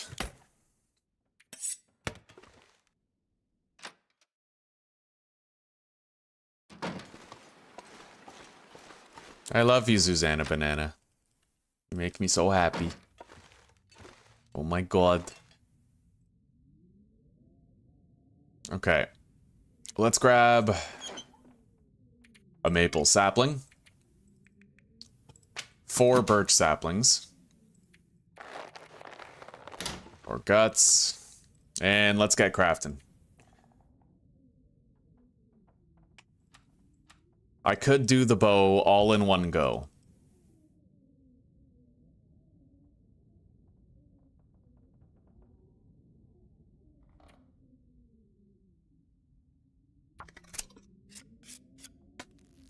Provided the light availability allows, which I believe it will. I don't think we're going to run out of daylight before this is done. Beautiful. We now have a new survival bow crafted.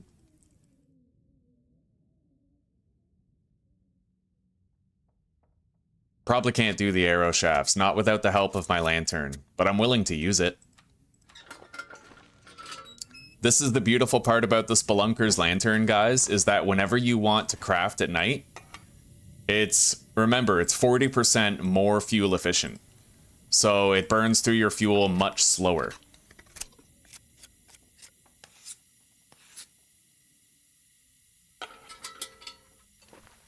And honestly, in the end game, when you're no longer traveling around anyway, what else are you going to do with your fuel, right?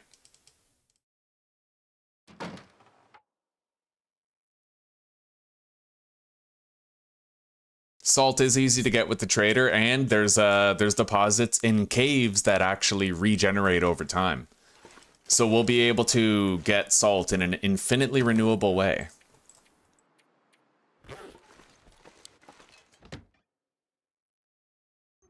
We're very warm now compared to before. Now, let's fill this up.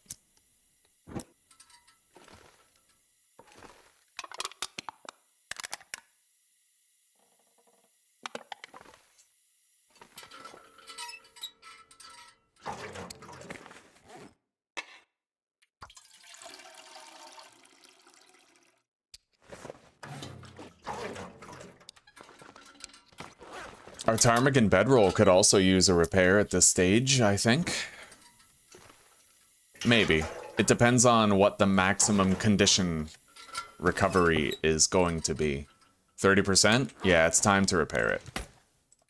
We will grab some ptarmigan down. We gotta go next door to get some cloth, and we can't really repair it until the morning. Along the coast as well, eh? Okay, good.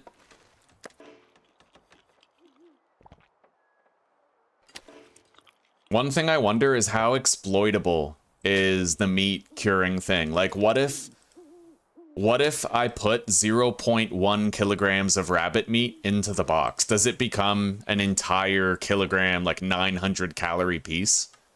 Like that, because that seems heavily exploitable.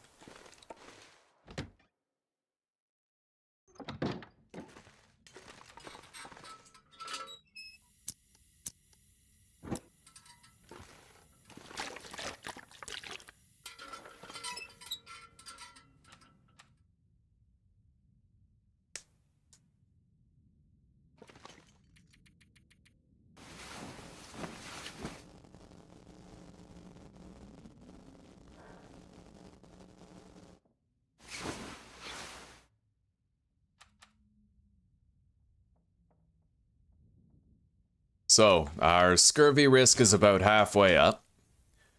We're gonna let ourselves get nice and hungry for a while, and then we can deal with it. For now, we'll have to drop our bow right there. We no longer require the woodworking tools for quite some time.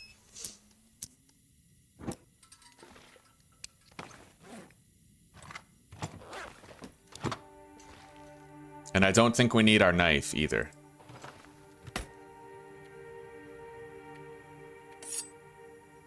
For now.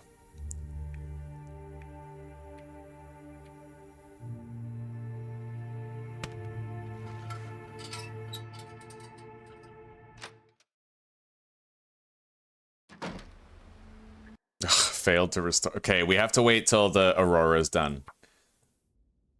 So we pretty much just pass time until we're allowed to leave. Basically, once you can see the ambient brightness, that's when it's over. So let's do everything we just did again.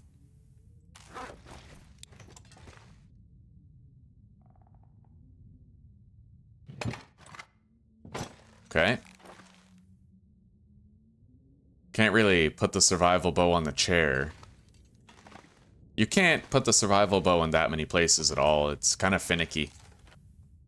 Yeah, we'll leave it right there. Deposit the knife and the hacksaw for the time being.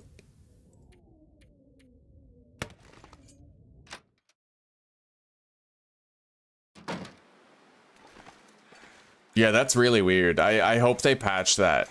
They probably might. Like, I can't imagine why they wouldn't. But hopefully they'll make it so that you get different amounts of calories for the dried meat. Like, they should make rabbit dried meat, wolf dried meat, deer dried meat, just so that the amount of calories is approximate to what type of meat it is, you know?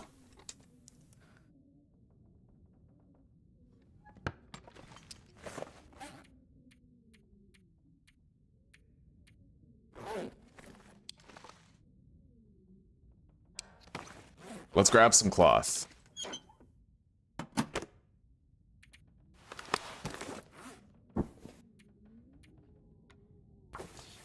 Repair the bedroll.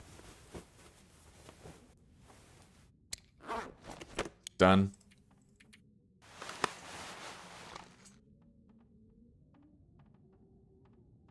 Now we need feathers and arrowheads.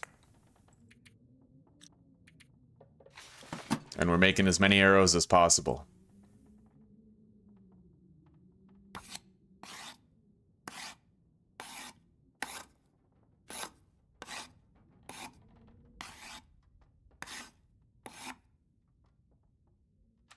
Beautiful. We are getting very close, by the way, to level 5 archery.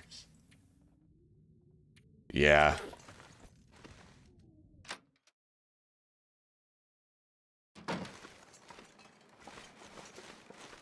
Now, we are going to jimmy the system here a little bit. We're going to eat raw fish to get the maximum possible amount of vitamin C from it.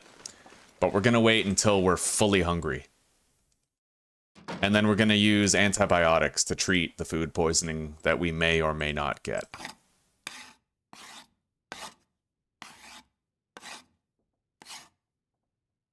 All right.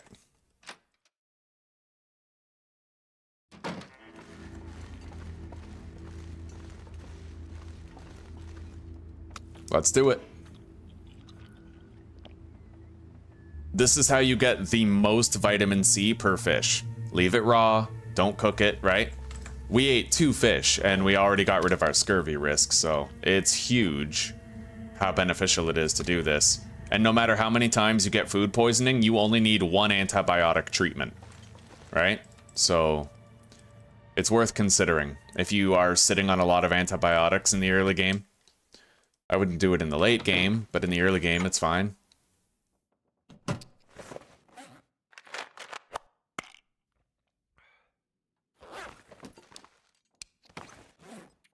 The food poisoning is now treated. Let's get some sleep.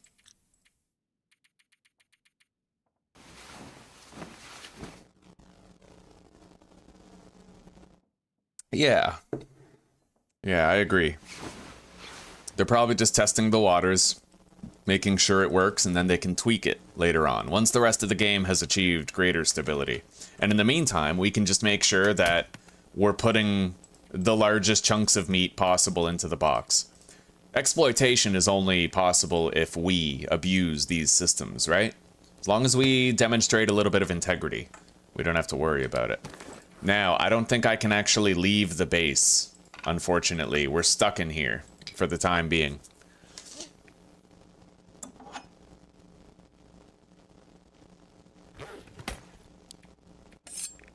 But we can keep ourselves a little busy.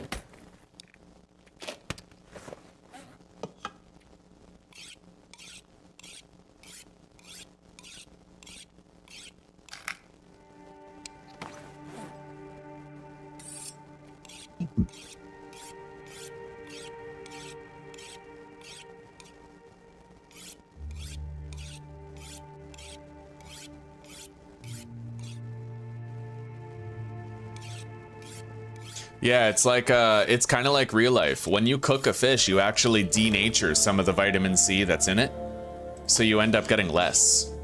If you ate a raw fish in real life, it would give you more vitamin C. Same with omega-3s, actually.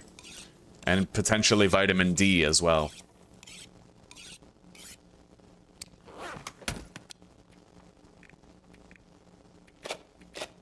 Okay.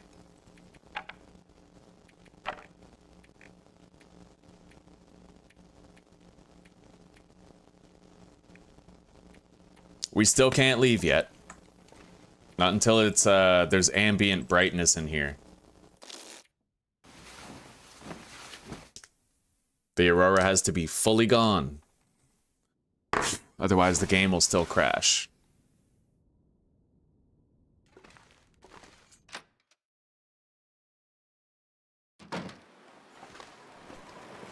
Yeah, you got food poisoning, Silent Squatch? What'd you eat? What do you think caused it?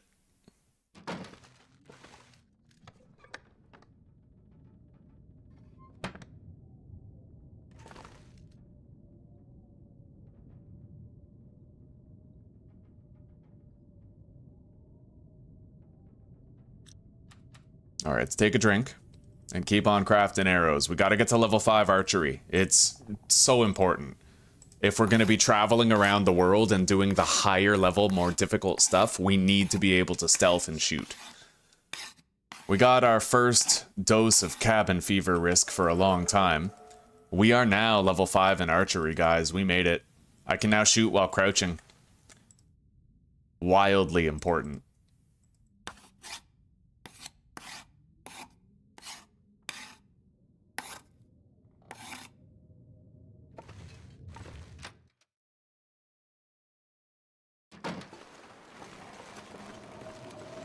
A ham and cheese sandwich from the food truck. That'll do it.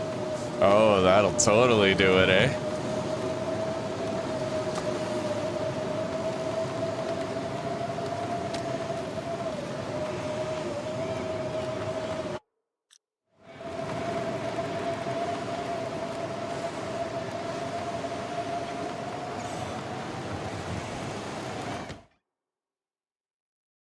Alright, we got a little bit more knife work to do. Let's grab our knife.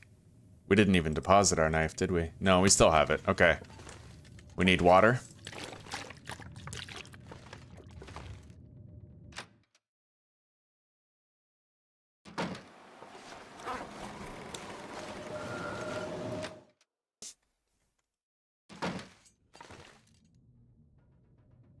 One more birch sapling.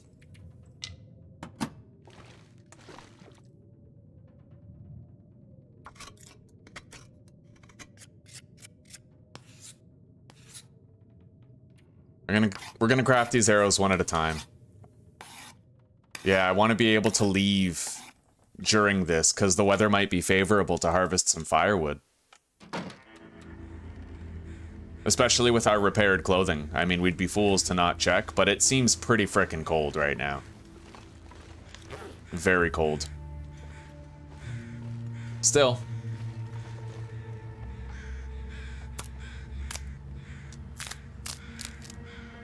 We need fire fuel at all times, every day, so...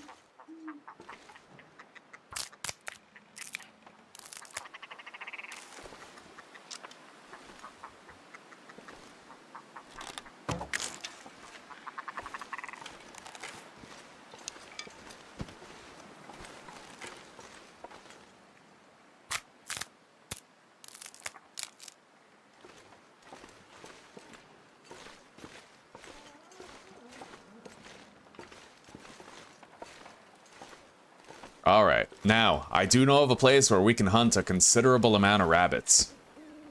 Our cabin fever risk, we've allowed it to get quite high, but that's for a good reason.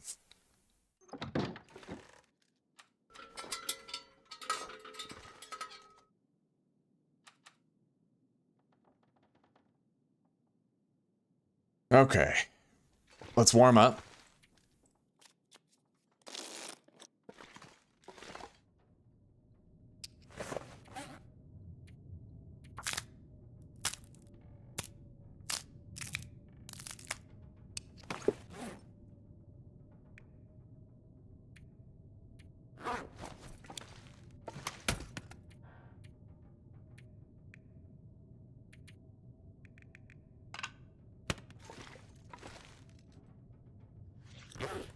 So, we're gonna take this bird with us. We're gonna go to that cave over there. I also need some food.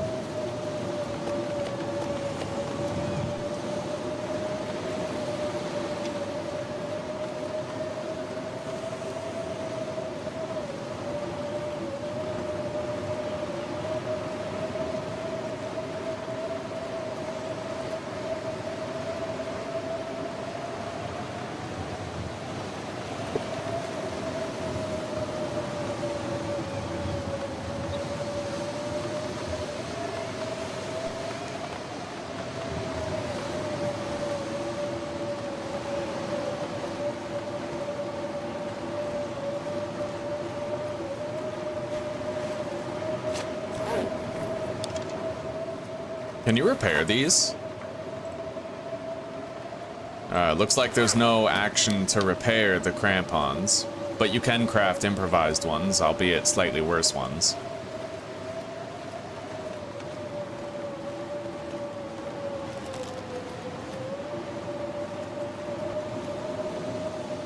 Anyway, we should be able to fix up our little cabin fever risk quite easily in here.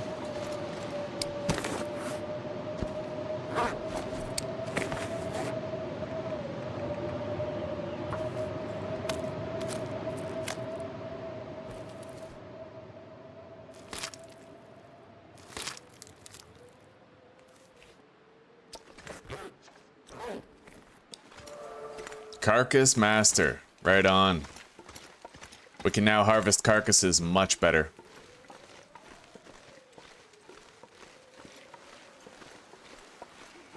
There are a lot of rabbits that I could hunt nearby, but it's just a little too cold for me to want to. Still, I may anyways. Let's head over there. I have water. I have food. We're good. We can spend some time out here. I can even afford to lose some health. There's another shallow cave up there with several rabbits near it, and we need to use up this bow anyway. We gotta reduce the condition down to 0, or at least try to get close.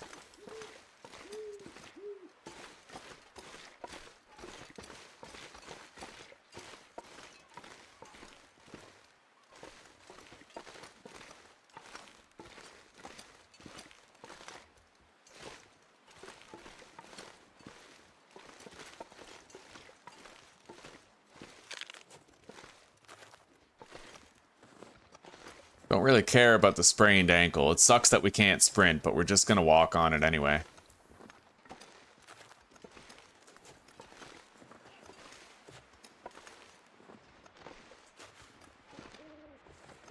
Oh, fuck it. Okay.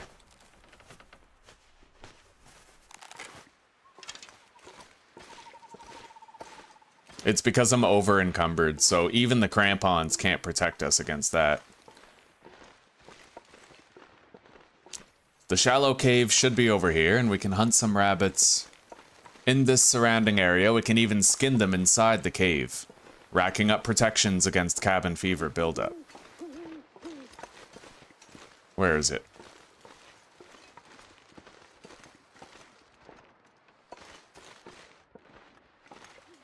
Although spotting rabbits out here is going to be a little difficult. It's right over this hill. There's a bunker to my left. We're not going in there, though. We need a buffer against cabin fever risk. At least now, though, I can shoot while crouched. Which means I'm not going to be missing as much anymore. Motherfucker, and I proceed to instantaneously miss a shot.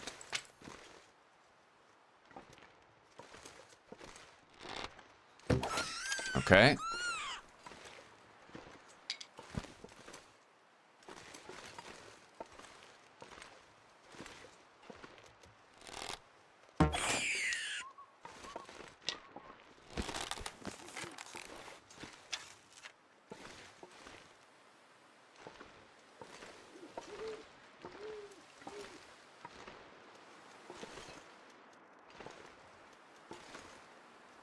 Yeah, there's 2 more rabbits here. We gotta get them.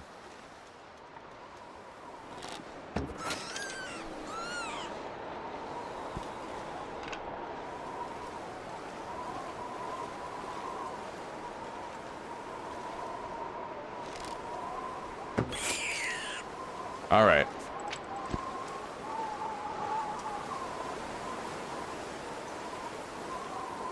That cave is right over there. Let's get there. We're very slow, though. Very encumbered, very slow, walking against the wind. It's pretty much every bad thing all at once, but at least once we get to that cave, we should be good temperature-wise. We did just repair our clothing. Look at that. There's a 5th fucking rabbit here. Got it. And our survival bow is now broken as we wanted it to be. We can get rid of it at the earliest available opportunity and switch to our 100% bow. And all this rabbit meat's gonna help us fill the curing box for travel food.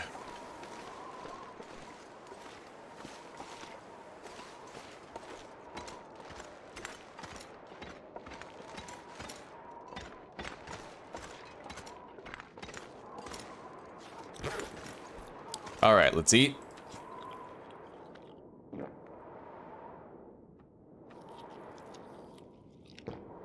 Take a drink, and get skinning. We gotta spend a lot of time out here. After we have, cabin fever won't be a problem for quite a while.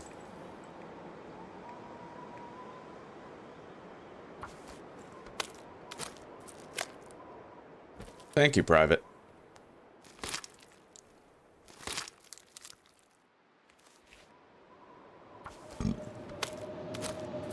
The trick is to look at the white dot and then stare at that point after you draw the bow. The white dot is where the arrow goes.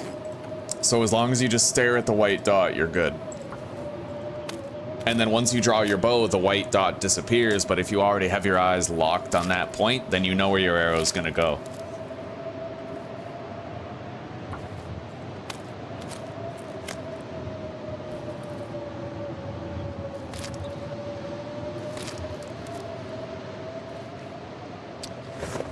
We got 5 rabbits, dude. That is so awesome. Anyway, it is getting pretty frickin' cold, isn't it? Let's have an hour-long nap here. I wasn't counting on a blizzard starting.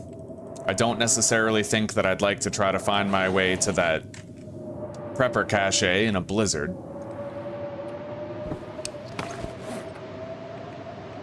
But we'll see if we can withstand all of this.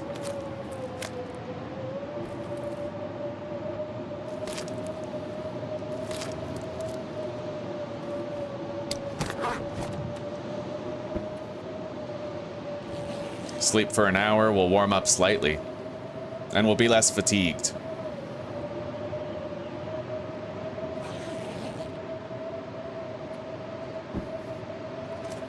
Yeah, it's pretty cold. Not gonna lie, it's pretty fucking cold. We can sleep another hour.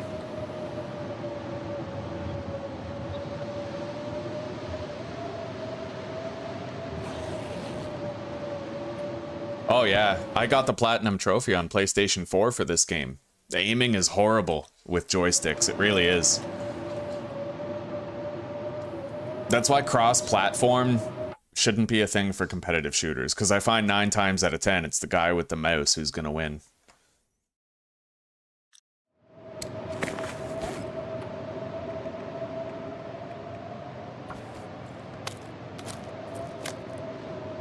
Anyway, after this, guys, we're not going to have to worry about cabin fever risk for a good long time. And it looks like it's finally starting to get warmer.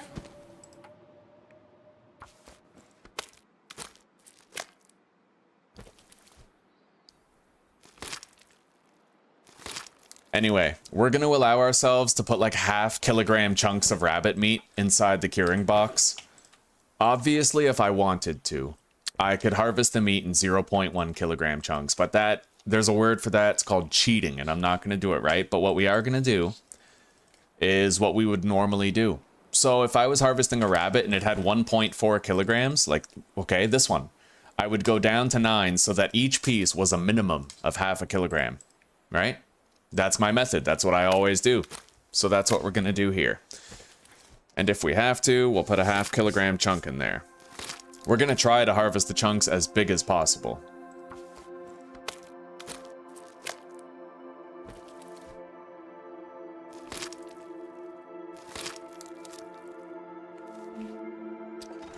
All right.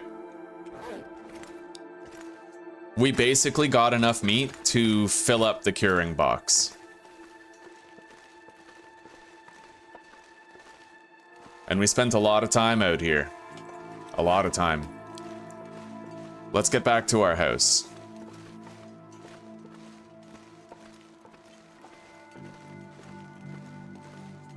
Yeah, I got the platinum on PS4. Mind you, when I got the platinum trophy for this game, Ash Canyon didn't exist.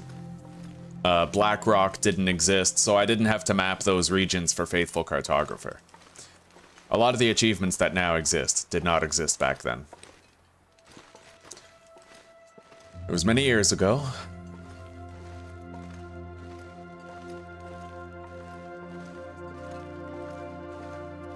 I'm very happy to be back here in the Long Dark, man. I'm so happy. This game hits different. I want to play Stalker too, but this game gives me feelings that Stalker can't provide. Like, Stalker's good for what it is, but it's less than this. The gameplay richness of this. There's so much more to micromanage, so many more different things that you have to account for. The thing with Stalker is it's fun, but there's very little that you actually have to worry about. You got maybe 5 considerations to make for the whole game, and that's it. But with this, the considerations, you have 5 at any given time, and there could be 5 different ones tomorrow. That's what I love about it.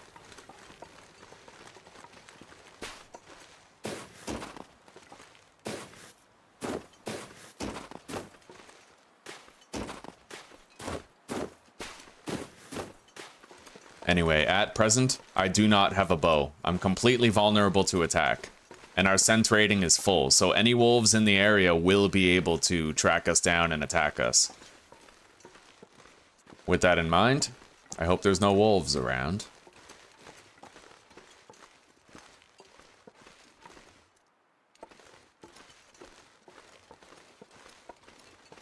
We're gonna want to haul all of our fish meat over here and start cooking it.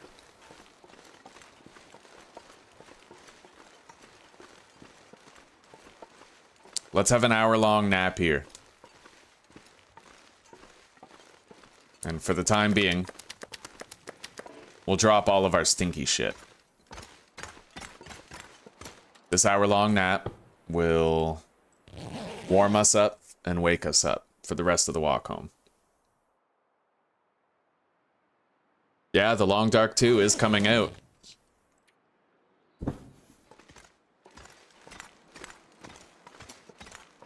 Probably not until like 2026 or something, but it is planned.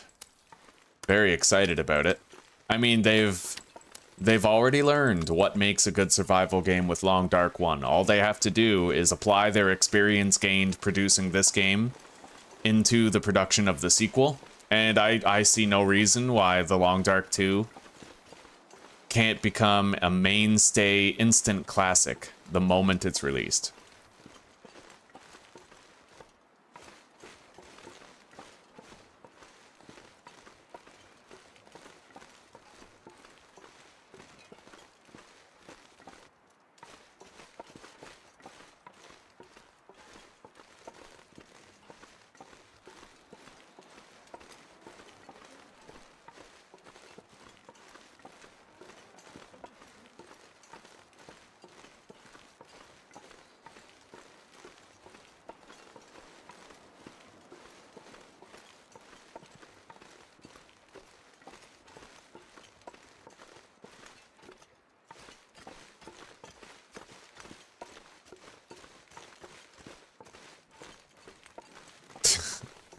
I'm sure you'll be around for it, buddy.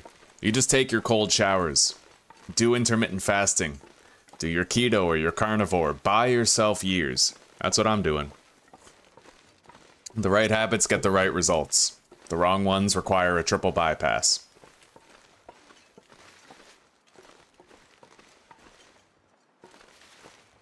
Okay.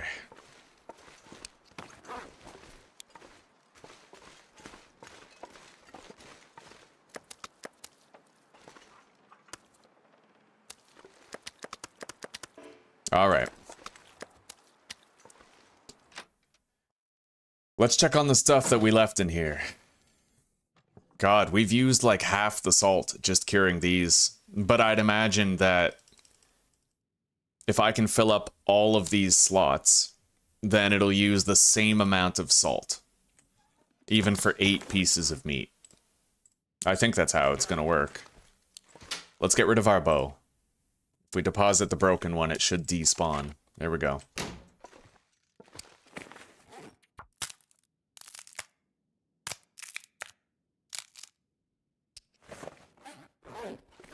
Let's have an hour-long nap. Warm up.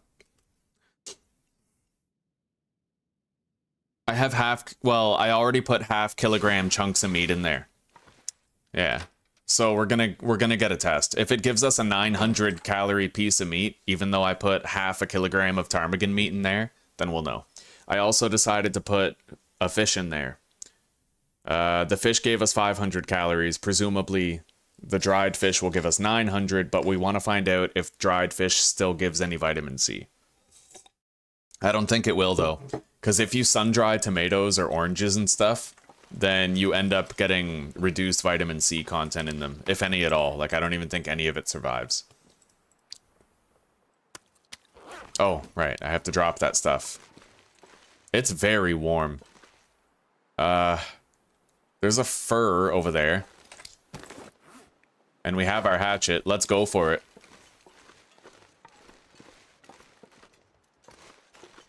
Like, it's extremely warm right now. We'd be fools to not take advantage of this and try to get a fur limb.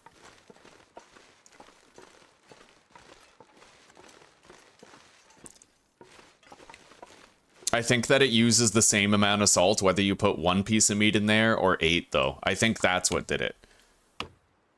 So I just have to make sure I actually fill the box next time with, like, a full 8 slots of meat. I'm pretty sure that's how it works, is it uses the same salt.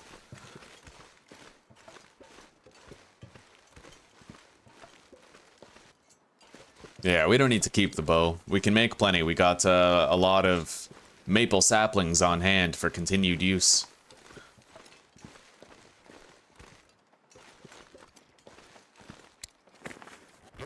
And I'm happy to say we got 3 fur, 19 sticks.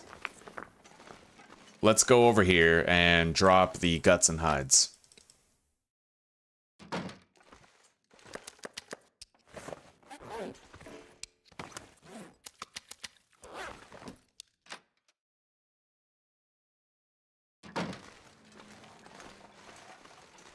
It's doubtful that we'll be able to harvest. Oh, hang on. Maybe I shouldn't. Maybe I should power consume through some fish again. Hang on. Let's see if it gets warmer if I have a nap, because we could theoretically harvest more fire fuel.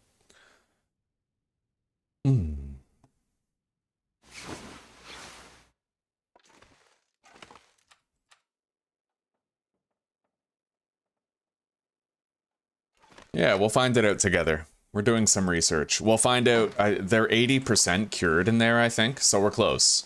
We don't have that much longer.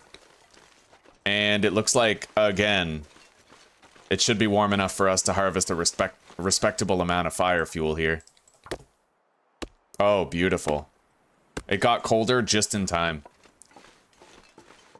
Anyway, let's eat a shitload of raw fish and get ready to sleep. We need to recharge our vitamin C batteries, so to speak, so. Food poisoning. Another food poisoning.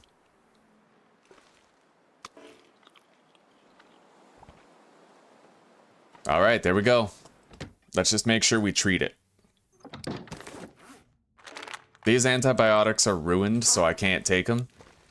But we have more.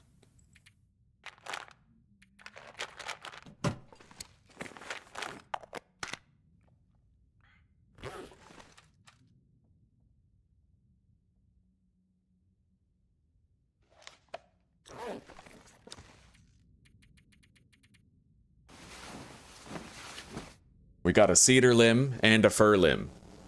It's very useful, but it looks like we might be stuck inside if the Aurora's still going. I can't leave my base during an Aurora or else our game will crash.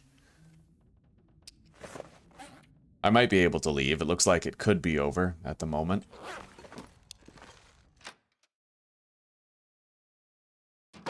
Yep. Let's check on the meat inside the box. 93% cured, so we're close.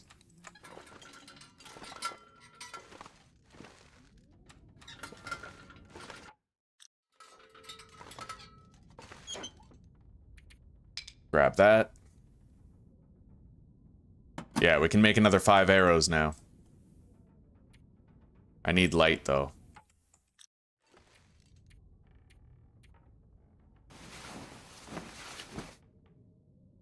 I think so, sweetie. Yeah, leftover ham. Sounds like a plan.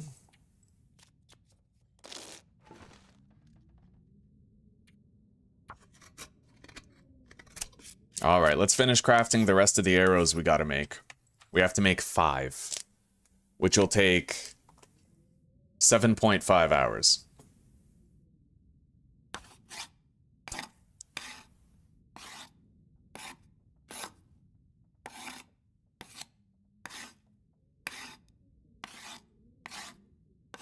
There we go. Now, as you can see, guys, we have our first cured fish.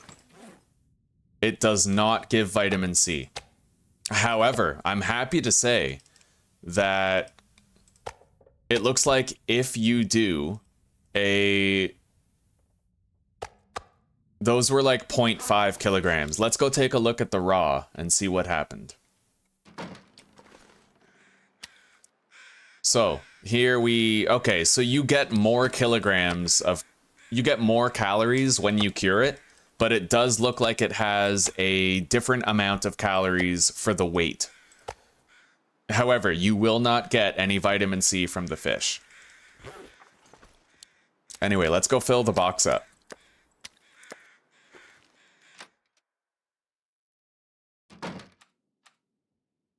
We've at least confirmed that you can have like different weight values assigned to them. Anyway, it's full. Now, how do we put the salt in there? Oh! Oh! You can actually put more in there, apparently, it seems. Like more meat. Kinda wish I had more raw meat now.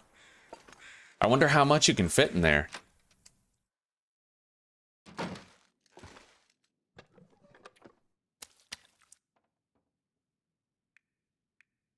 Yeah, we were able to put a whole bunch more meat in there, so let's try to get more. And let's go grab our other bow, as well as some water. So basically, Zuzi, you had hot dogs. Did you guys know that in Czech Republic, hot dogs don't exist? They literally just have like a wiener with mustard and ketchup and then bread on the side. It's crazy. Right, there's a 20 kilogram limit. Good eye. Okay, so we can fit 20 kilograms in there. Which means that instead of using this as a bait fish, I could put it in there. And then it would become 900 calories.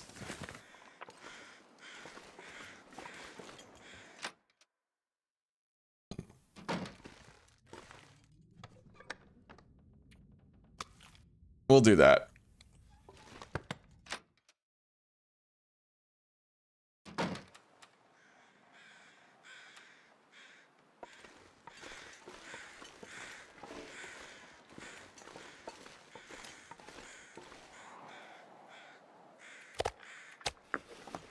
Okay.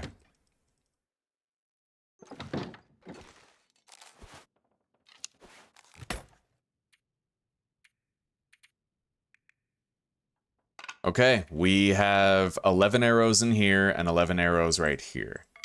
We'll deposit 12 and keep 10. I might want to harvest some more fire fuel out there. It's very, very warm at the moment, so we'd kind of be crazy not to. And we're going to have to do some hunting soon. Get our hands on more meat.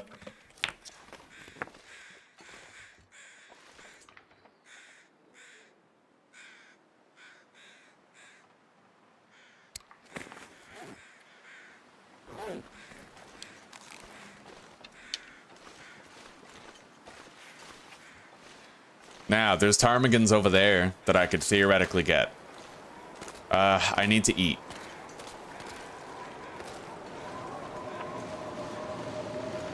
And the weather is no longer nice. It is in fact very mean.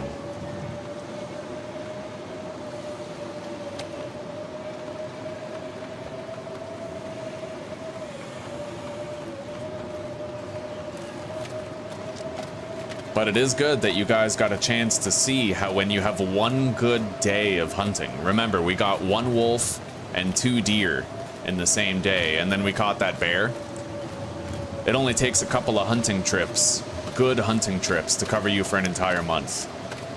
Anyway, let's try to bag some of these deers here.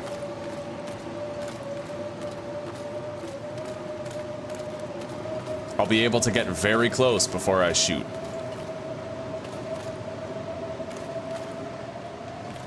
I'm gonna be trying to get the bucks first, but if I can kill all 4 of these, I'm doing it.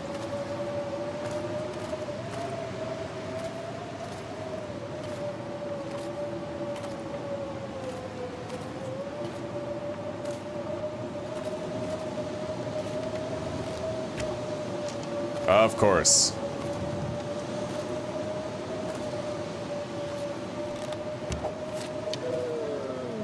Alright, we gotta get our arrow that we lost. It's right over here.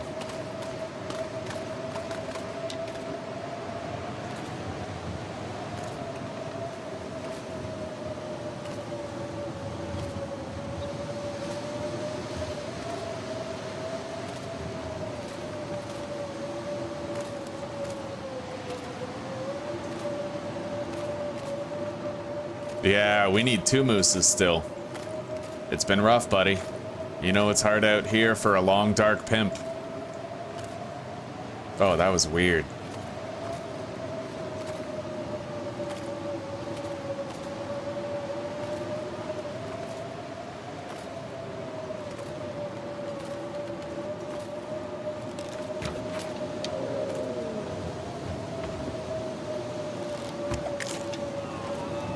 Look at this fucking massacre we got going on, man.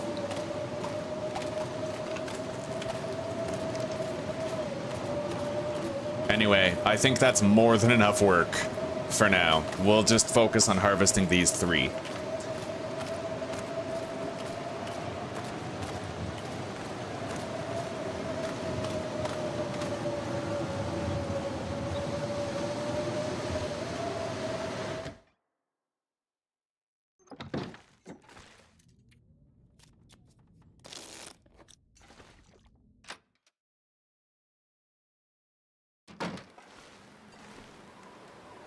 Well, this weather's really shitty.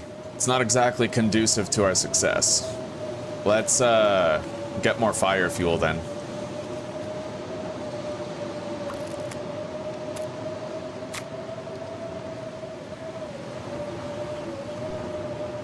Look at that, there's 2 sticks crisscrossed over each other here.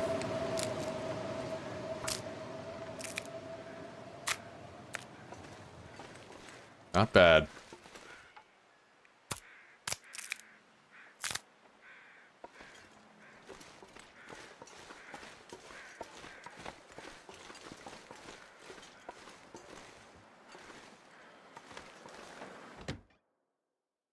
Thank you, Private.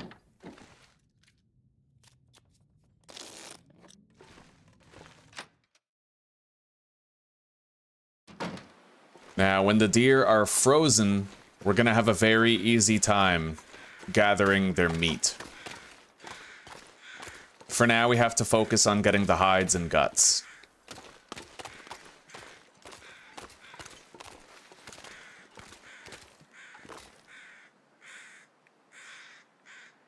So I'm gonna use the knife to cut into the body, getting a gut, and then I can actually get the hide with my bare hands, and it'll take the same length of time that it would have taken if I used the knife. 28 minutes, right?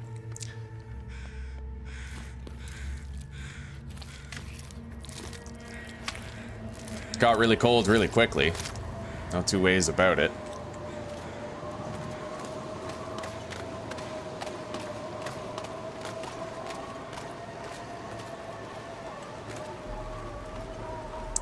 It's stuffed inside the rolik. So basically what you're having is like the Pillsbury, those crescent roll things with the wiener in them. Pigs in a blanket. That's what you're having, Zeus, is pigs in a blanket. At least that's what we call it here in North America.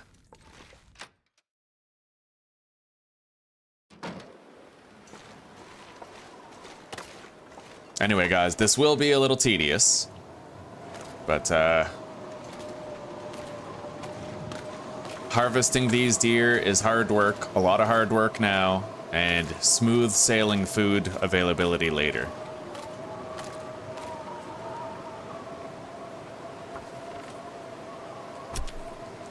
Yeah, the way that you maximize the life of your tools is you use the knife for the guts, your bare hands for the hide, and the hacksaw for the meat, once it's frozen.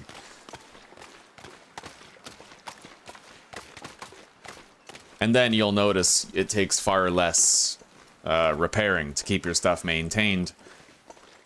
This becomes more viable the higher level you get in carcass harvesting.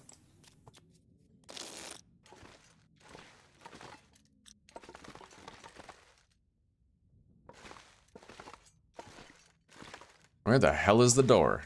Here it is.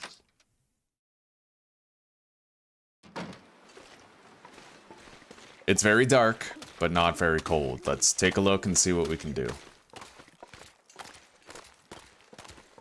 As usual, guts and hides take precedence. They take precedence.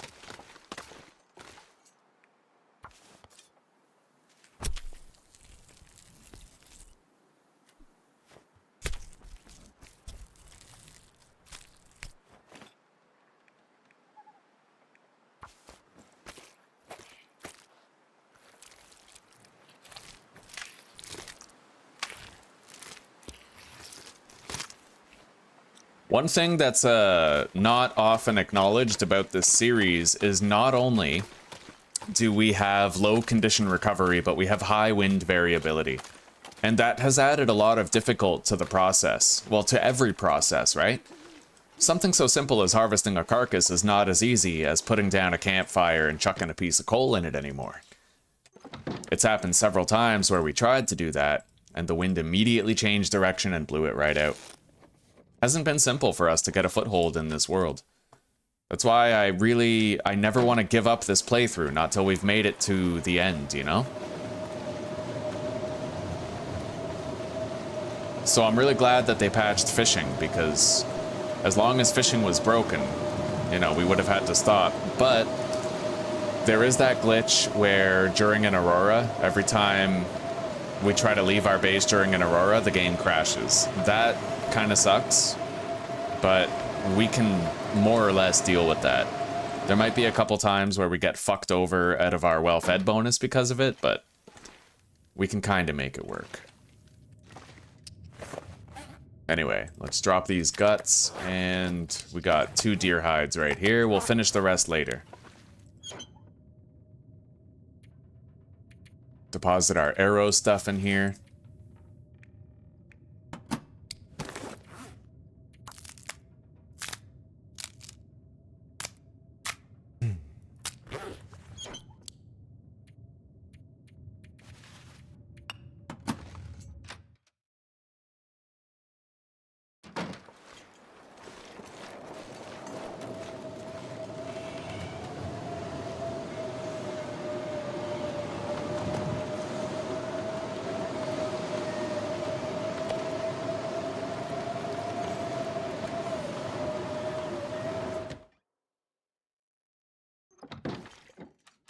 All right, sleep time. Then we continue harvesting those deer in the morning.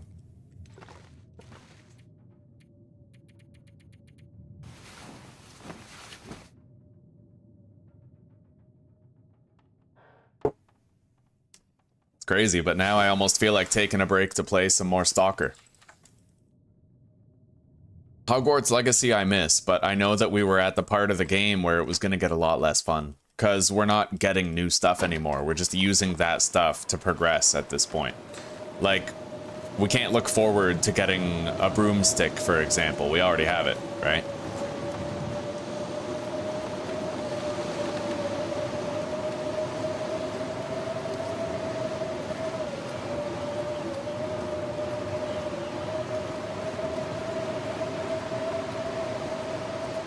There's a lot of respawn branches here. This is nice.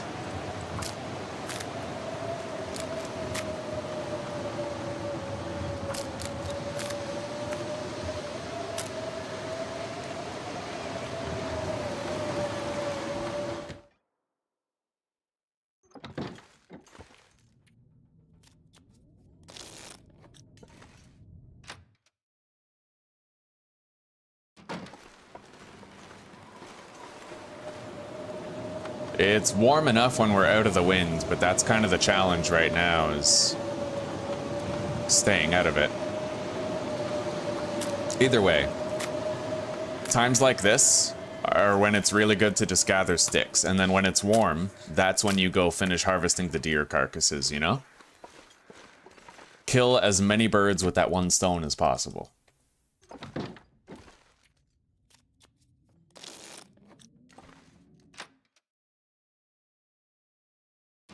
Yeah, Stalker 2 is fun. It is definitely fun.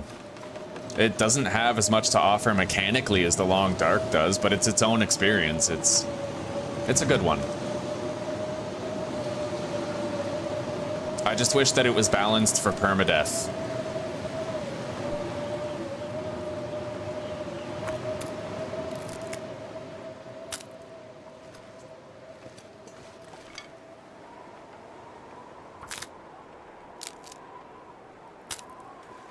All right, it is just about warm enough for us to start thinking about harvesting those deer.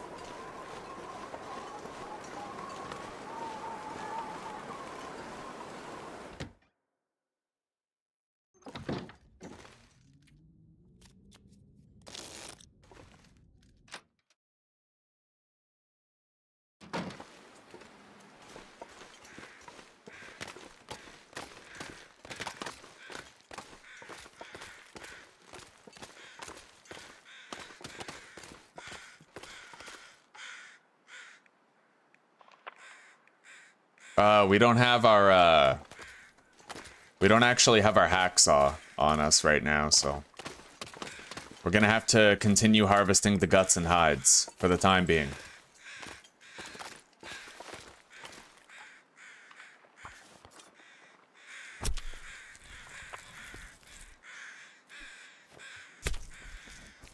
The wind is very calm right now, making it much warmer.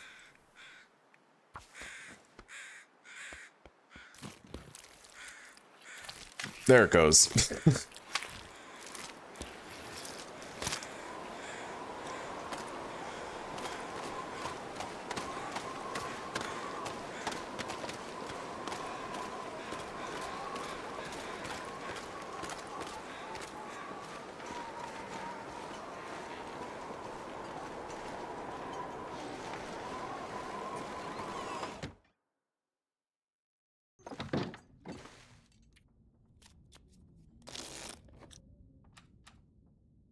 Yeah, well, Stalker 2's player base is kind of geared toward that. It's the same player base that plays Call of Duty, essentially.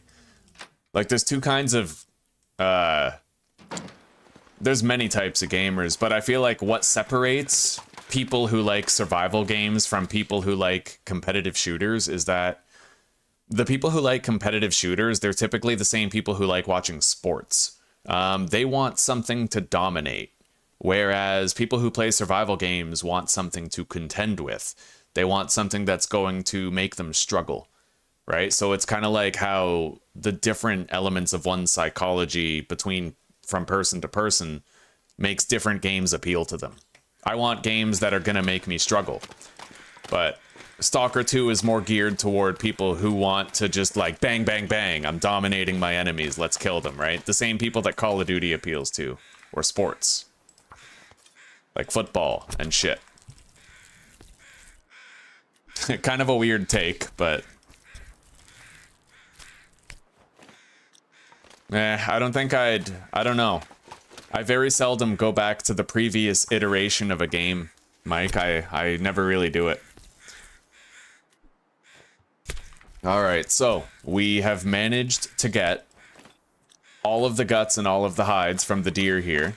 Now we need to go back to our cabin and we need to grab our hacksaw. We also would benefit from depositing these 31 sticks that we've gathered.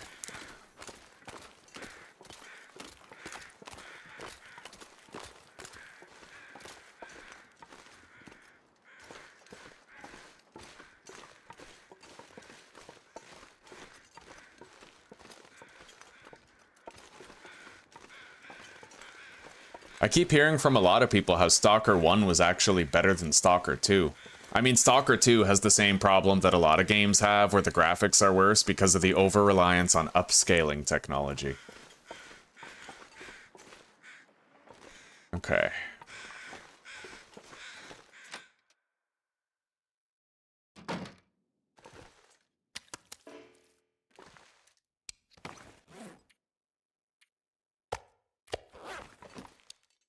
Easiest 3 deer hides that we ever got.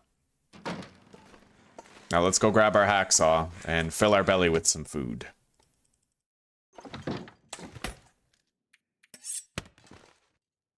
And deposit our sticks. How much water? We have some water, but probably not enough. Let's go grab more.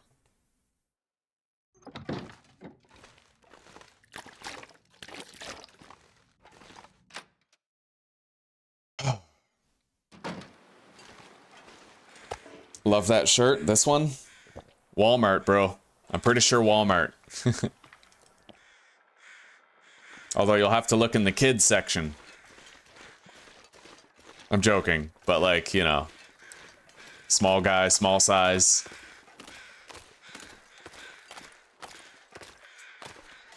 I could check what the brand of this shirt is. If the tag is still on it somewhere. I'm not really sure. We might have even gotten it at somewhere like Value Village for all I know. Like a secondhand store. You know? Salvation Army or some shit. Hell, that's even likely. That's like the most likely scenario.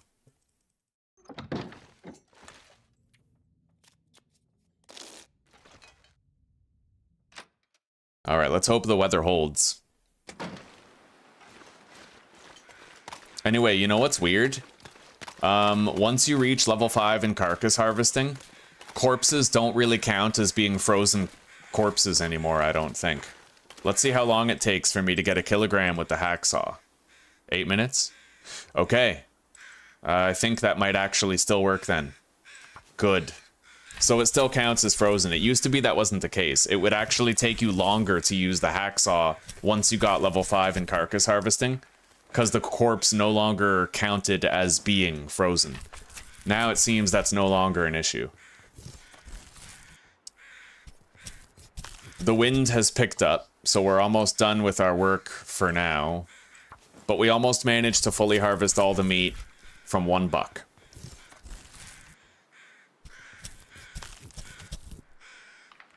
Alright, let's go warm up, and then we'll come back here and try to finish it.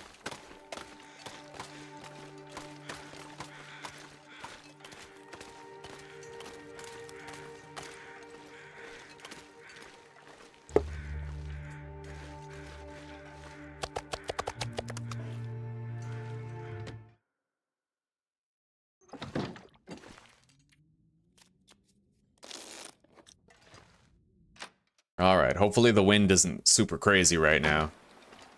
I mean, that's the shitty part about killing 3 animals at once, is you gotta harvest them all, and the weather's not always gonna be agreeable to the task. Like right now, for example, it's just cold as fuck, right? So... let's finish harvesting this guy.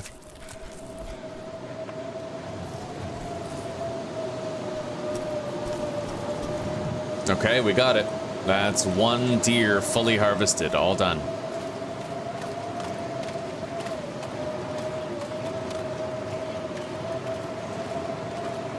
It is well within sight, old fart. All we have to do is prepare for travel and head to the far territory regions. Start doing all that fun stuff, but I'm deathly afraid of it. The thing is, this game's actually going to get harder over time instead of easier. Only because of my rule set, right? Having condition recovery set to low, having wind variability set to high. These things are going to prove to be a mounting issue as we head to places like Sundered Pass or the Forsaken Airfield. It's going to be rough. We're going to have a really hard time dealing with this over the long term.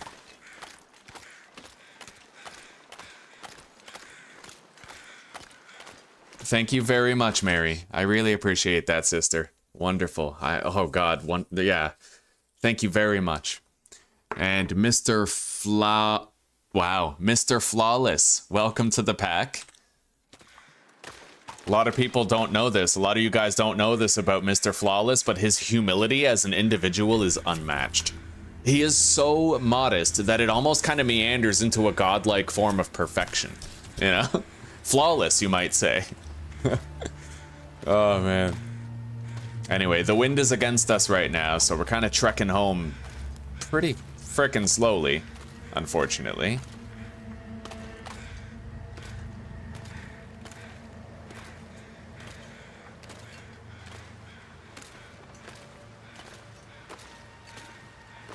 Oh, this is brutal. Anyway, every time we go out, we're harvesting like 3 kilograms at a time. If we can manage to get a brief stretch without wind, we could do even more. We'll see.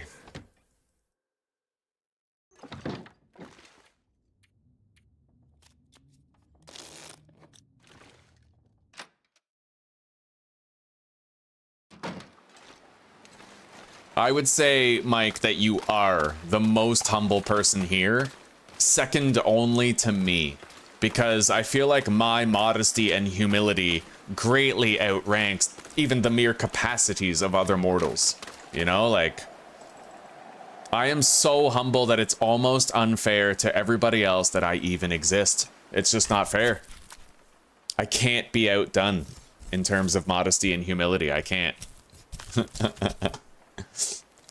Oh, I love that joke. That's never gonna get old. Bragging about how modest you are. It's perfect. That is peak comedy.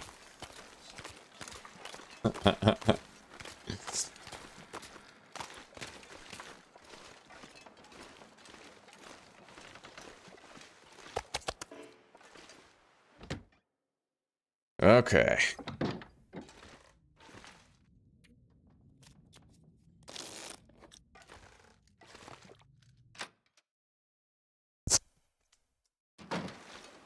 Look at that. It's warmer out now than it was before. I'm telling you, man, the wind is 90% of the problem most of the time. If you get a period without wind, you can get a lot done. But on these settings with high wind variability, that's real tough to manage.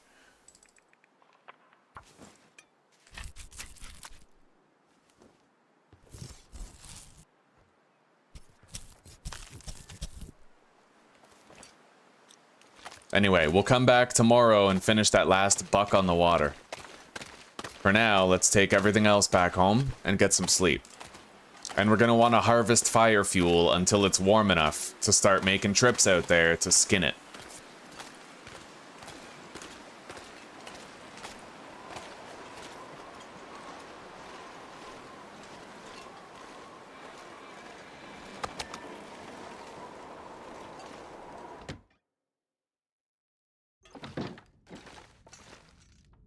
Alright, let's warm up. Grab this shit and move on.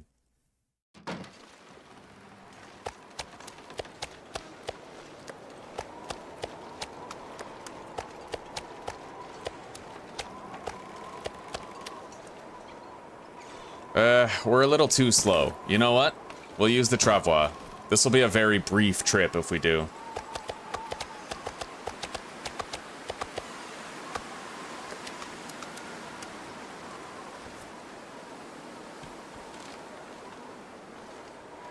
I can't believe that there even was a game before the travois was a part of it, you know? This thing is so useful. It changed everything. The travois is probably the biggest reason that I have, other than safe house customization, to appreciate the Fire Territories updates.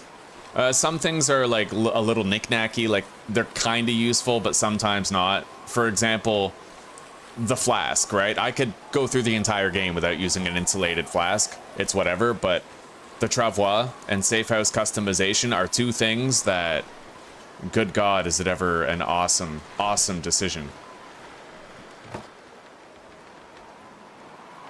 All right.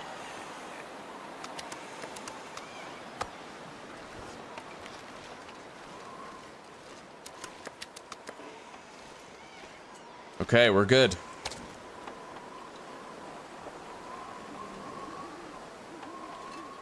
We're getting down to the last of our cooked food, but just in time to have a lot more.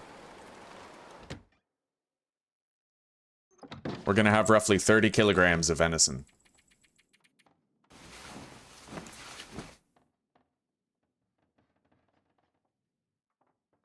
A clinical narcissist. Oh my God. I would pay to watch a show called The Bachelor if the plot twist was that every single woman was a narcissist and it was the intention of The Bachelor to just reject them all and piss them all off. Oh my God. Fucking with a narcissist's head is like peak comedy.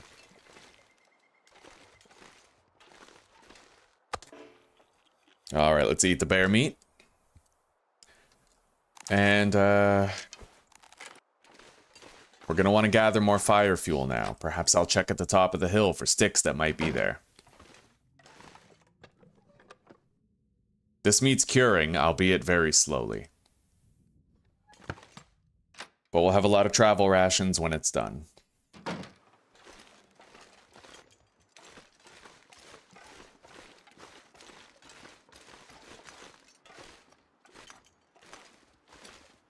I don't think I'm salting all the deer, no. Food that I pile up at home for long-term eating, I'm just gonna cook that.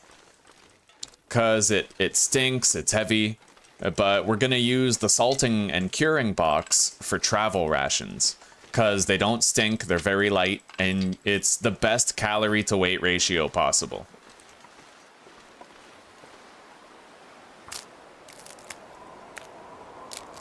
All right, let's go back down.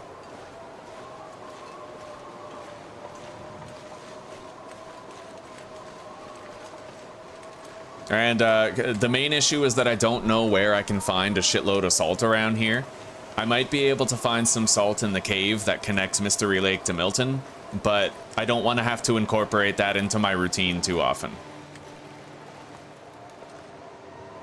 So I want to try to use the salt for very specific designated purposes. Just the hoarding of travel food. And we'll live off of regular food the rest of the time. Okay.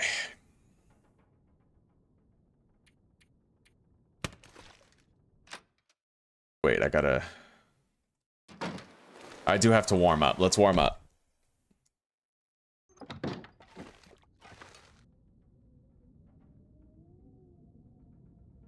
Oh my God, that's funny. Yeah, putting a narcissist on TV is beautiful.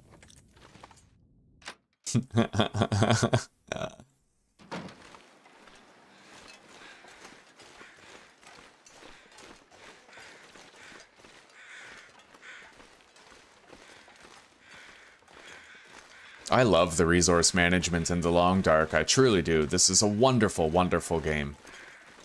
And once it's perfect, once they've come back from Christmas break and they've patched every remaining problem and they've tweaked a couple of things, this game's gonna be a mainstay. Like a non-stop classic for the rest of all time. Like, it's never gonna get old. And hopefully, when they make The Long Dark 2, it's everything this game is and more, right?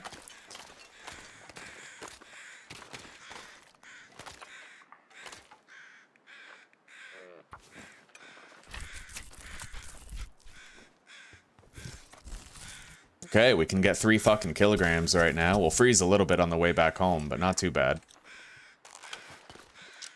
There's 2 more tears over there. I kind of feel bad. We decimated an entire family and left only 2 females. But it is what it is. I got needs.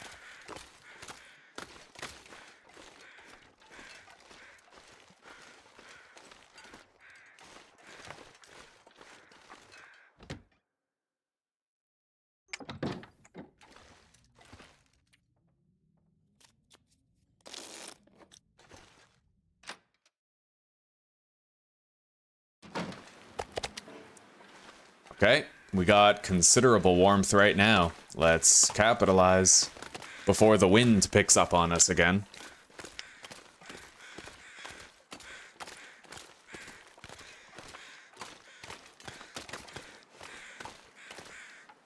Pretty sure the wind already picked up on us again. Yeah, 3 arrows down. You see that? Like, the wind variability changes everything about this. Everything. I never thought I'd get to a point where regular Interloper seemed too easy, and I was tweaking Interloper to make it harder. Like, I'm still very surprised about that. It's weird. Interloper was like this mountain I couldn't scale many years ago, and now it's become something where I've truly... I reached that summit, started looking at the next plateau. It's amazing. It's a wonderful feeling.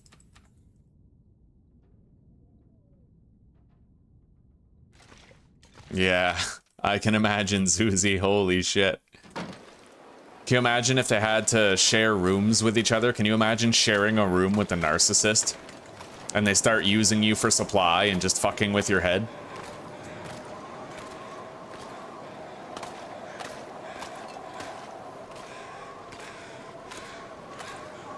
Maybe I could use that cave over there to warm up or something. I don't know. It would take longer to warm up, potentially. Although there's also the potential that it's even warmer than our cabin.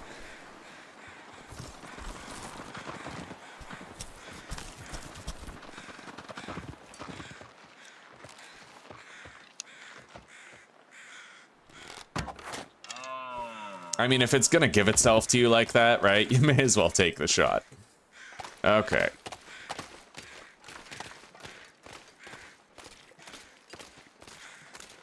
So we now have another deer that we can harvest. And I feel bad about leaving that 1 female left, so we'll probably kill it too. They do have to share rooms. Oh my god. That's brutal.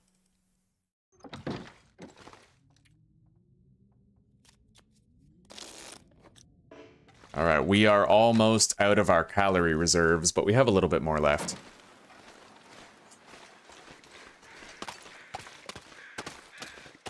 We're gonna use the knife to cut open the carcass by getting a gut, and then we're going to proceed to get the hide from this one.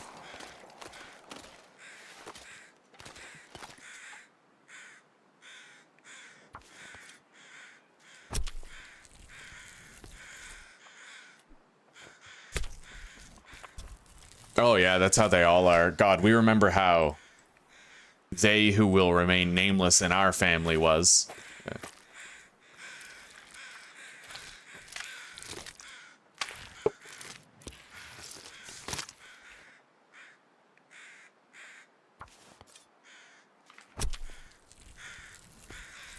Okay, we got the guts, we got the hide.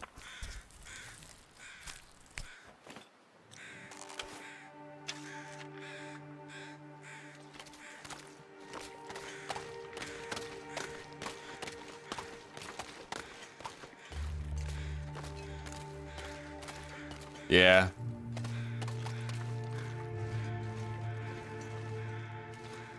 I feel like normalizing divorce should never have been a thing.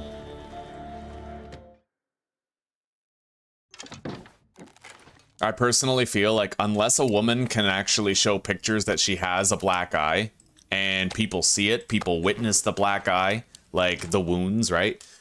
I think that unless you can actually prove injuries from domestic abuse, you should not be allowed to divorce, because it's not about happiness. It's about the cohesion of a family. Only the worst parents are going to divorce and subject their kids to that. I mean, regular people, they have stoicism. They fight through the pain. They play through the pain and sacrifice their own joy for others. Like, it's just what's normal. But we've fallen so far away from what's normal these days, you know?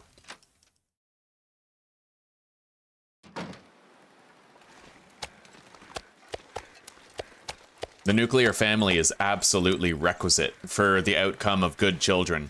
There's a huge body of statistics data to prove that children who grow up amid step families turn out no better and no worse than children who grow up in single parent families. You can't love step family members the same way. There's something about being bonded by blood that is simply objectively, observably different. And the way that we as a society just frivolously fracture our families it's highly contemptible. It's even worse when you know the statistic that 80% of divorces are initiated by women. If that ain't cultural conditioning, then I don't know what is. They've been indoctrinated into it. It's all about empowerment. Apparently being a bad mother and fracturing your family is synonymous with being an empowered woman. You fixed your issue with subsistence? How'd you pull that off?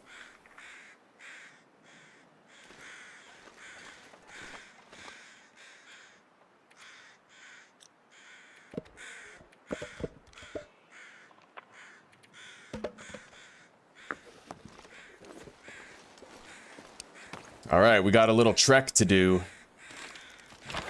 We got to take all this meat to our cave so we can cook it.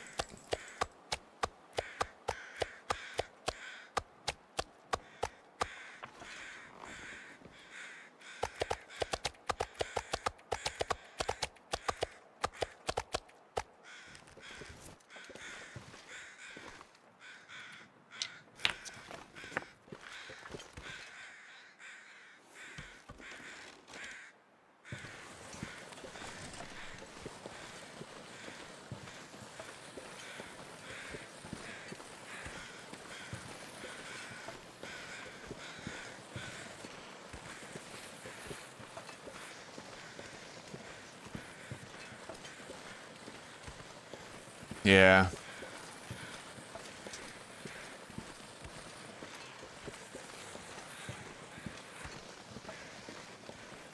Oh. Imagine not being single. Imagine choosing to be single when you have an opportunity to coexist with somebody, set aside differences with somebody, improve yourself alongside somebody. Imagine having a team member and then breaking up the team and casting yourself into the abyss of life to be alone. And then imagine on top of that, doing that, which is insane on its own, but doing that when you have children depending on your union. Like, Jesus. My mom's divorced 3 times, man. I just don't understand why people do it. There's so many. It's a story so common these days, right? Just fractured families. The nuclear family has become a very rare commodity. And people don't know how good they have it when their family is nuclear. Very well-adjusted kids come from nuclear families.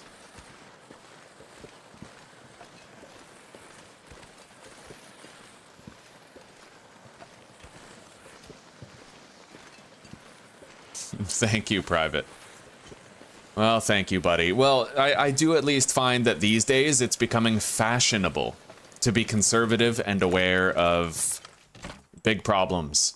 It has, thankfully, kind of gone the other way now, where apathy is a demonized thing, and concern is celebrated.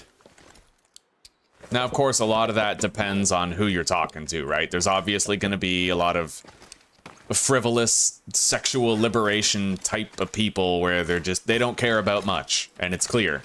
But I feel like there's a growing counterculture against that, where it is becoming fashionable to be concerned with the fate of humanity, to be concerned with the cohesion of your family, and to hold yourself to the higher standards that people once did.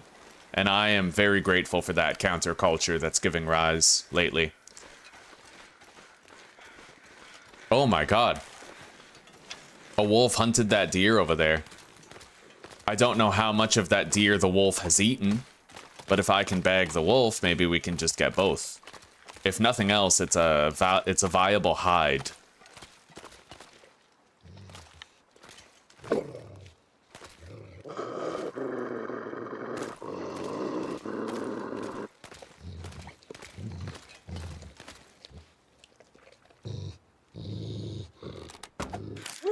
We got it. We broke an arrow, but we got it. The deer carcass still has 2.9 kilograms of meat remaining on it. And we can get the hide and the guts just the same. Let's try to finish harvesting this buck.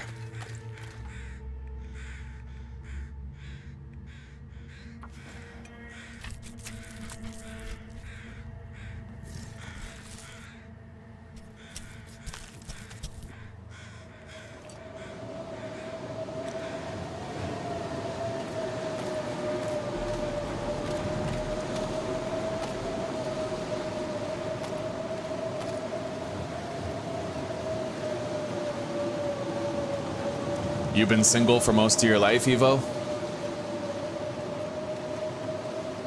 I certainly wouldn't blame you if you had. The thing is, these days, it's so difficult to build intimacy with somebody and to get past those early relationship hurdles. These days, everybody is so ideologically charged, right? When you meet somebody, your first question is like, what do you politically believe? And it takes so much to set aside your personal beliefs to coexist with someone these days, and a lot of people are really scared of dating. I mean, Zuzi and I met on Facebook of all places. We certainly weren't going to be starting a relationship the conventional way.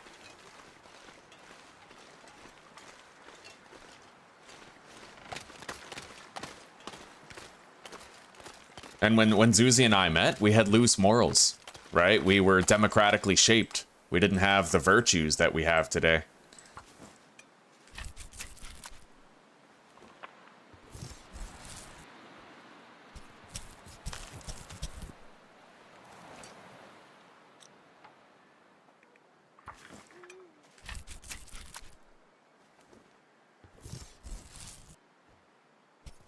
True enough.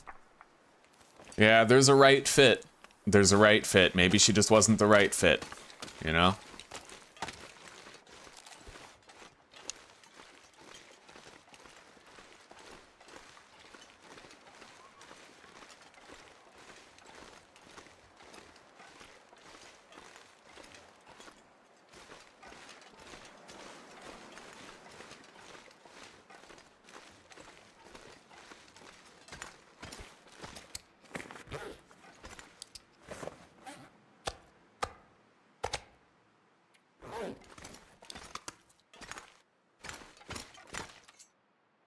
I might want to start a fire here now.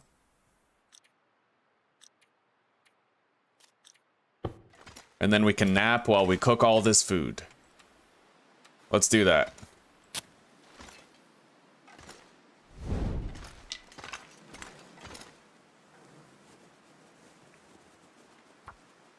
Probably should have started the fire earlier, but I didn't really think of it.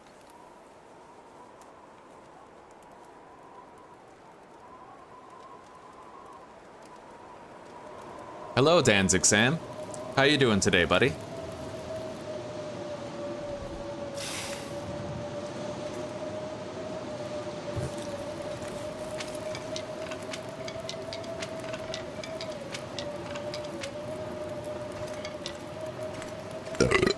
Oh.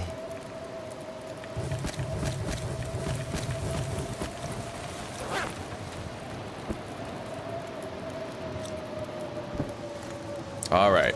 Now we need to balance cooking the meat with harvesting the animals outside.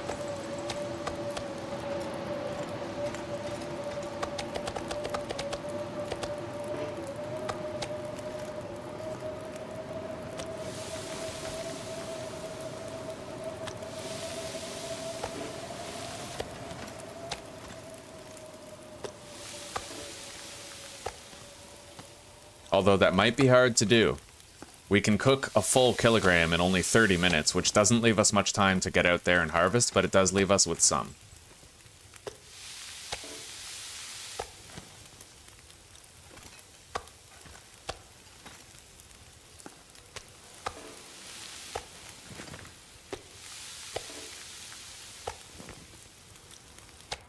I'm gonna try to synchronize here. Okay.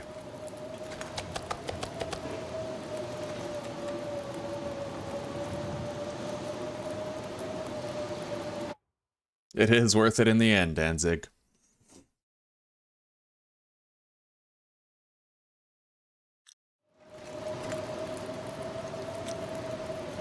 Yeah, that's one thing I was very surprised to learn, is that finding someone to love, it helps. There's obviously ways that it helps, but it doesn't make life less painful. It doesn't make life a less fearful experience. There's always going to be anxieties gnawing at your heels. There's always going to be hardships and adversities where it feels like you're walking against a strong wind. There's always going to be that stuff.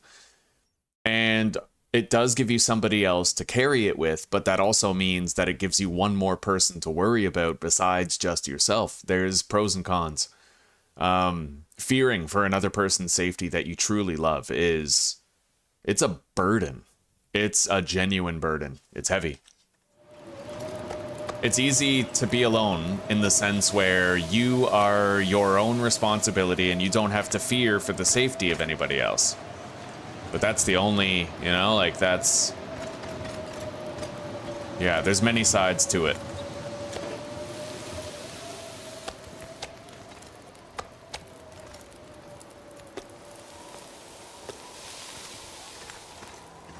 It's still very windy and cold out there. I won't be getting much gathering done right now. Whenever I need to have a nap, we can boil water instead of cooking.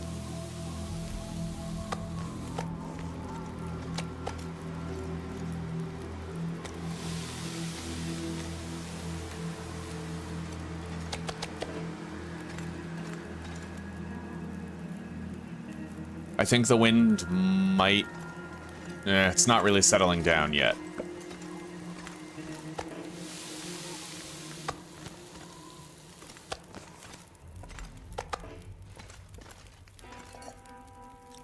It did settle down. Okay, let's try to go harvest some shit then.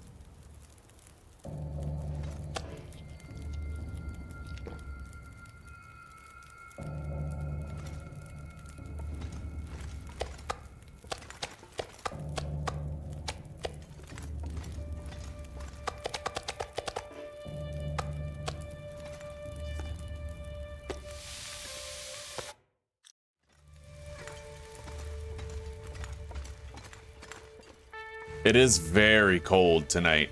Extremely fucking cold. I won't be able to harvest them in very big amounts. And there is this wolf that I'm probably gonna have to kill so I can get some stuff done.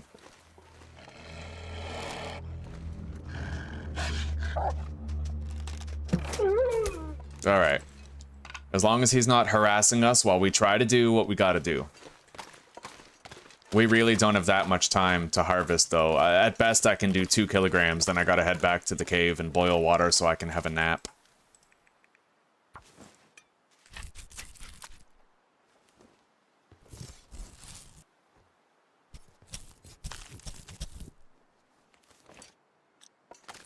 And make no mistake about it, sometimes you have to suffer your partner. That's one of the reasons why a lot of relationships fail in the beginning, is because while you're trying to learn how to coexist, there is a refusal to adapt. And it is not an easy thing to adjust to the patterns and expectations of another, nor is it easy to expect that they will adjust to the, yeah, it's hard. It's a give and take. sometimes it's not about finding the perfect person, but finding an imperfect piece of shit and then reshaping them into your ideal partner while allowing them to reshape you. Because most of the time, it's a selfish person meeting a selfish person, and they have to learn how to be selfless together. They have to learn how to compromise. Nobody knows that right from the jump. It's very difficult.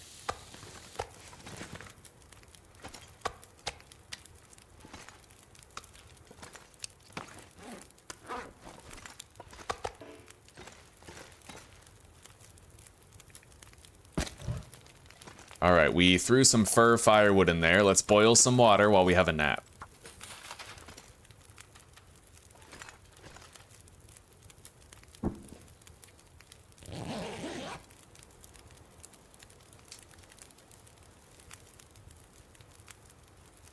Yeah, Zuzi and I caused each other a lot of pain in those early years. A lot of pain. We were both so different than we are today. But that's just part of it. That's just what it is.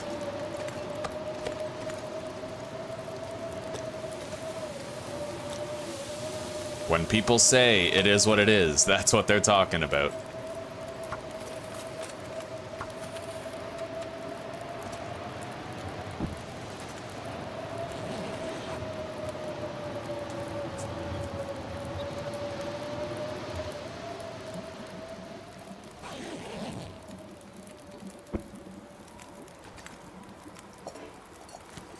Honestly, Evo, what I would recommend to you is just be what you're looking for. Be concerned. Care about everything. Care about being healthy. Care about finding happiness. Take cold showers. Do what makes you uncomfortable if it's going to make you healthier. And fast once in a while. Skip meals. Try keto and carnivore and cold showers, all of that. And then you will be more likely to attract somebody who shares those values. Because this is the hidden secret. If you can care for yourself, then God knows that you are worthy of the privilege of caring for somebody else. That's just what I've learned, is that you can more or less rig the system in your favor. Prove that you care about yourself, and then you will receive the responsibility of caring for somebody else.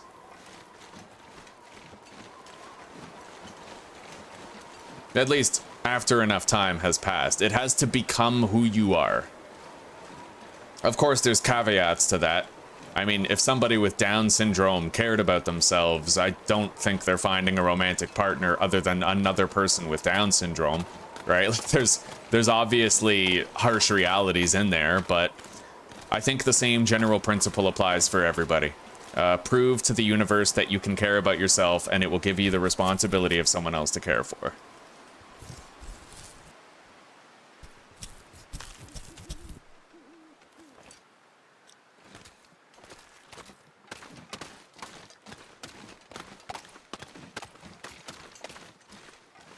Anyway, we got a harsh little while ahead of us here.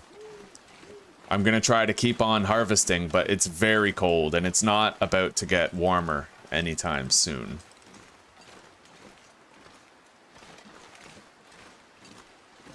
I want to keep on harvesting the meat while we have the fire going so I can cook it all. Build up a fresh stockpile of food. Can't believe we've already used 10% of our ballistic vest, man. That is insane.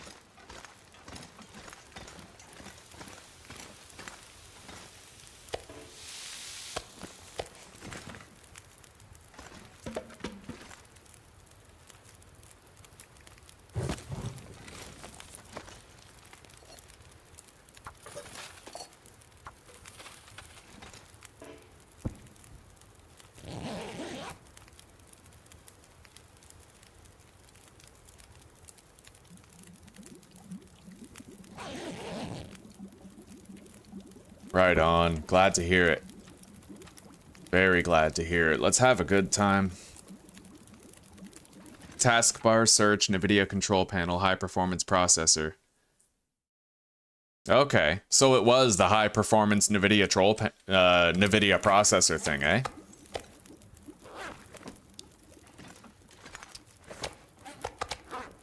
Oh.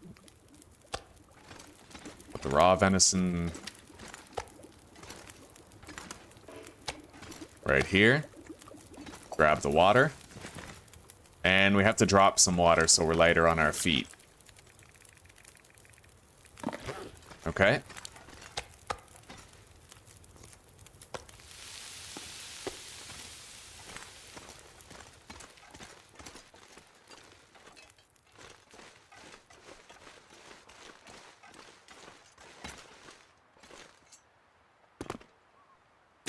Wow, that sucked. Oh my god. Okay. Let's start harvesting this guy.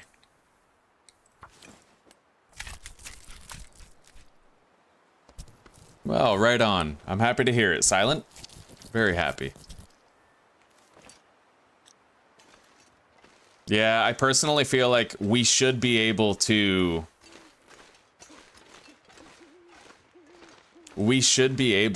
to repair the ballistic vest, because it's not like the wolves or the bears or even the moose are going to damage the Kevlar in the vest, right?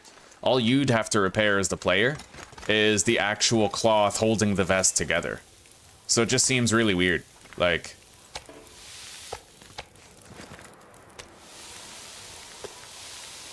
Alright, we got 39 minutes on that batch right there. Let's cook it.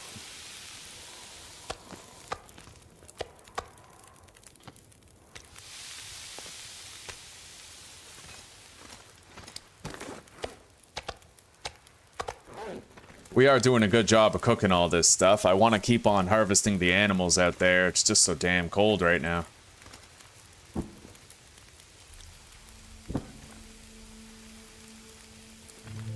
Alright, we got 20 minutes. That's enough time to get down there, harvest a kilogram, and get back up. But I'm probably going to push for 2 kilograms. I'm going to take this tree down. That way I can avoid the fall damage that we took.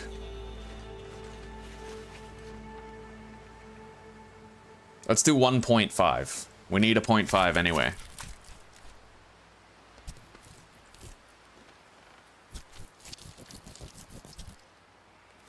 Oh god, yeah, I'm not going to be playing subsistence. You remember that, eh? I was so pissed. Apparently that wasn't a glitch. That's a feature of hardcore mode, is that your entire inventory gets deleted when you die. It's just funny how the description of the difficulty on the main menu mentions nothing about that. But I've pretty much reasoned that the dev who makes subsistence is an incompetent buffoon. And he just doesn't know what the fuck he's doing. Like... And that sounds harsh. Good.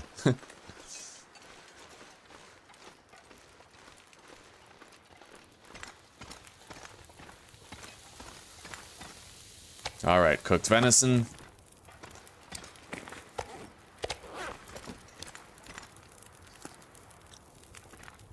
We are going to boil another 1.5 liters of water while having another hour-long nap to warm up. As you can see, our health situation's getting pretty brutal. Alright, Susie. Sounds alright, sweetie. I love you very much. And I will call you right as soon as I wake up, as per usual, okay? You have a good sleep, and I'll talk to you tomorrow.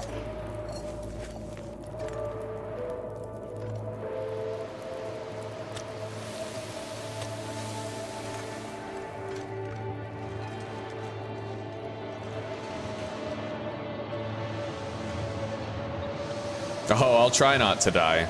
We should be okay. We usually are. Anyway, good night, sweetie pie. I love you too.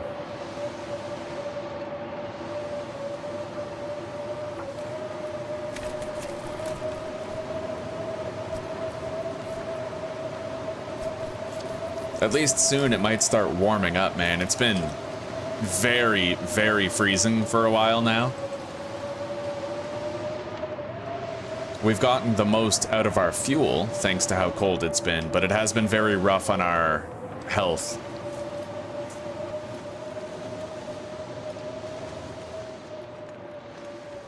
It honestly is, Silent Squatch. It honestly is. Like, on the lower difficulties, it deletes some of the items from your inventory when you die. Like, if you have 15 of an item, then it'll delete maybe like 5 of them, right? And they just don't frickin' tell you. It's crazy.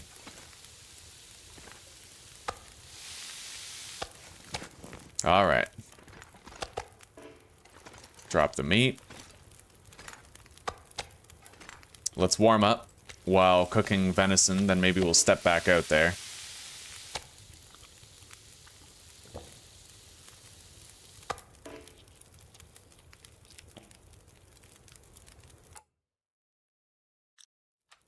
All right, sweetie.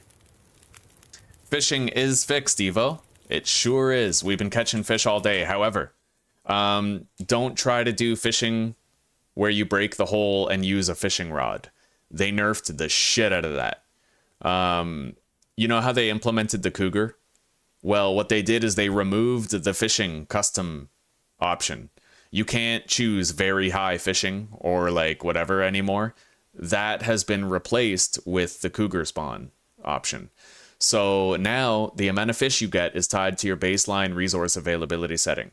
So if you're playing on Interloper adjacent settings with a low baseline, right, you're going to see far less fish. However, one of the ways you can get around that is you light the fire in a fishing hut and then you put tip-ups around the fishing hut so that while you're outside breaking the ice, you warm up because of the fire inside the hut, right, with the potbelly stove. And that is a very great way to get fish. I tested it earlier today. All you have to do is keep on breaking the ice while you boil water at the potbelly stove. And as you pass time there, you have 4 tip-ups catching fish for you, right? It works really well.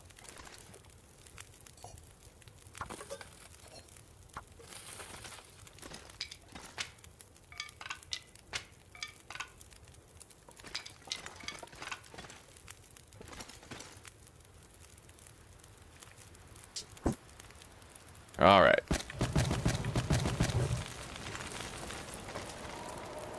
Let's have an hour-long nap. Good night, Susanna.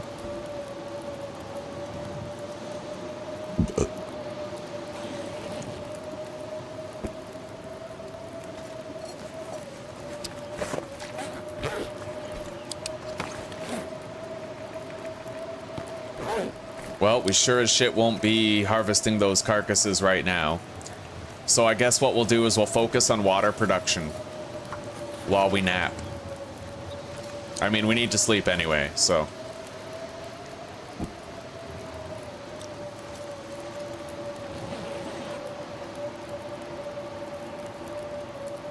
Harder, but there are tricks, yes, indeed.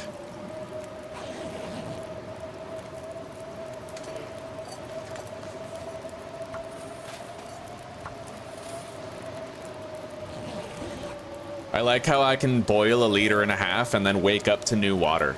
This is nice. Like when I sleep for an hour, you know? This is really convenient.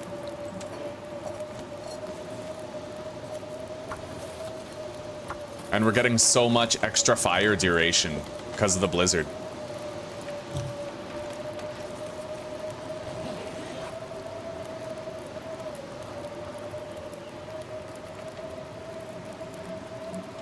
I wonder when this blizzard's gonna be over.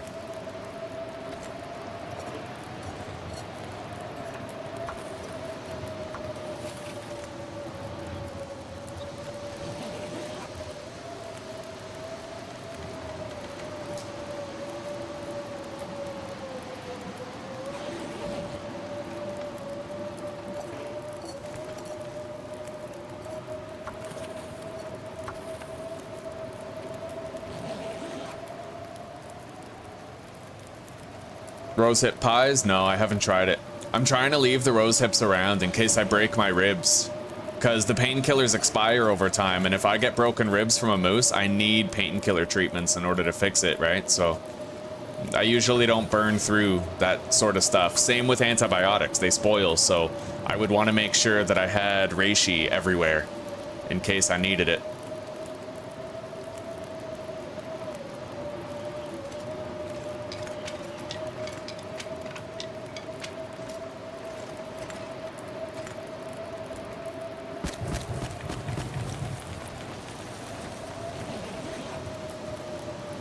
Okay, well, we are ready for more harvesting. but we need the weather to change. We very well can't go out there and harvest the animals during this blizzard. Hopefully it stops soon.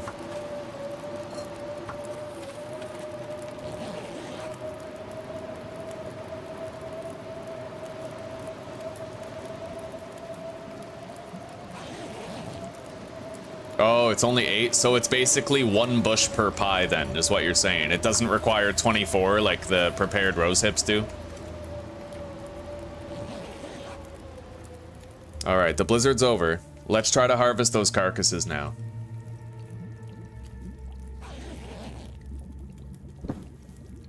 I hope the weather out there is, like, forgiving and acceptable. It's been pretty rough for quite a while now.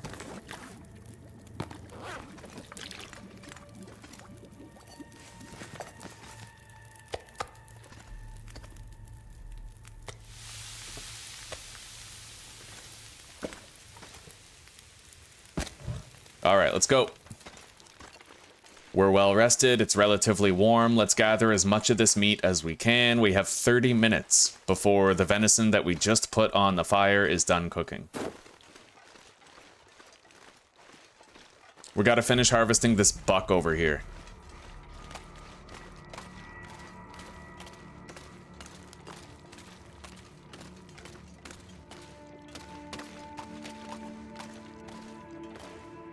Nothing. Oh, right. We finished that. Okay, beautiful. And this doe is now completely harvested too. We just have the other doe that the wolf killed earlier. We probably only have 20 minutes left before, or not even, maybe like 10, before the venison we threw on the grill is done.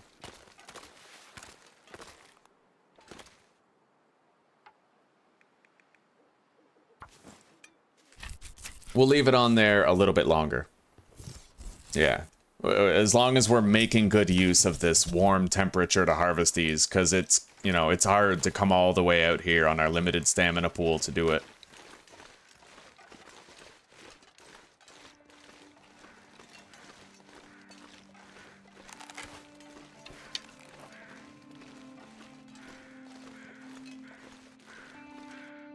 When we get back, there's every possibility that the meat inside the box could be fully cured and ready. We'll have travel rations, we have a big pile of fish. What's up? Where's the cats? They're all outside. Holy shit, none of the outside lights were on. I've been... not really. Oh my god, it's like windy as fucking rain. Alright, well, you call for them. I'm sure they'll come running.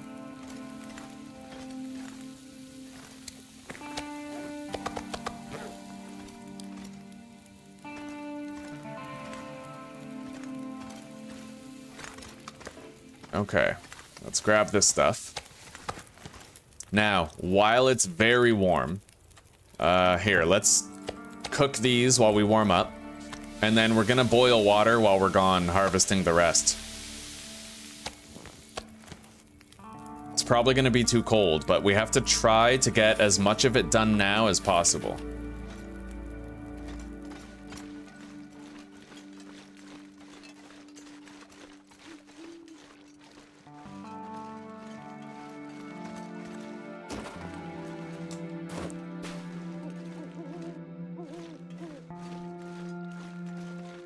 I've heard peach pies are pretty good. Yeah, I cooked a few. I think I ended up eating them.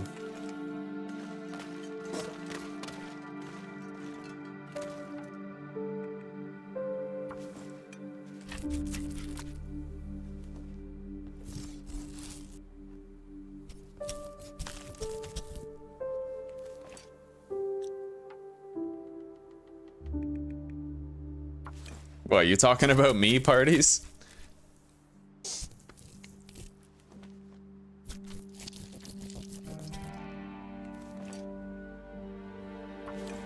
Well, let's just keep saying in a world going crazy.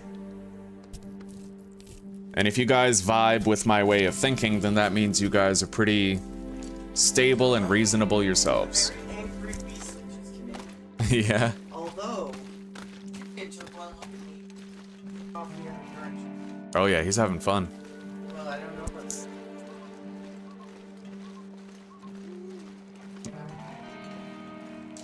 Okay, I'll keep checking. I'm not gonna be streaming much longer anyhow.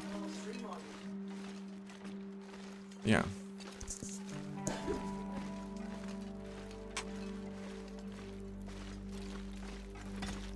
Okay. We got a lot of extra meat now. Non-potable water for 32 minutes. Let's warm up. And cook.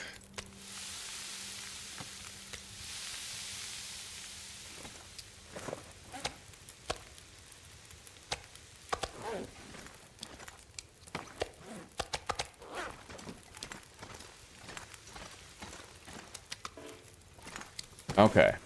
Now we gotta drop surplus water as well. It's gonna take a while to take all this stuff back to our cabin, but we kinda knew that already. Alright, we got 34 minutes.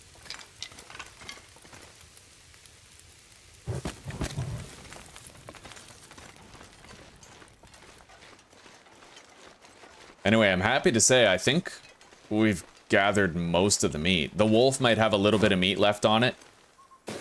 The one beside the deer over here.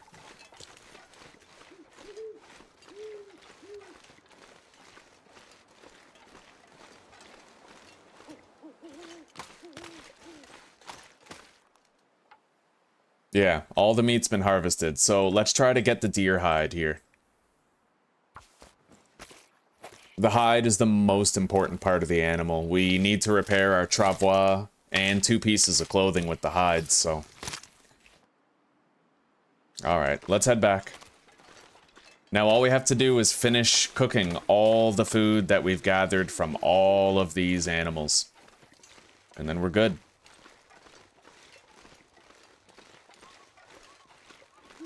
Alright, you take care for now, Evo. We'll see you in a little bit, eh? Have a good night.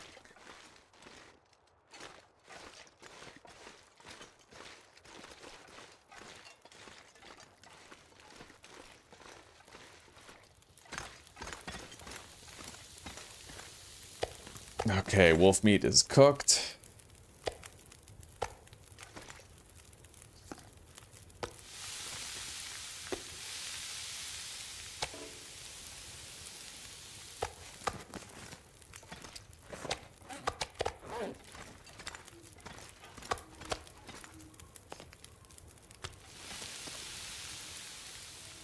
That'll take 1 minute to cook. Oh, that's the tiniest little piece.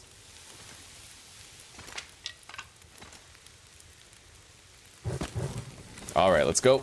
We still got more to do. More guts and hides that we gotta try to harvest. I think I'll get this guy's wolf hide and then we'll head back. Alright, I love you, Mom. I'll see you tomorrow. Of course, I'll check for them. Alright, bye-bye.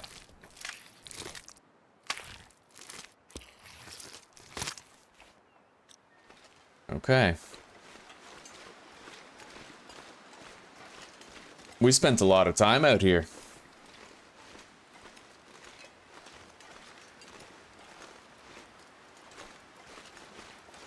Yep. So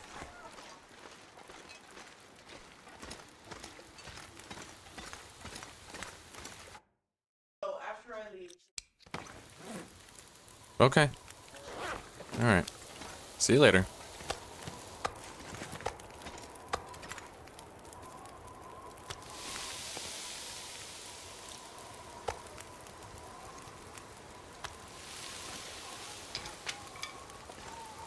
The wind is howling now. I'll be able to get a lot less done.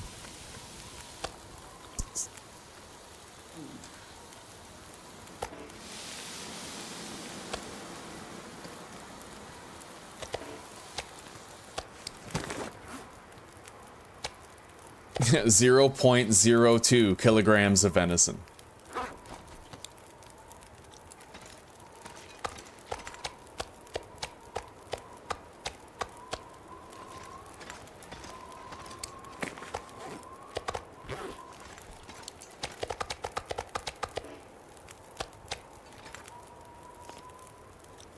Alright, let's take a drink. And let's continue trying to harvest the guts out there. This is all it is, guys. It's just hard work after hard work in a game like this, but I kind of like it. It's always a struggle, and there's always things to juggle. And if it ever gets too easy where you feel like you're not struggling anymore, that's when you bump up the difficulty settings.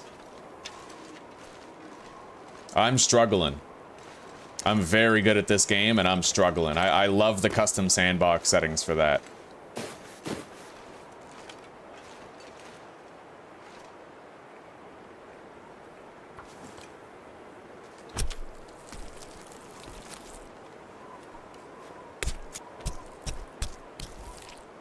It's definitely too cold for me to start harvesting 2 guts at a time. We'll retreat and warm up between guts, at least until the wind has died down. Definitely a great stream today, Dark Brother. You take care for now and have a good night, eh? Maybe I'll see you tomorrow. See you in a bit.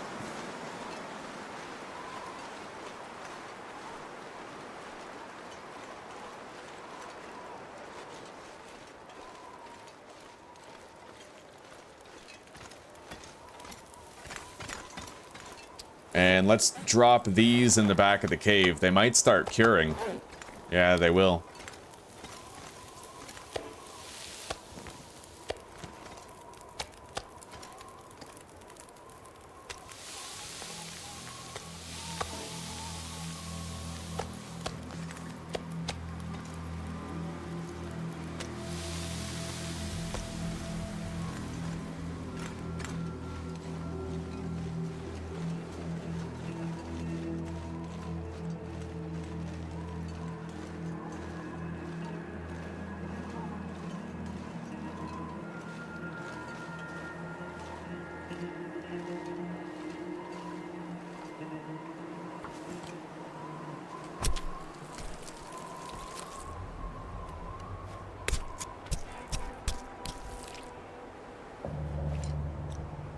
Okay, that's another carcass harvested fully. But now we're gonna have to go further and further in order to get to the remaining stuff out there. Okay. Okay.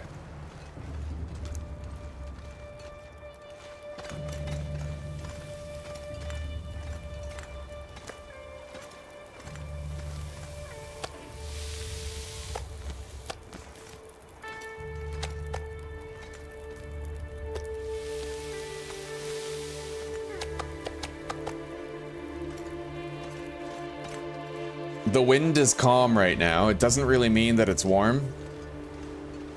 Oh god, the wind isn't calm. It was a fake out. And the wind is against us right now too, which is shitty. But I might be able to make it to that deer carcass over there and harvest like a gut or something. This is brutal. But we're gonna have a mountain of cooked meat when this is all done, dude. Like, what's it been so far? Like 5 deers and 2 wolves? We got a lot done. A lot done.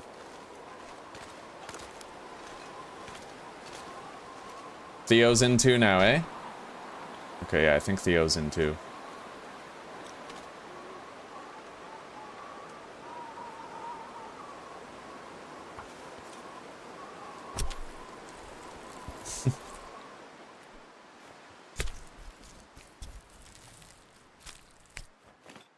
All right. And now the wind settles down. Now that we're freezing. That's just the way it goes, though. High wind variability made it like that.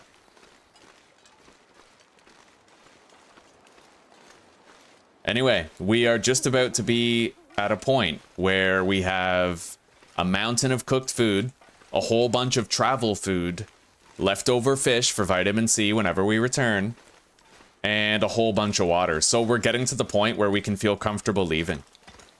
We're just about there.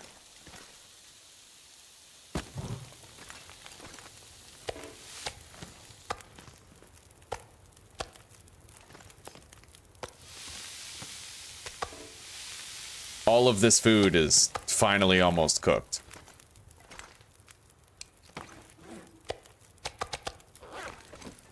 But between the food and the water, man, we got a lot of hauling to do to get this stuff back to base.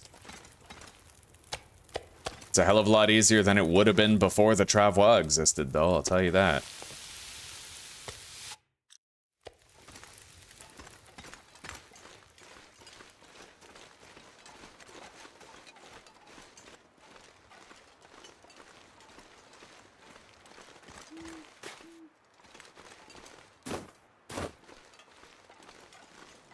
I'm pretty sure both of those deers over there are already done.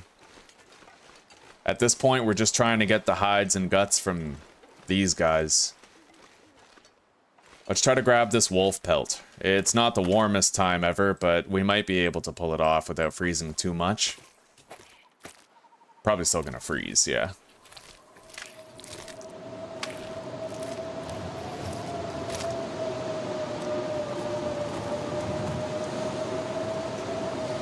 Oh, Jesus.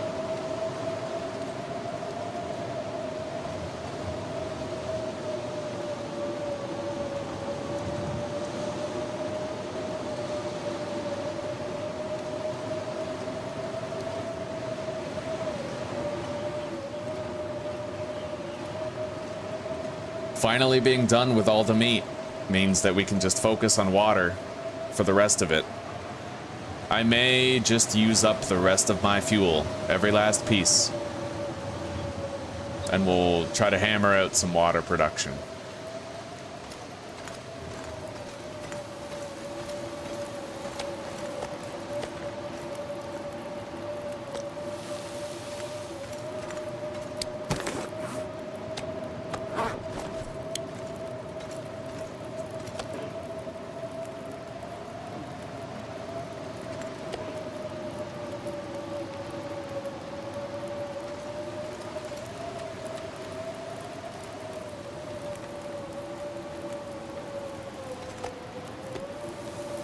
Played the story? Oh, I don't like the story in the long dark. That's boring. At least for a guy like me, it feels boring to play the story. Maybe we don't need to use all this fuel. Honestly, we have more than enough stuff, right? What I will do is we'll have a little nap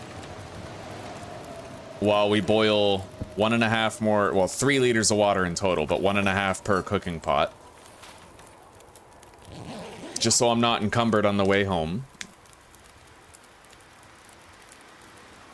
At least, I don't know, it might be trivial. Might not make that much of a difference, but we'll see.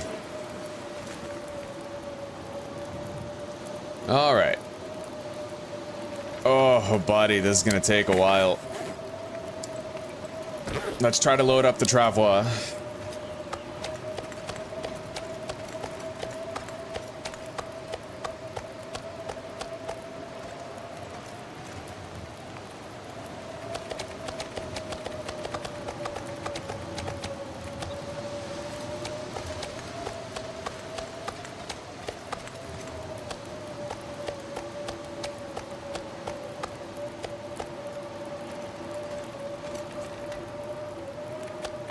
I am happy to say that in total, we have 44 kilograms of meat.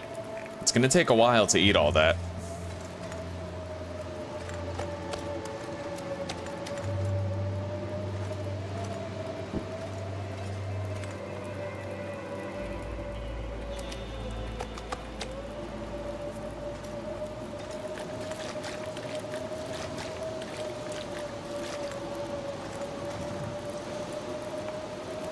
I shouldn't overload the travois any more than it already is.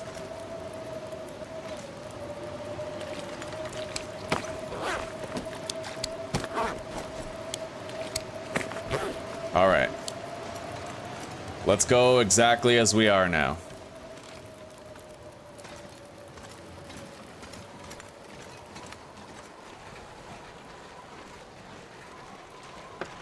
Oh, this is brutal. Very slow, but very worth it. We'll get home, we'll have a 10-hour rest, try to rejuvenate some lost health. And then when we come back out, all of the stuff that we fully harvested will be, all those corpses will disappear. I don't think I'm going all the way home right now. We're gonna stop at these cabins and rest there. We have the food, we have the water. I may as well, right?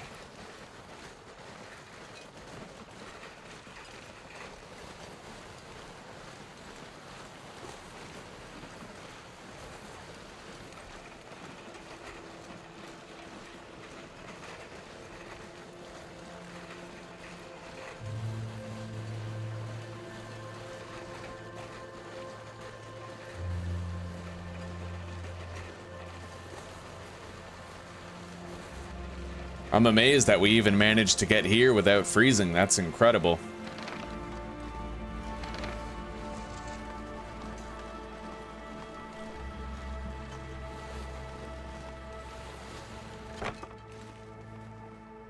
All right.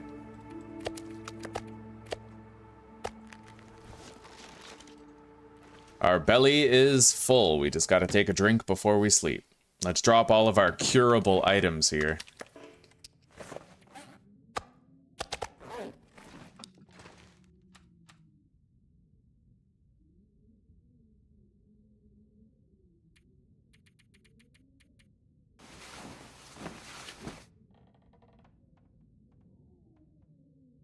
Oh, we did damn good, guys. We did damn good today. We got all of our ducks in a row. So in this one stream, we crafted a furniture workbench, the actual workbench. We also made the salt curing box and prepared travel rations. We have a mountain of meat, fish, and otherwise.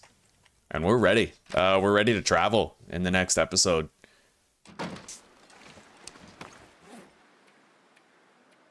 I mean, I might take a day to play something else. I know we have Hogwarts Legacy on the run right now, and we also have Stalker 2. But I'm just happy we get to continue playing the Long Dark. For a while there, it seemed like we were going to lose the opportunity. Oh my god. Looks like I have to do this.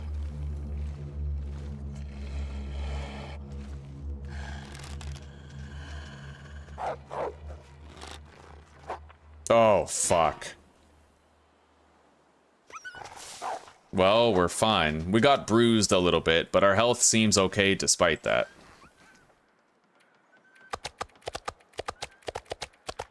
I'm surprised there's even any wolves left.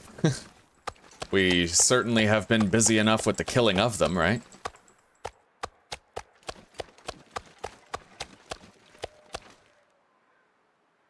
Oh god, why do I do this?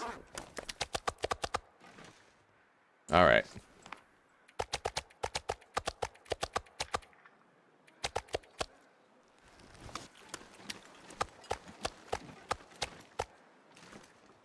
The wolf is coming back, and he's going to be chasing me when I'm on the way to the house. Let's get going. Oh, wait, I'm not done. I'm not done yet.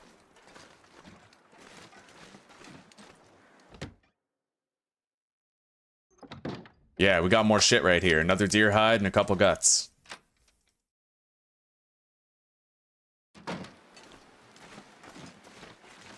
Gotta deposit the guts, though. Otherwise, it might attract the wolf.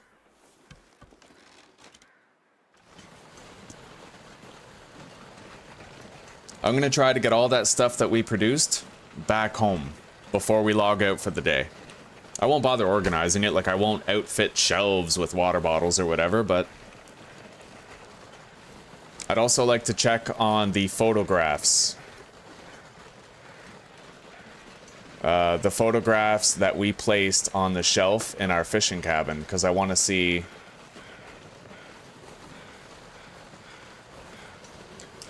I want to see if they've clipped through the shelf. That used to happen. But I want to see if it's been fixed with the patch.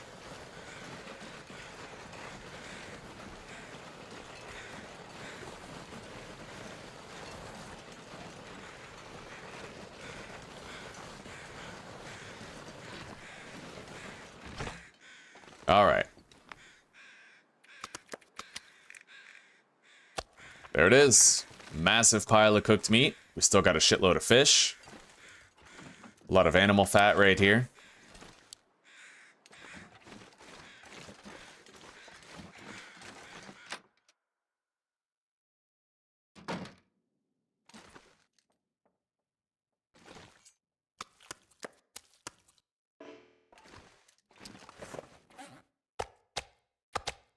I think we have 5 deer hides here and a whole bunch in there. We're set for a while.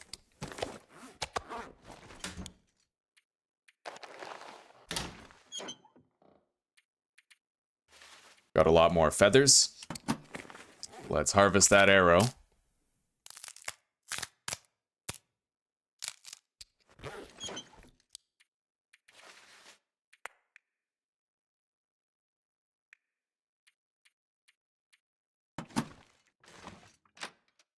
And let's drop the water off.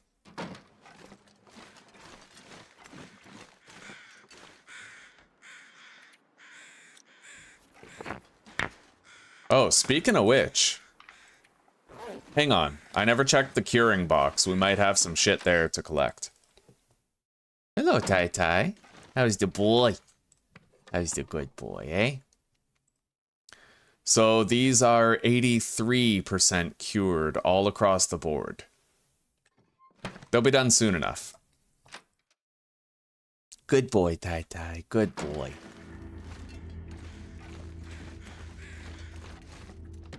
Yeah, that's my guy. That's my good guy.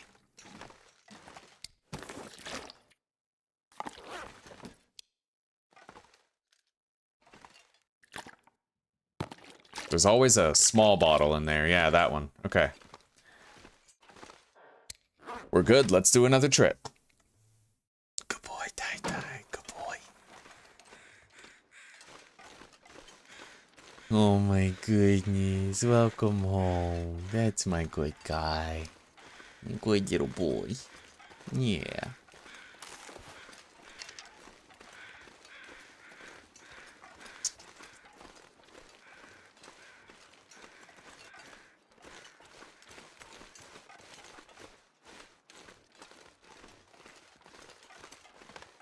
Holy shit, there's 2 more wolves there already.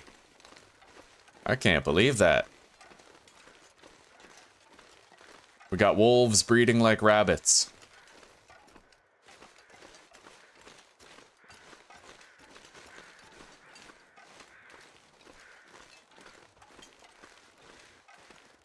Yeah, it's okay, Tai Tai. That's a good boy. Oh, that's our goodest boy. Oh, yeah.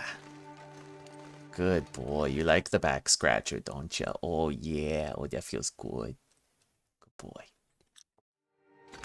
Alright. Let's warm up. And maybe we'll try to get those guts that are still available while we're here.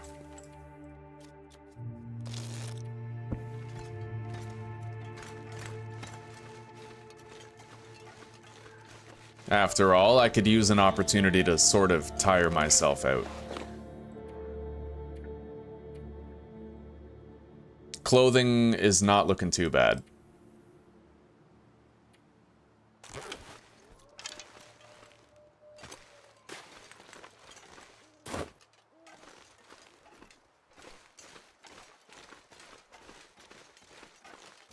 Yeah, we still got shit left on both of these animals to harvest. Let's try to finish them both. Got a gut right here. And I'm fairly certain that we got the wolf hide already. He might have 1 or 2 guts left, but that's it. 2 guts.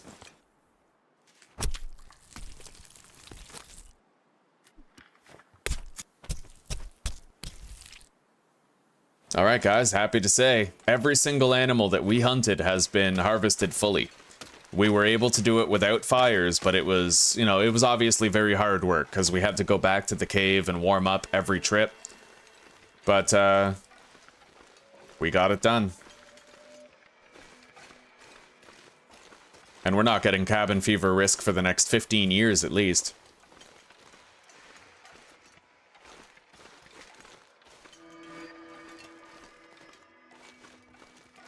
We're gonna want to immediately put our stinky shit into the travois.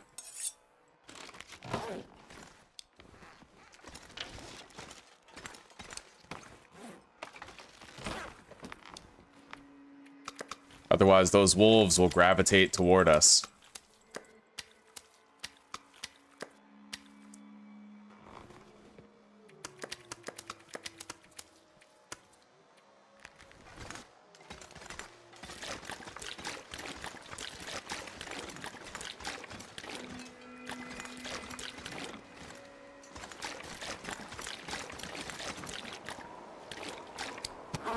All right.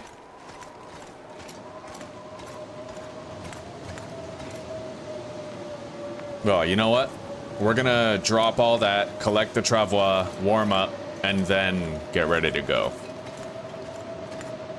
It's the wiser play. We'll lose less health that way.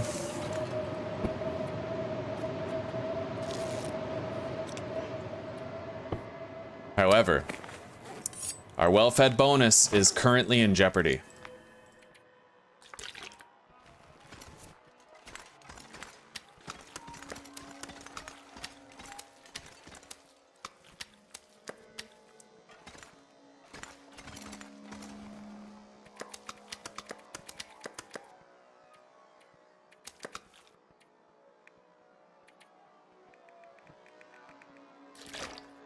All right, as long as we're below 25 kilograms carried in the travois, it'll have the fastest movement speed possible.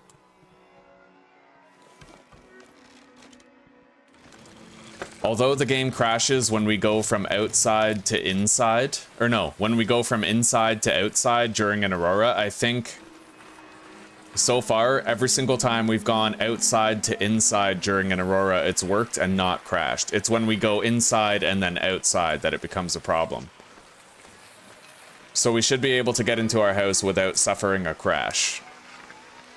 And we now have all that water and all of that food collected.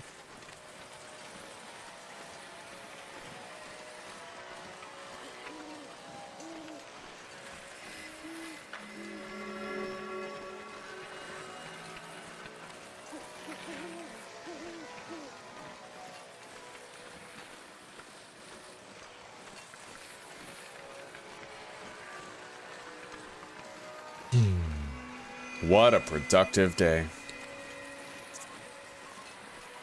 I'm astonished at how much we got done. All under the strictest settings ever. It's been difficult and tedious, but eminently rewarding too.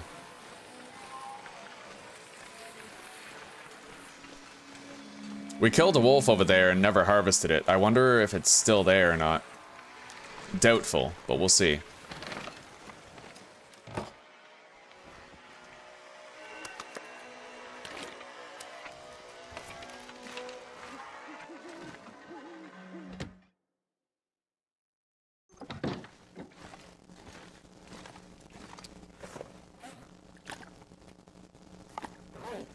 Okay. And I see the little bottle in there. We'll grab it. The one outlier. So that's all just liters of water right there. Now, I can't go outside or else my game will crash. But that's why I brought food inside. We don't have to worry about losing our well-fed bonus. We have this stuff right here. I compensated for the bug. I didn't want to lose our well-fed bonus to it. So, we have food in here. Ready for use.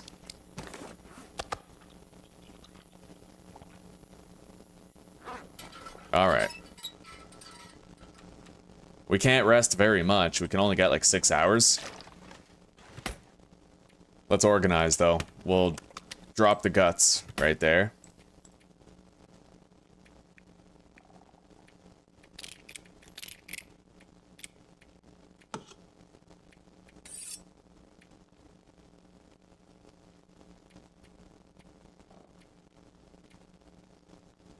Our inventory is clean.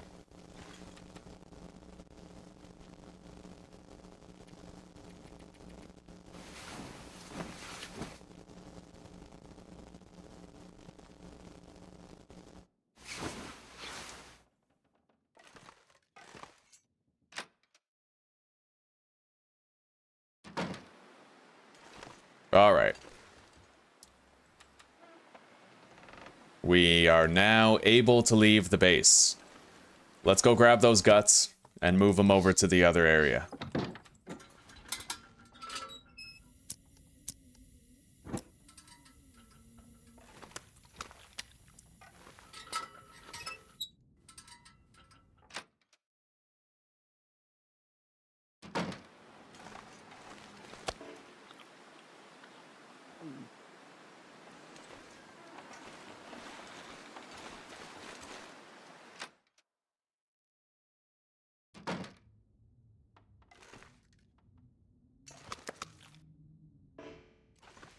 Okay. And that is 91% cured. We almost have a lot of travel meat ready. I'm very happy about that. Okay.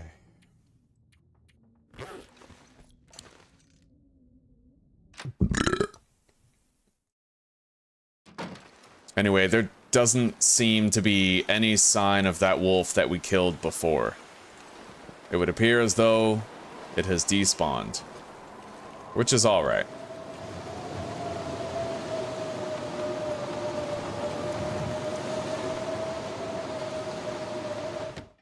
Alright, guys. This is it. This is where we're gonna call it. We have a mountain of regular meat, a mountain of fish for vitamin C, a mountain of water.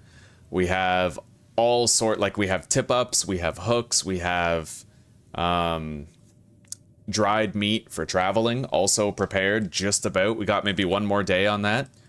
We're good. The only thing I haven't been able to do is get some damn mooses, but we're gonna try to hunt mooses when we're going through Forlorn Muskeg over to Broken Railroad. Hopefully we can find some. Anyway, for now, guys, take care, rock on, and peace out. I hope you're enjoying my adventure, and I hope you're getting some ideas for your own as well. I'll see you guys tomorrow. Maybe with more Long Dark, maybe not, but we'll see. Anyway, later, everybody.